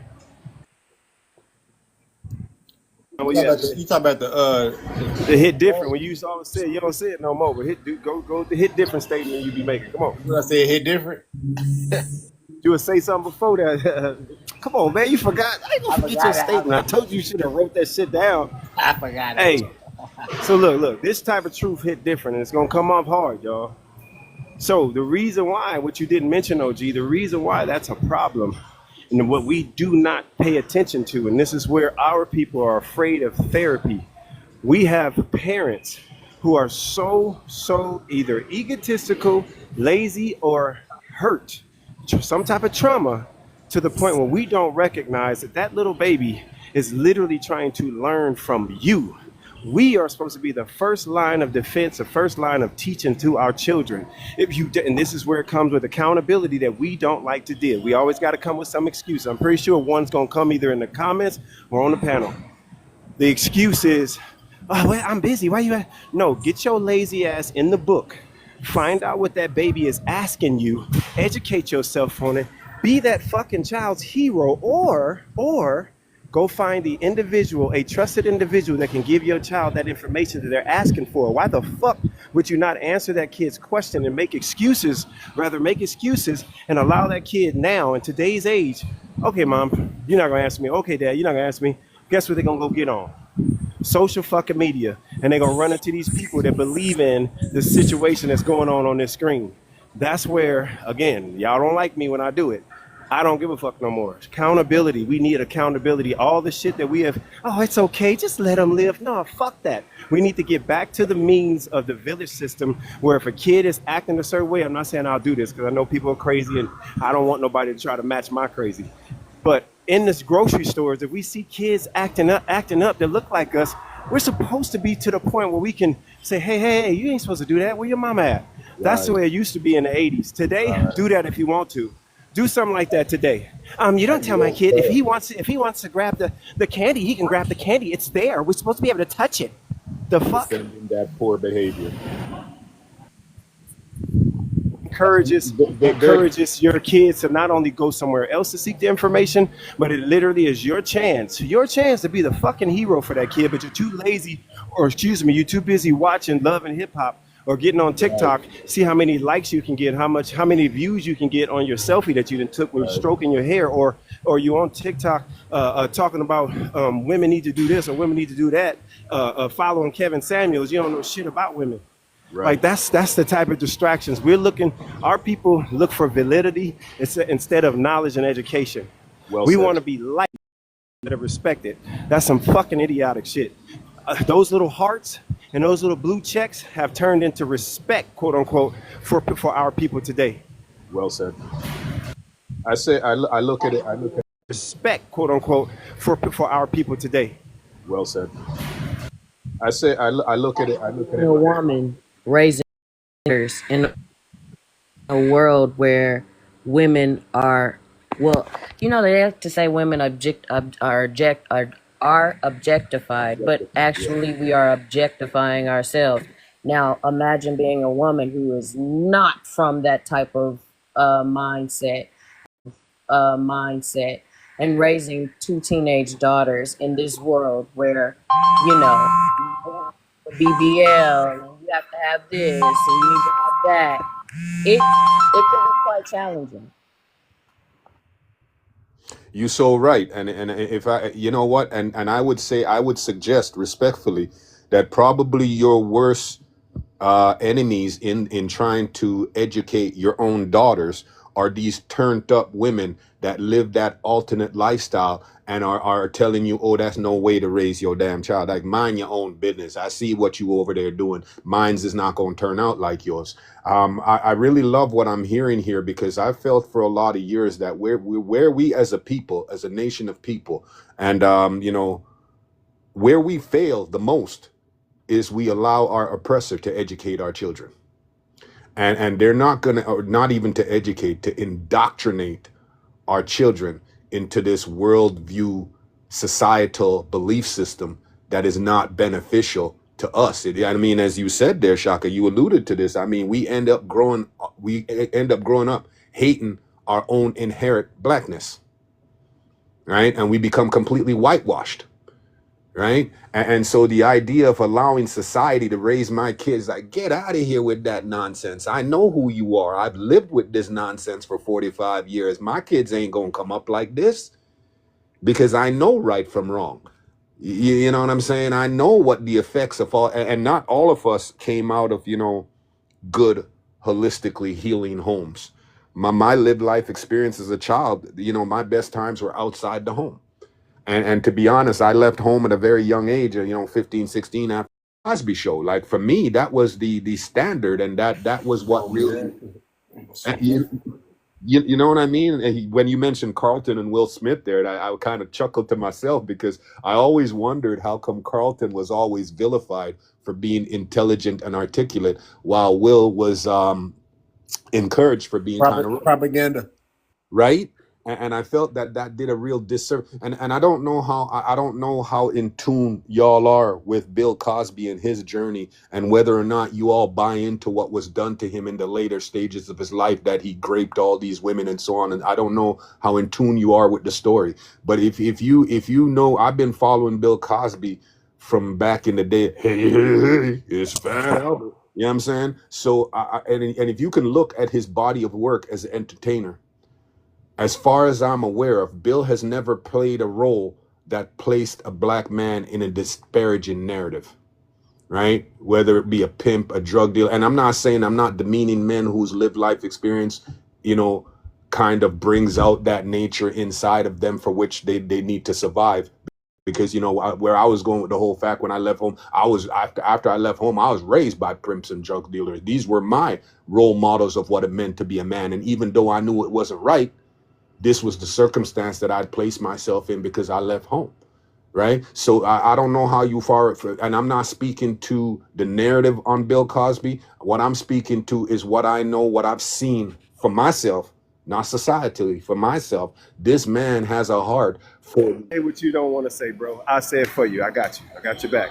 Go. I'm never going to dismantle everything I got from the Cosby Show, because the Cosby Show helped me when I didn't have a guiding light. It helped my mother when she didn't have a guiding light. And it was stories that were written for the things that we needed to see. Just because of what he did in his personal life, it does not negate what happened on that show. There you go. I say it for you. brother, you know what? I appreciate you so much because I gotta stop being one of these motherfucking fence walkers, don't I? Because I'm trying not to offend nobody. I mean, yeah, yes, yes, See, yes. different world is another one. This kind of goes back to a point that I love making. Media. We was talking about it earlier. Nickelodeon, it needs influences, and we somebody else said it earlier. We got to stop letting our oppressors teach us. That's Mm, just not in these schools. That goes for what they see on TV when we're not around. right. We talking about with these apps. We need control. We need to dictate what goes on, and not all of us, but the ones that are experts in this field. Not me. The ones that are experts in this field in sociology, right? Because when it comes to it's so funny because I'm up here doing a lot of research while we're talking. There's no ideal metric for upbringing a child, but when I'm listening to Noah, when I'm listening like my personal experiences, being around what would be considered like a community or a tribe, when they say it takes a tribe, like all these things are very important. Self education, emotional intelligence, boundaries, and even when we get to like corporal punishment or all of these things that we can have metrics set in play on how these things look. We don't think we ever seen Cosby strike Theo. You know what I'm saying? You probably Mm, go in that room, sit him on the bed. You know what I'm saying? And this is mhm. important. Like we said, different world. That whole era. I'm pretty sure I could lie. I'm pretty sure I could lie and make up a stat that that black college enrollment rose because of different world. Somebody down in the comments just said exactly what you just said, brother. Excuse me, not she. They went to college based on watching a different world. Oh yeah. I just seen a different world part, but yeah, that's what I'm saying. I'm pretty sure we can make up a stat on that. Oh I'm yeah, pretty oh yeah, sure it exists. absolutely, absolutely. And I mean, Media is important. So Please, when we may I got these please take when you rappers, get done, John. May I please yeah, take that segue into imagery? Can I do that? Can we go? Can yeah, I do it's the teaching imagery. part? We can go. Okay, We can okay. go so many places with it. Yeah, I'm The other walking guest out to the that car, dropped. so I got to switch phones, but I want to go after you done if you don't mind. Yeah, the other guest that dropped was talking about music. It like imagery is a whole. What we hear, what we see, the depictions of us, the depictions. Even this is the thing. This is how you shape a culture right here. yes, sir. Culture, cultivate. This is how you shape it. Go in, brother. Go in. You have to dictate a narrative. There has to be a narrative for us to be idolized, to be inspired by. Uh Right. huh. This is how children are raised. If you're raised by your father, Noah said it. This is my role model, Right. and this is important. Somebody said the operative word in there too, like a good father figure, because you can have a man in the house who's just kicking back beers and closing the door on you. Yes, Or sir. word in there too, like a good father figure, because you can have a man in the house who's just kicking back beers and closing the door on you, Yes, or sir. doing some even worse. I think this is a beautiful conversation. Sad. I had a nerd to talk about some that sells a lot when he tried to take a slight at my mom. Oh, roly poly ass clown. It Yeah, don't no, matter if no. That's it's what a man there. It got to be a good dad. You know what I mean? and that's why I said like about the community, right? Because it's Mm, it's about a child feeling that love. You can have no father, no mother, but you in a situation you probably live with your grandmother and she taking you to church, and you've been going to the church since, like, this is my situation. You've been going to the church since daycare, and you got a whole, you know what I'm saying? Everybody, mm. about a good 175 people. So it's just just people being able to feel like that emotional, that mental safety. Mm. Emotional regulation, right? As men, we often, this is to generalize a little bit, we often lack that. But let's not get away from this educational piece here very quickly. I love it because I mean, if we ought to be raising our kids, we are, as Noah said, we are their first point of contact with the world. Right. So if we're not giving them the information that they require, better believe that the world is going to be putting some stuff inside their head that we do not approve of. Right. And now I want to point y'all, men, draw your attention to a documentary. And I'm feeling in my spirit that, this is not going to be new to you. However, if we're talking about music and imagery, Hidden Colors. I haven't seen the whole thing as yet. I intend to. However, I've seen some excerpts from it, and I'm touching on what happened to Shaka. I guess he's changing phones again. I'm touching on Imagery. Now, Hidden Colors brought to light for me, going back to the days of SLAVERY, that it was the common practice of the plantation owner that what they would do is they had a room set aside whereby all the most attractive male and female SLAVES and children were inside this room, and they painted their children, yes, little boys. I mean, yeah, we know about this.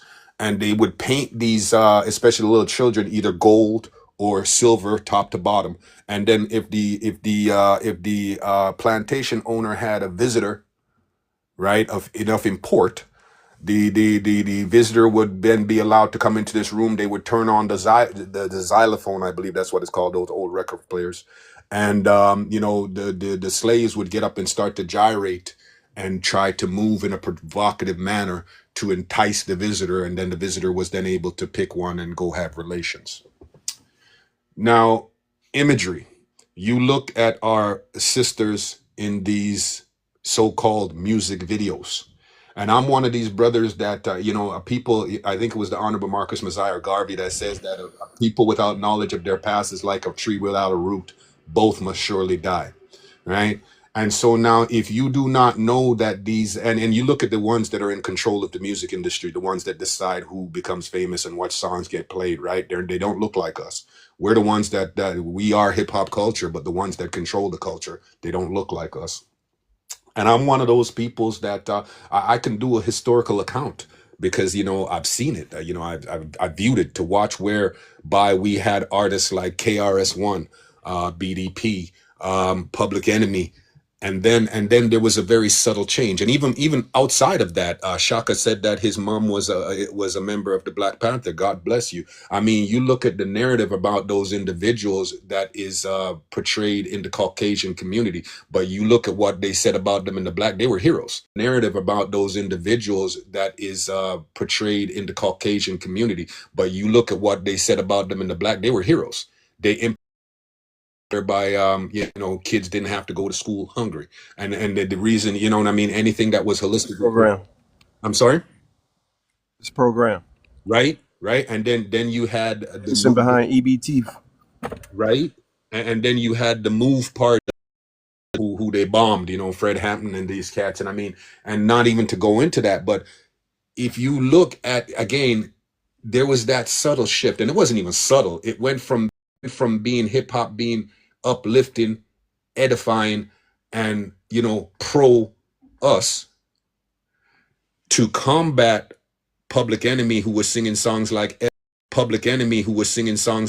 the POLICE and things like that, and being consciously and socially That was aware. NWA. NWA. Public Enemy was saying, fight the power. That was the more conscious movement. NWA took the gangster movement.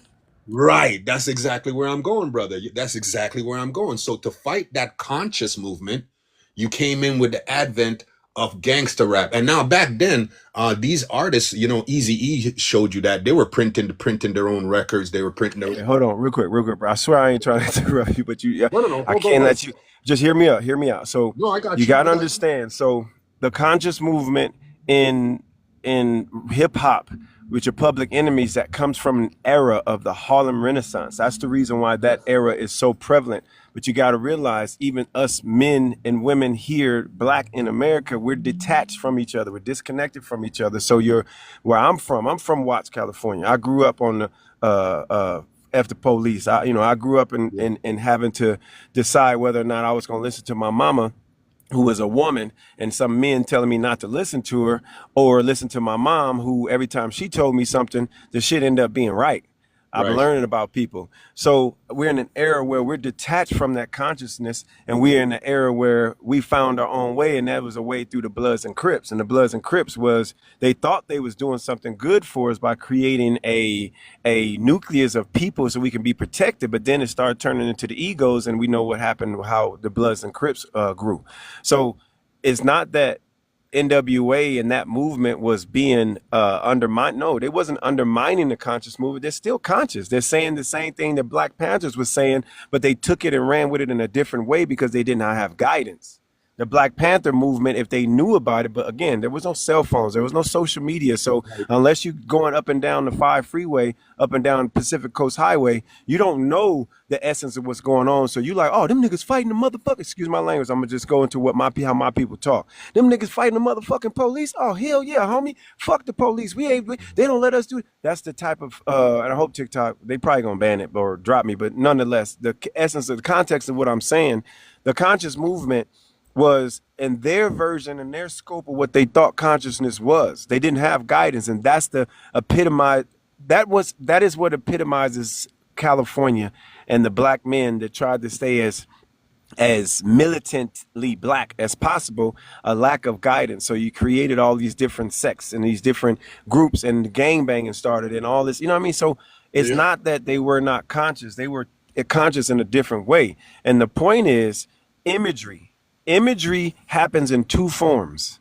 And what we were talking about when I just said, I know, I was like, damn, why should I say that? I said it because what Bud did is something so powerful and so disrespectful to undermine a mom like mine. My mom will walk circles around most men that he is a pedigree of. And I'm saying this, addressing another black man is because he don't know the damage that he does. And what, to say, oh, that says a lot. Like, motherfucker, my mother will walk circles around any man that you feel is a man. And like the brother said, just because a man is in the house, that's a form of imagery. That little kid is watching that man. If that nigga is good for nothing, if he's not helping that woman, if he's beating that woman, if he's cheating on that woman and creating chaos, she might as well be by herself. Rather, if a man is absent, you have a woman, the image of her son is guided into lights that seem to be, or lights that she studied that were positive and keep a positive mind, teaching into lights that seem to be, or lights that she studied that were positive and keep a positive mind, teaching this young man how to be proud of who he is. The nerve of a roly-poly like that to say, oh, that says a lot. Yeah, it does. That's why you goofy and I'm not, because I had a woman who understood the code. I don't have a man to raise this young brother, so I have to make sure I seek out, which she did with the Black Panther Party of self-defense. I seek out these men that are the epitomizing what I would love my son to be. Amen. So the imagery inside the home, hold on, I'm almost done. The imagery inside the home is the first one. And then the imagery of the world, that's the dagger. That's the dagger. These people created an imagery to a point where we were just talking about a different world in the Cosby Show. It don't matter if you don't like Bill Cosby now, today, with the gray eyes. Bill Cosby created a show called The Cosby Show, and the different world, whoever the fuck created that made people, like the brother said, it made them want to go to fucking college. Now, we don't need to get in on college and indoctrinate you. Shut up. We're talking about imagery that's causing our people who do not have guidance as a collective, and the guidance that they may have had, guess what? This system called mass incarceration probably took that guiding light away from them. Right.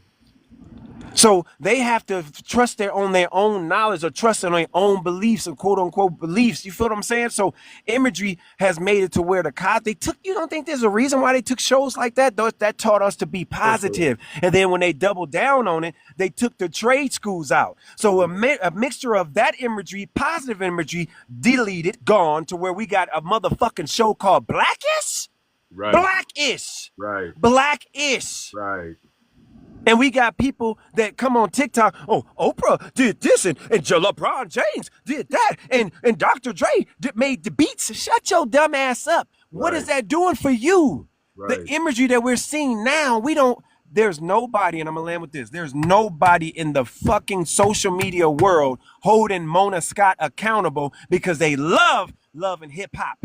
That motherfucking show is tearing our people apart, because that's the way people think the relationships are supposed to be and how we supposed to communicate with each other. Love your passion, brother. Love your passion. I agree. With the exception of this, when we go back to, and you're right, it was NWA that did fuck the Popo and not Public Enemy. Yeah. Thank you for correcting me on that. However, when we go back to look at the rift that occurred between Eazy-E and Ice Cube, who Ice Cube, I believe, is a conscious brother. I could be wrong. However, I do hold him up as one of these conscious brothers and one of these artists who are um, um, um, what's the phrase that I'm looking for? Responsible for the whatever it is that they're putting out there. Anyways, when you go back, look at the rift that happened in between those two that caused that separation, because Ice Cube saw the real before Dr. Dre did. He saw what was really going on. He saw that, I believe he saw, excuse me, it's my opinion, that he saw what was really going on. That he was being manipulated and controlled by these producers. Right. And so when you say that the advent of gangster rap had no direction, I disagree. I think that it was intentionally taken away from what it was doing for our community and led in a different direction. And you look at what Jav said down in the comments there, where it says it became a celebration of dysfunction. Right. Oh, not direction, meaning the direction was, of course, are you talking? Became a celebration of dysfunction. Right. Oh, not direction, meaning the direction was, of course, are you talking about Jimmy Iovine and all that stuff?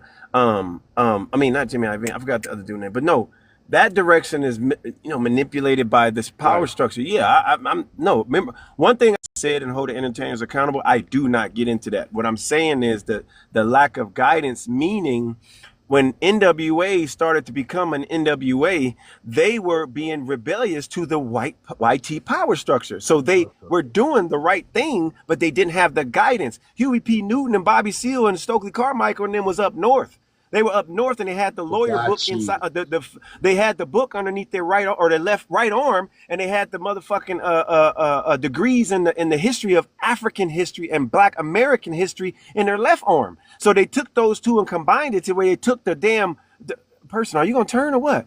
When they took those two and combined it, and they made to where the crime rate in East Oakland went down by 50%, 50, not 50%.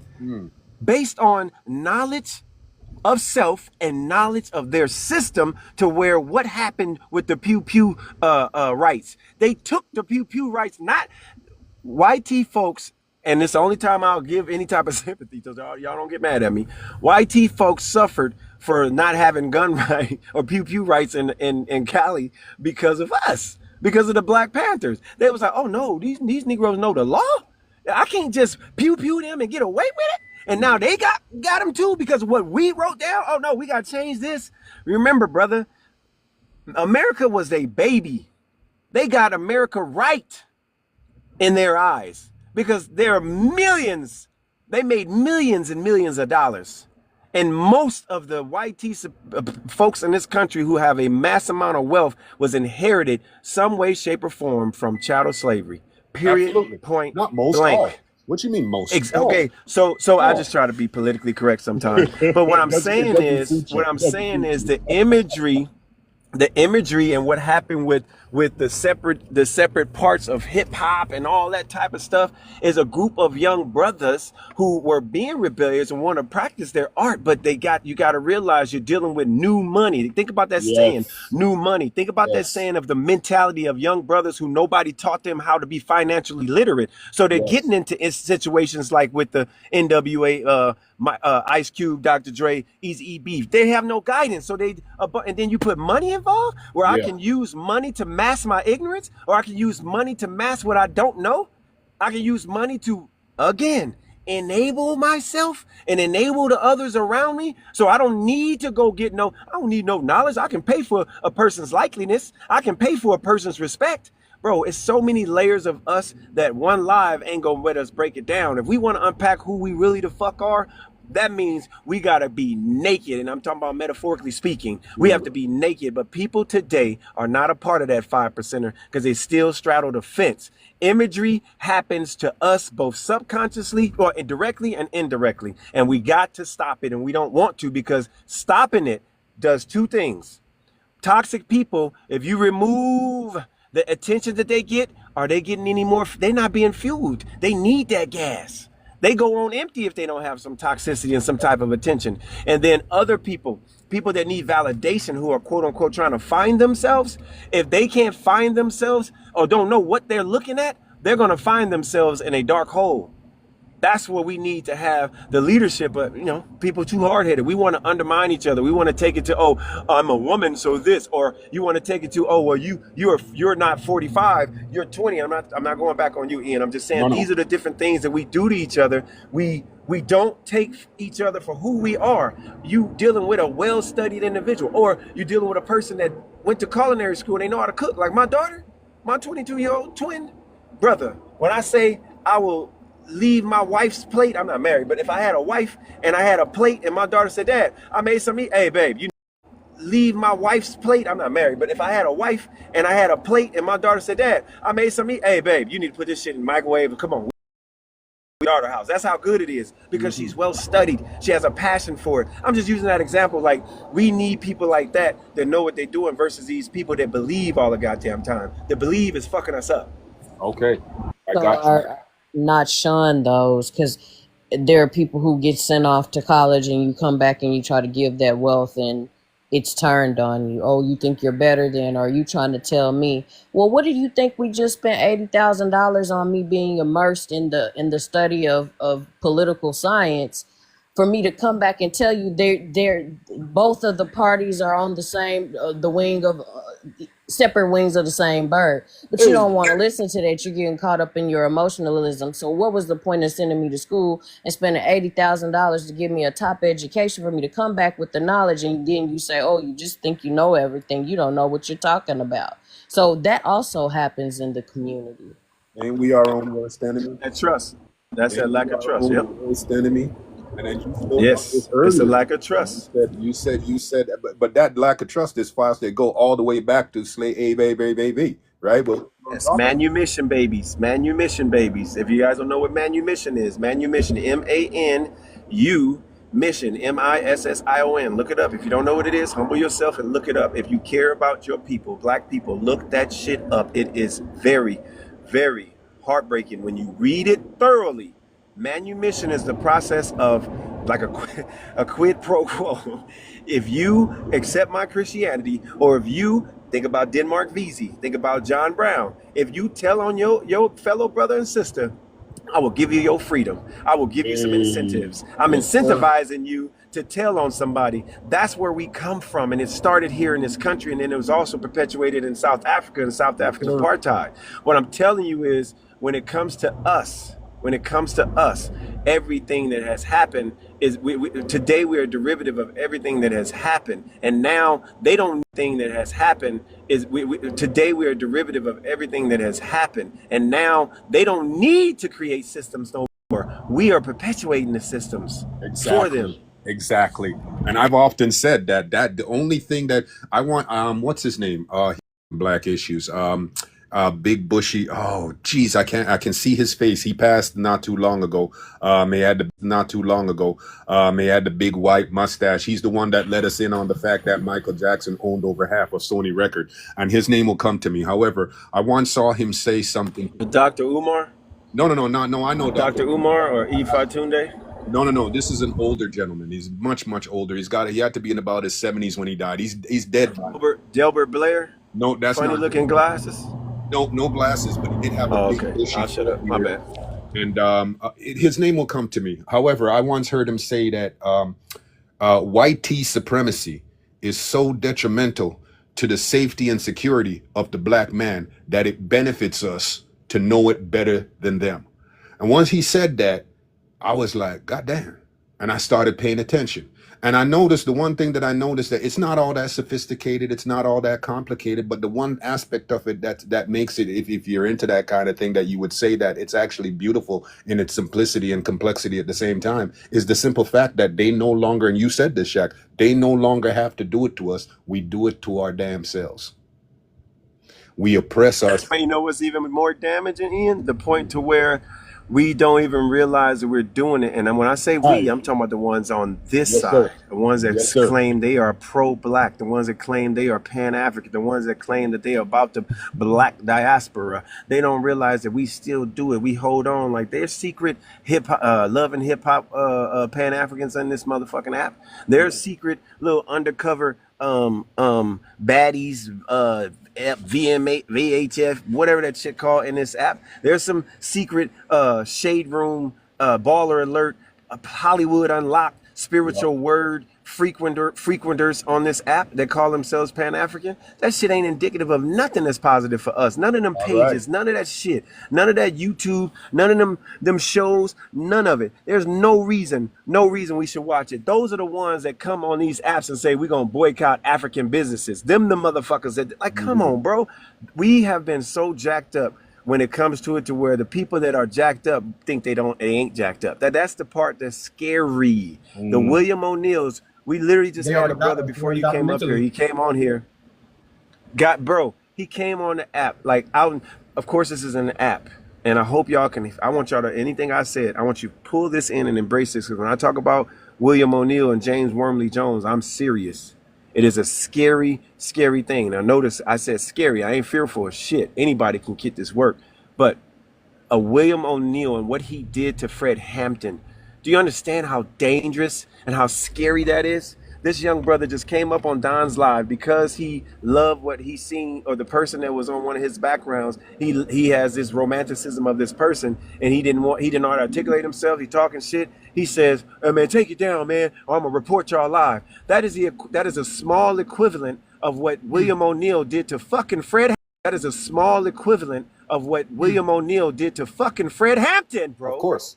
Just like what Feel Jesse how Lee powerful and Jesse that is. Jackson. That man was taken from this earth by a man that looked like us, was with him on a daily basis around his family, and did it and will do it Rock you to again. sleep. Told his sons. How many times did they do that with us, though? Division from Hey, within. hey. You look at Jesse Jackson, that motherfucker right there in the bottom right, right? If it wasn't I for may- him, they wouldn't have got to Martin Luther. Excuse me. God bless you. It's usually the people that are closest to you Of course. that will fuck you the worst. This also goes to say, I learned a whole lot of fucked up shit from family, and just because they're in my bloodline, don't mean because they are evil incarnate. And I have learned so much damn bad shit from people who are close to you. My dad told me this one thing before. I used to be beast. I had to move out of my. Dad told me this one thing before. I used to be beast. I had to move out of my crib. I was going through some shit, and I moved with my dad in Brooklyn. And he told me the realest shit I ever heard in my life, because I was paying this man rent and everything, right? You know, it's my dad, but I still was paying my way and doing like I'm supposed to do, like I would do at any other establishment. I was still helping out in the household. I said, "Yo, pops, I'm trying to have this girl come over. You know what I mean? Yeah, I mean, get a little crazy, you know." Nah, hell no, son. He said, "No, this place right here that you call home, that you think is gonna be some hotel or some shit, ain't gonna be that. You know why? Because this is your sanctuary, son. When you have this place, when you have something that belongs to you and you've had it for so long, you may look at some of the items that you took forever to get or acquire as, you know, for you, you've had them for so long, you don't really see you have the value in it, but it's really not as crazy as when somebody brand new come to your crib and they start pointing out all this shit that you got, and they looking at it, they like, where'd you got that? How'd you do this? And how long it take you to get that? This and this and that. You start to look at these people and you be like, yo, you a little too interested in the shit that I got when you're supposed to be over here just hanging out with me. You know, so that just goes to say the people who are closest to you are the most dangerous, man. They're the most dangerous. And you be so comfortable with these people, you think that they're your friends, but they really are trying to steal a light from you that you don't even know that you have. You don't even see these people as a moth. And you don't even see yourself as a fire burning that is attracted to these moths that don't have that same flame. And we have to be careful when it comes to that shit. And you just spoke so much truth when you said the Martin Luther King, the dude that was closest to him killed him, or Malcolm X, same thing. And or everybody, down to hip hop artists, down to anything and everybody. Holy crap. Thunderclap of Odin just hit my side of town. It's raining out here. I feel like I said something. But yo, let me suggest this to you, black men and women on this panel, in this room. Every friend, I was taught this years ago. Every friend or family member is a potential enemy with better position and better ammunition. right? I think it was potential enemy with better position and better ammunition, right? I think it was Dr. Umar Johnson. I'm not entirely sure about Dr. Umar because there's a lot of things that he says that touches me and resonates with me, but I'm not. Threw him back, bro. We threw him back. We done with him. Don, go Yeah, ahead and then make it he's a big. plant, Make it huh? big, Don. He's Yeah, a we plant, threw it right? back, bro. We threw him Yeah, back, okay, bro. I got you. Just like Yeah, Terrence Howard there, I see we Terrence. I feel like Terrence is still a plant, even though he's dropping knowledge about stuff that's really important. I still feel like he's a plant, and I feel strongly that Dr. King, God bless him and rest his soul, rest in power. At the end, the only one that wasn't a plant for me was Malcolm X. And I think that at the end, towards the end, if you heard some of Dr. King's speeches towards the end, I think he was starting to realize that he had been manipulated into assuming a stance for black people that wasn't holistically in our best interest. To be pacifists and just to take that, he was starting to maybe sway a little bit more towards where Malcolm X was, we're here. militant I'll give before the you military. the historical knowledge on it since you want it. So you're Yes, correct. sir. There's a Yes, man sir. named John Henry Clark. John Henry Clark is one of the foremost scholars that we Heinrich, had. You know, Heinrich, he Heinrich, basically put us Heinrich Clark, John Henrik Clark. the African Henrik. guy. He's blind. Both eyes are closed. Yeah, but he's not African. He's Mm-mm. African descent, but he was born in Excuse me. South Carolina. Excuse me. Excuse No, me. no, I you thought he good, was you good. He's African. still Yeah. no, he's still African. He's still African. I'm just saying, so you know, he's a black man living in America, but Right. of African descent. But Yes. he was instrumental in bringing the two together. A lot of people didn't know that Malcolm X behind the scenes was and Right. Malcolm X Makes sense. or John Henry Clark out and said that he doesn't king, but he loves how bright he is. Um, one of the individuals to You're breaking up, brother. I want to hear what you have to say. You're breaking up, brother. okay, I'll wait till I get my daughter. I'm just picking her up from school. Let me get out of her school and I'll come back. I was just gonna chime in on that and to add to the the Martin Luther King. It seems if you read his speeches and the things that he said, he definitely was truly himself in a letter from the Birmingham jail. And after that, um, he kind of became more of a pacifist. Is that the right word? Pacifier, pacifist. He was more of that. But letters from a Birmingham jail was speaking from his soul. And if He you was more read those militant. words, I'm sorry. He was more militant when he was writing from Birmingham. It was more of a strong stance of what exactly was going on in him as a black man in America at that particular point in time in history and what black people felt. I wouldn't say that it was militant, but it was, I guess, compared to his later speeches, you could say that. It was the But reverse. It was the right, reverse. So yeah. towards the end, is my reception good right now? Yes, sir. Okay, it was the reverse. What sister's saying, it was the reverse. Where when he decided to, when he saw what his truth is. I don't want to start this to a sign with the NOI to be following Don's page. I don't want to talk about y'all stuff. I'm just talking about the historical events and what happened. Okay, so that's not what we arguing, y'all. Don't come up here with that. But anyway, when Malcolm X felt that he did no longer align with the Nation of Islam and Elijah Muhammad, he started his own. It's called the anyway, he basically had a more a softer approach towards input, but it was separate but equal approach. Nation state that was insulated with just us, but not completely being so militant and excluding other races, but more so hearing them out and seeing if their viewpoints so militant and excluding other races, but more so hearing them out and seeing if their viewpoints will be indicative of any type of positivity for black people or how we interact with each other later. But what I was saying was they and then to add the history on what you were saying about Martin Luther King, what the sister touched on, it was a statement that he made. He said that I felt I've integrated my people into a burning house.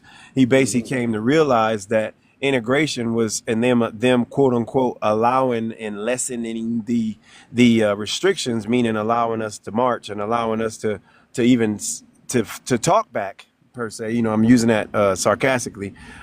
He realized that that was just a means of distraction, but in the bigger picture was the Homestead Act and land grant colleges. The Homestead Act was basically, and land grant colleges was basically a process in which the divided states of America gave former slave plantation owners reparations, in this, if you will, $300 to $400 per $300 to $400 per enslaved African that they had lost that was on their slave rolls. The amount of people that they lost when Johnson came back and did the promise. It's called the promise not kept. If you look up that word as it pertains to the President Johnson, the promise not kept. Once he did that, yeah, exactly. Special field order.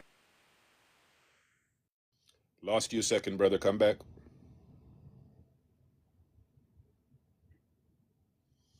Come on now. Like I just said earlier, history. We lost you. We lost you for a good 2 years. Okay, I'm gonna come back. I'm gonna come back when I get to the top. Yeah, and I mean, I think what is happening, he's validating what I've suspected is that, and I've said I've come to a point in my learning that I feel that segregation was a good thing for Black folk. It forced us in this sense. It forced us to live amongst ourselves. It forced us to patronize our own communities. It forced us to be more tolerant. We lived with each other. We loved each other. We spent our own money in our own communities, right? And as a result, our communities thrived. There wasn't just one Black Wall Street. There were multiple Black Wall Streets. And when America was going through its first recession, Black America was thriving, right? They couldn't have that. They couldn't have that. So then you have the bombing of Black Wall Street. You have Central Park, which was a Seneca Village, which was a thriving Black community, and they flooded it and built a park. And I mean, that kind of thing happens and y'all know your own history better than me. I don't need to speak on this. I'm just, wanting to briefly go, brother. I just wanted to touch on it briefly. Yeah.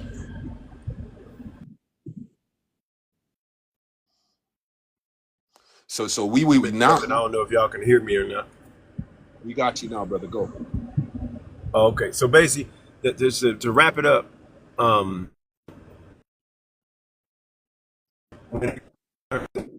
that's back to what I was saying. When we really learn the history, and I'm talking about learning history down, once that type of history from like I always talked about, the half-breed with the Dutch and the 1638 Maryland Colony Edict, the Doctrine of Discovery, like when we learn those things, and then you still have people that still talk about, oh, I'm American and I'm still gonna hold on to some of these American ideologies and all that stuff. Yeah, bro. Yeah, I can't trust you, bro. I can converse with you and all that, but to create a complete revolution, or Malcolm, I can converse with you and all that, but to create a complete revolution, or Malcolm X style revolution, I can't trust you. I can't mess with you, because you still are on the fence. You're still holding on to some image. You're holding on to some things. But Martin Luther King, I feel that if he wouldn't have been unalive, I to align with Malcolm X, and the United States of America couldn't have that. They couldn't have had that. Like, that's the reason why COINTELPRO was created. I agree.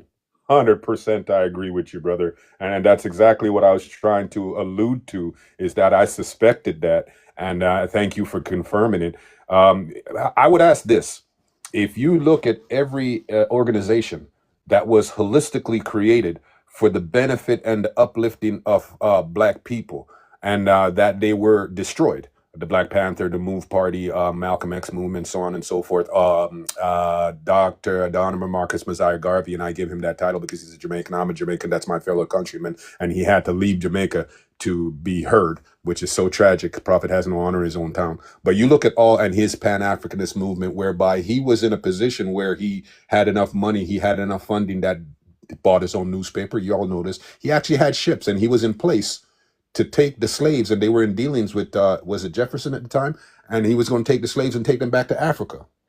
But then you see, we no, I don't want to go there. But the whole reason behind the Civil War and that it wasn't really to free the slaves, but the idea was to make everybody a slave, and you couldn't still lose your workforce. And you talked about this, Shaka, when you said they closed the factories. A black man could go get a high school education, come right out of high school, get a trade, go right and work 25, 35 years in a factory and have a good life for his create a good life for his family. Now you look at these holistic black movements that were created for black people and they were destroyed. My question is this: how come the Nation of Islam is still around?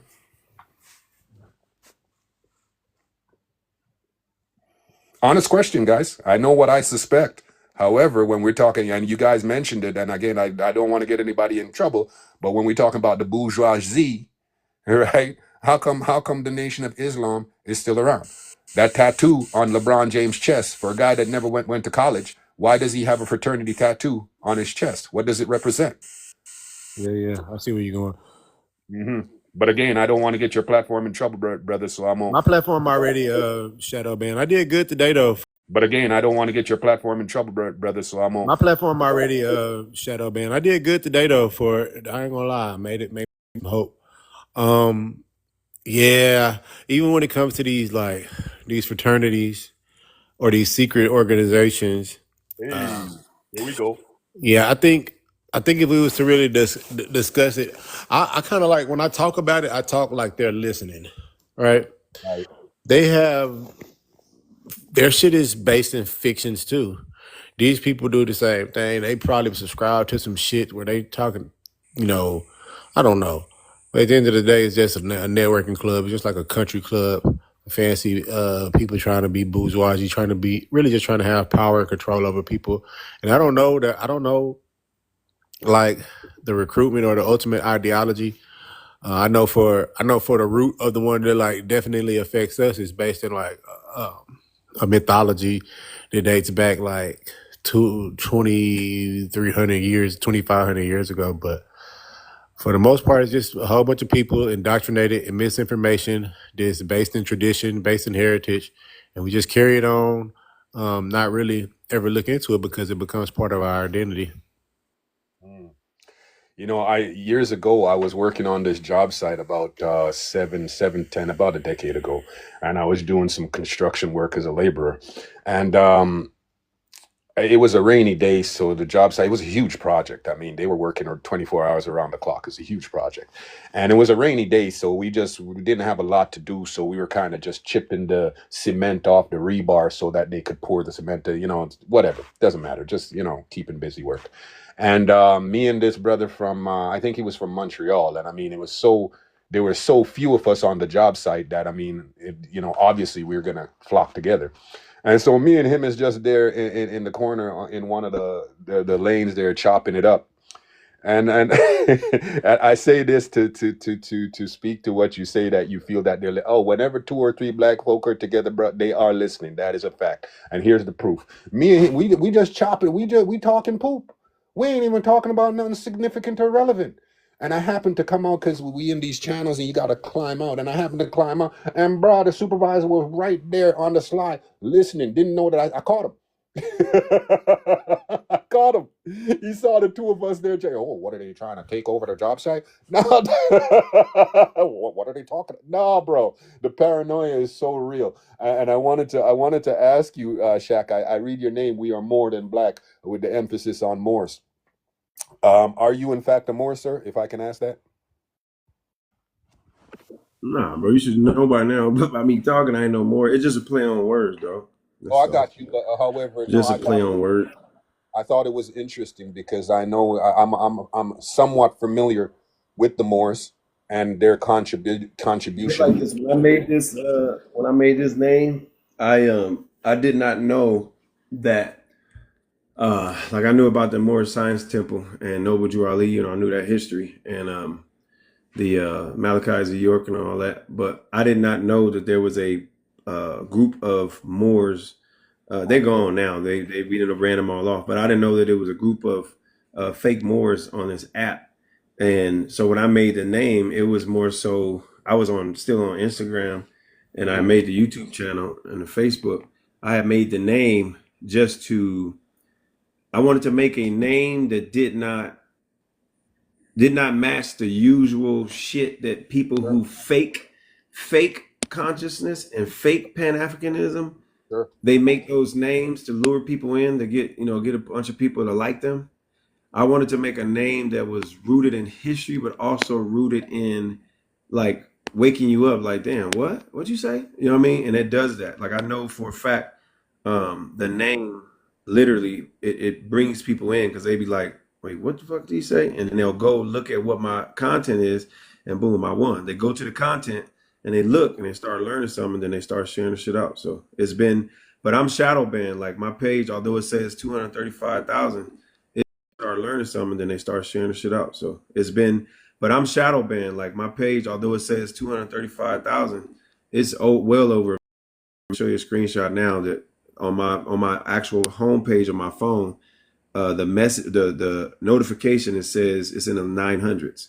So it's like they don't like to let these pages shine. So the name was purposely done to or made to bring them in, and then when they bring them in, hopefully the content that we make is we do the right thing. We do our research, make sure we put it out, and people follow, and it works. So that was the reason why the name was that. But I didn't know this world that exists on this fucking app when I made it, and I understand why people when they see my name, like the Moors used to be hella cool with me, and then they heard me talking, they was like, "Fuck this nigga."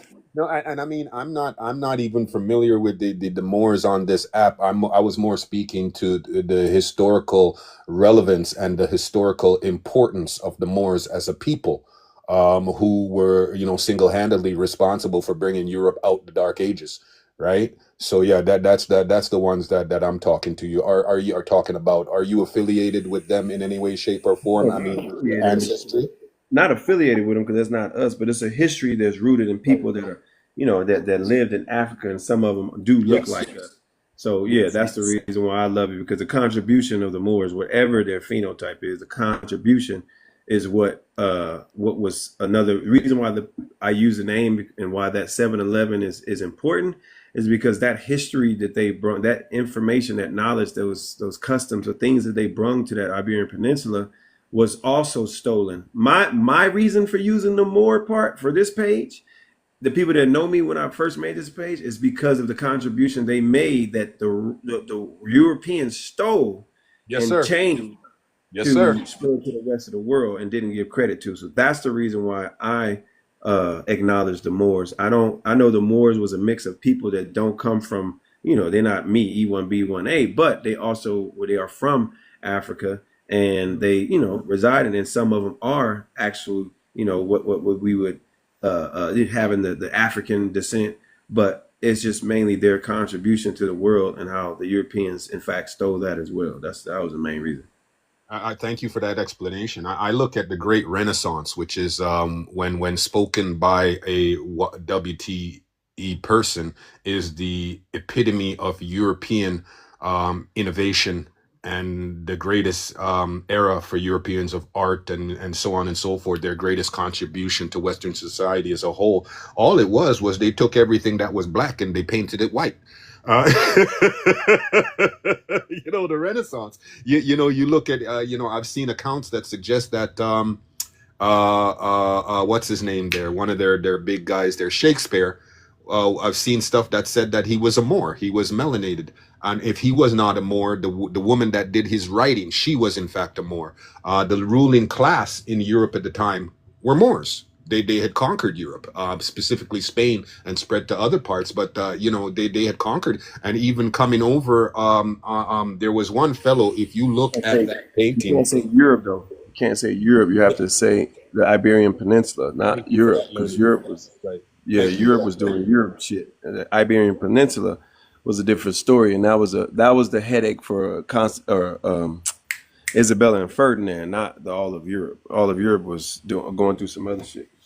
But the research that I've seen suggests that one of the greatest innovations that the Moors brought to, and again, the Iberian Peninsula, or even Europe as a whole, was the greatest innovations that the Moors brought to, and again, the Iberian Peninsula, or even Europe as a whole, was the idea of the innovation and implementation of a curb. right? Roadways with a curb, which allowed this shit to There you flow go. off the sidewalks and into the sewage system. Because Yeah. you know what I mean. But we don't. Clearly, I don't need to go into all of that because y'all are both very educated and versed in that. I don't need to go into all of that. However, I've always wondered, like, you look at, for instance, Italy. Olives are not indigenous to that hemisphere, so they were brought over. Italians are known for fashion. Alligator skin, this alligators again are not indigenous to that hemisphere, so again they were brought over. And the contributions, that Moorish peoples made, in innovations in medicine, innovations in architecture, innovations in science and technology. When we talk about the great philosophers, the great European philosophers, Socrates, Michelangelo, Donatello, who taught them?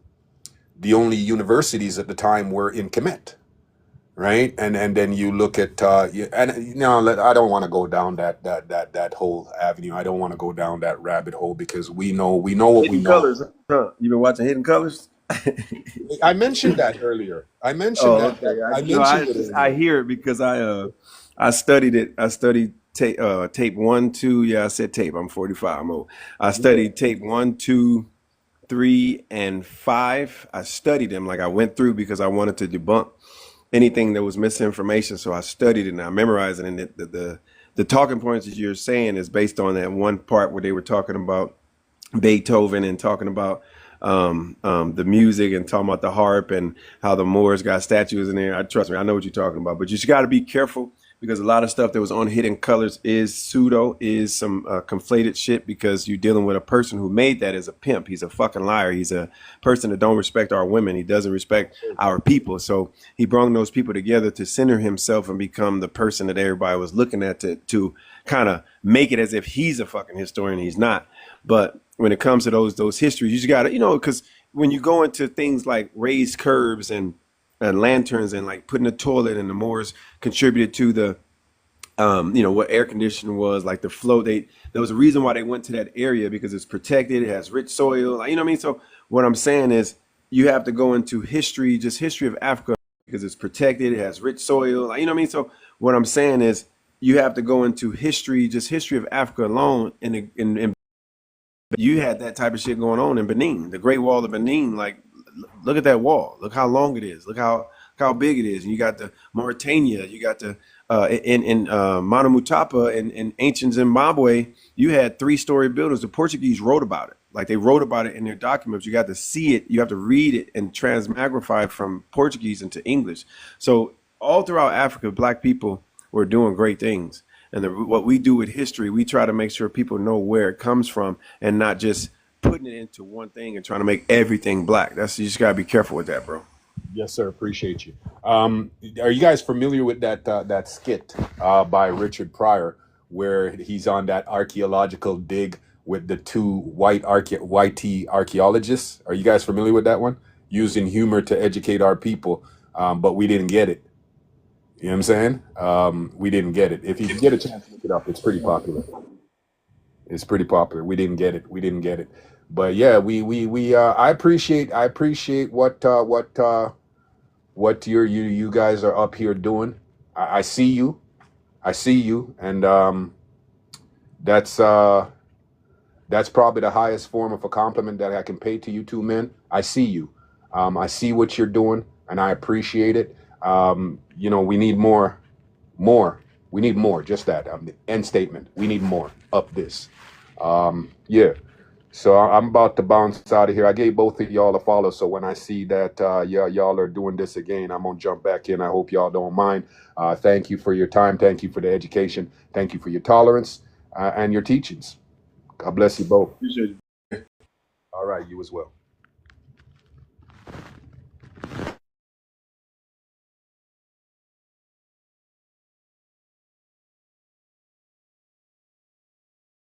You over there asleep, man? You leaving me by myself? Ain't no pseudos trying to come up, bro. He over there asleep. I'm gonna stay up for like 5 minutes. I'm about to make my food. If you don't come in 5 minutes, I'm gone.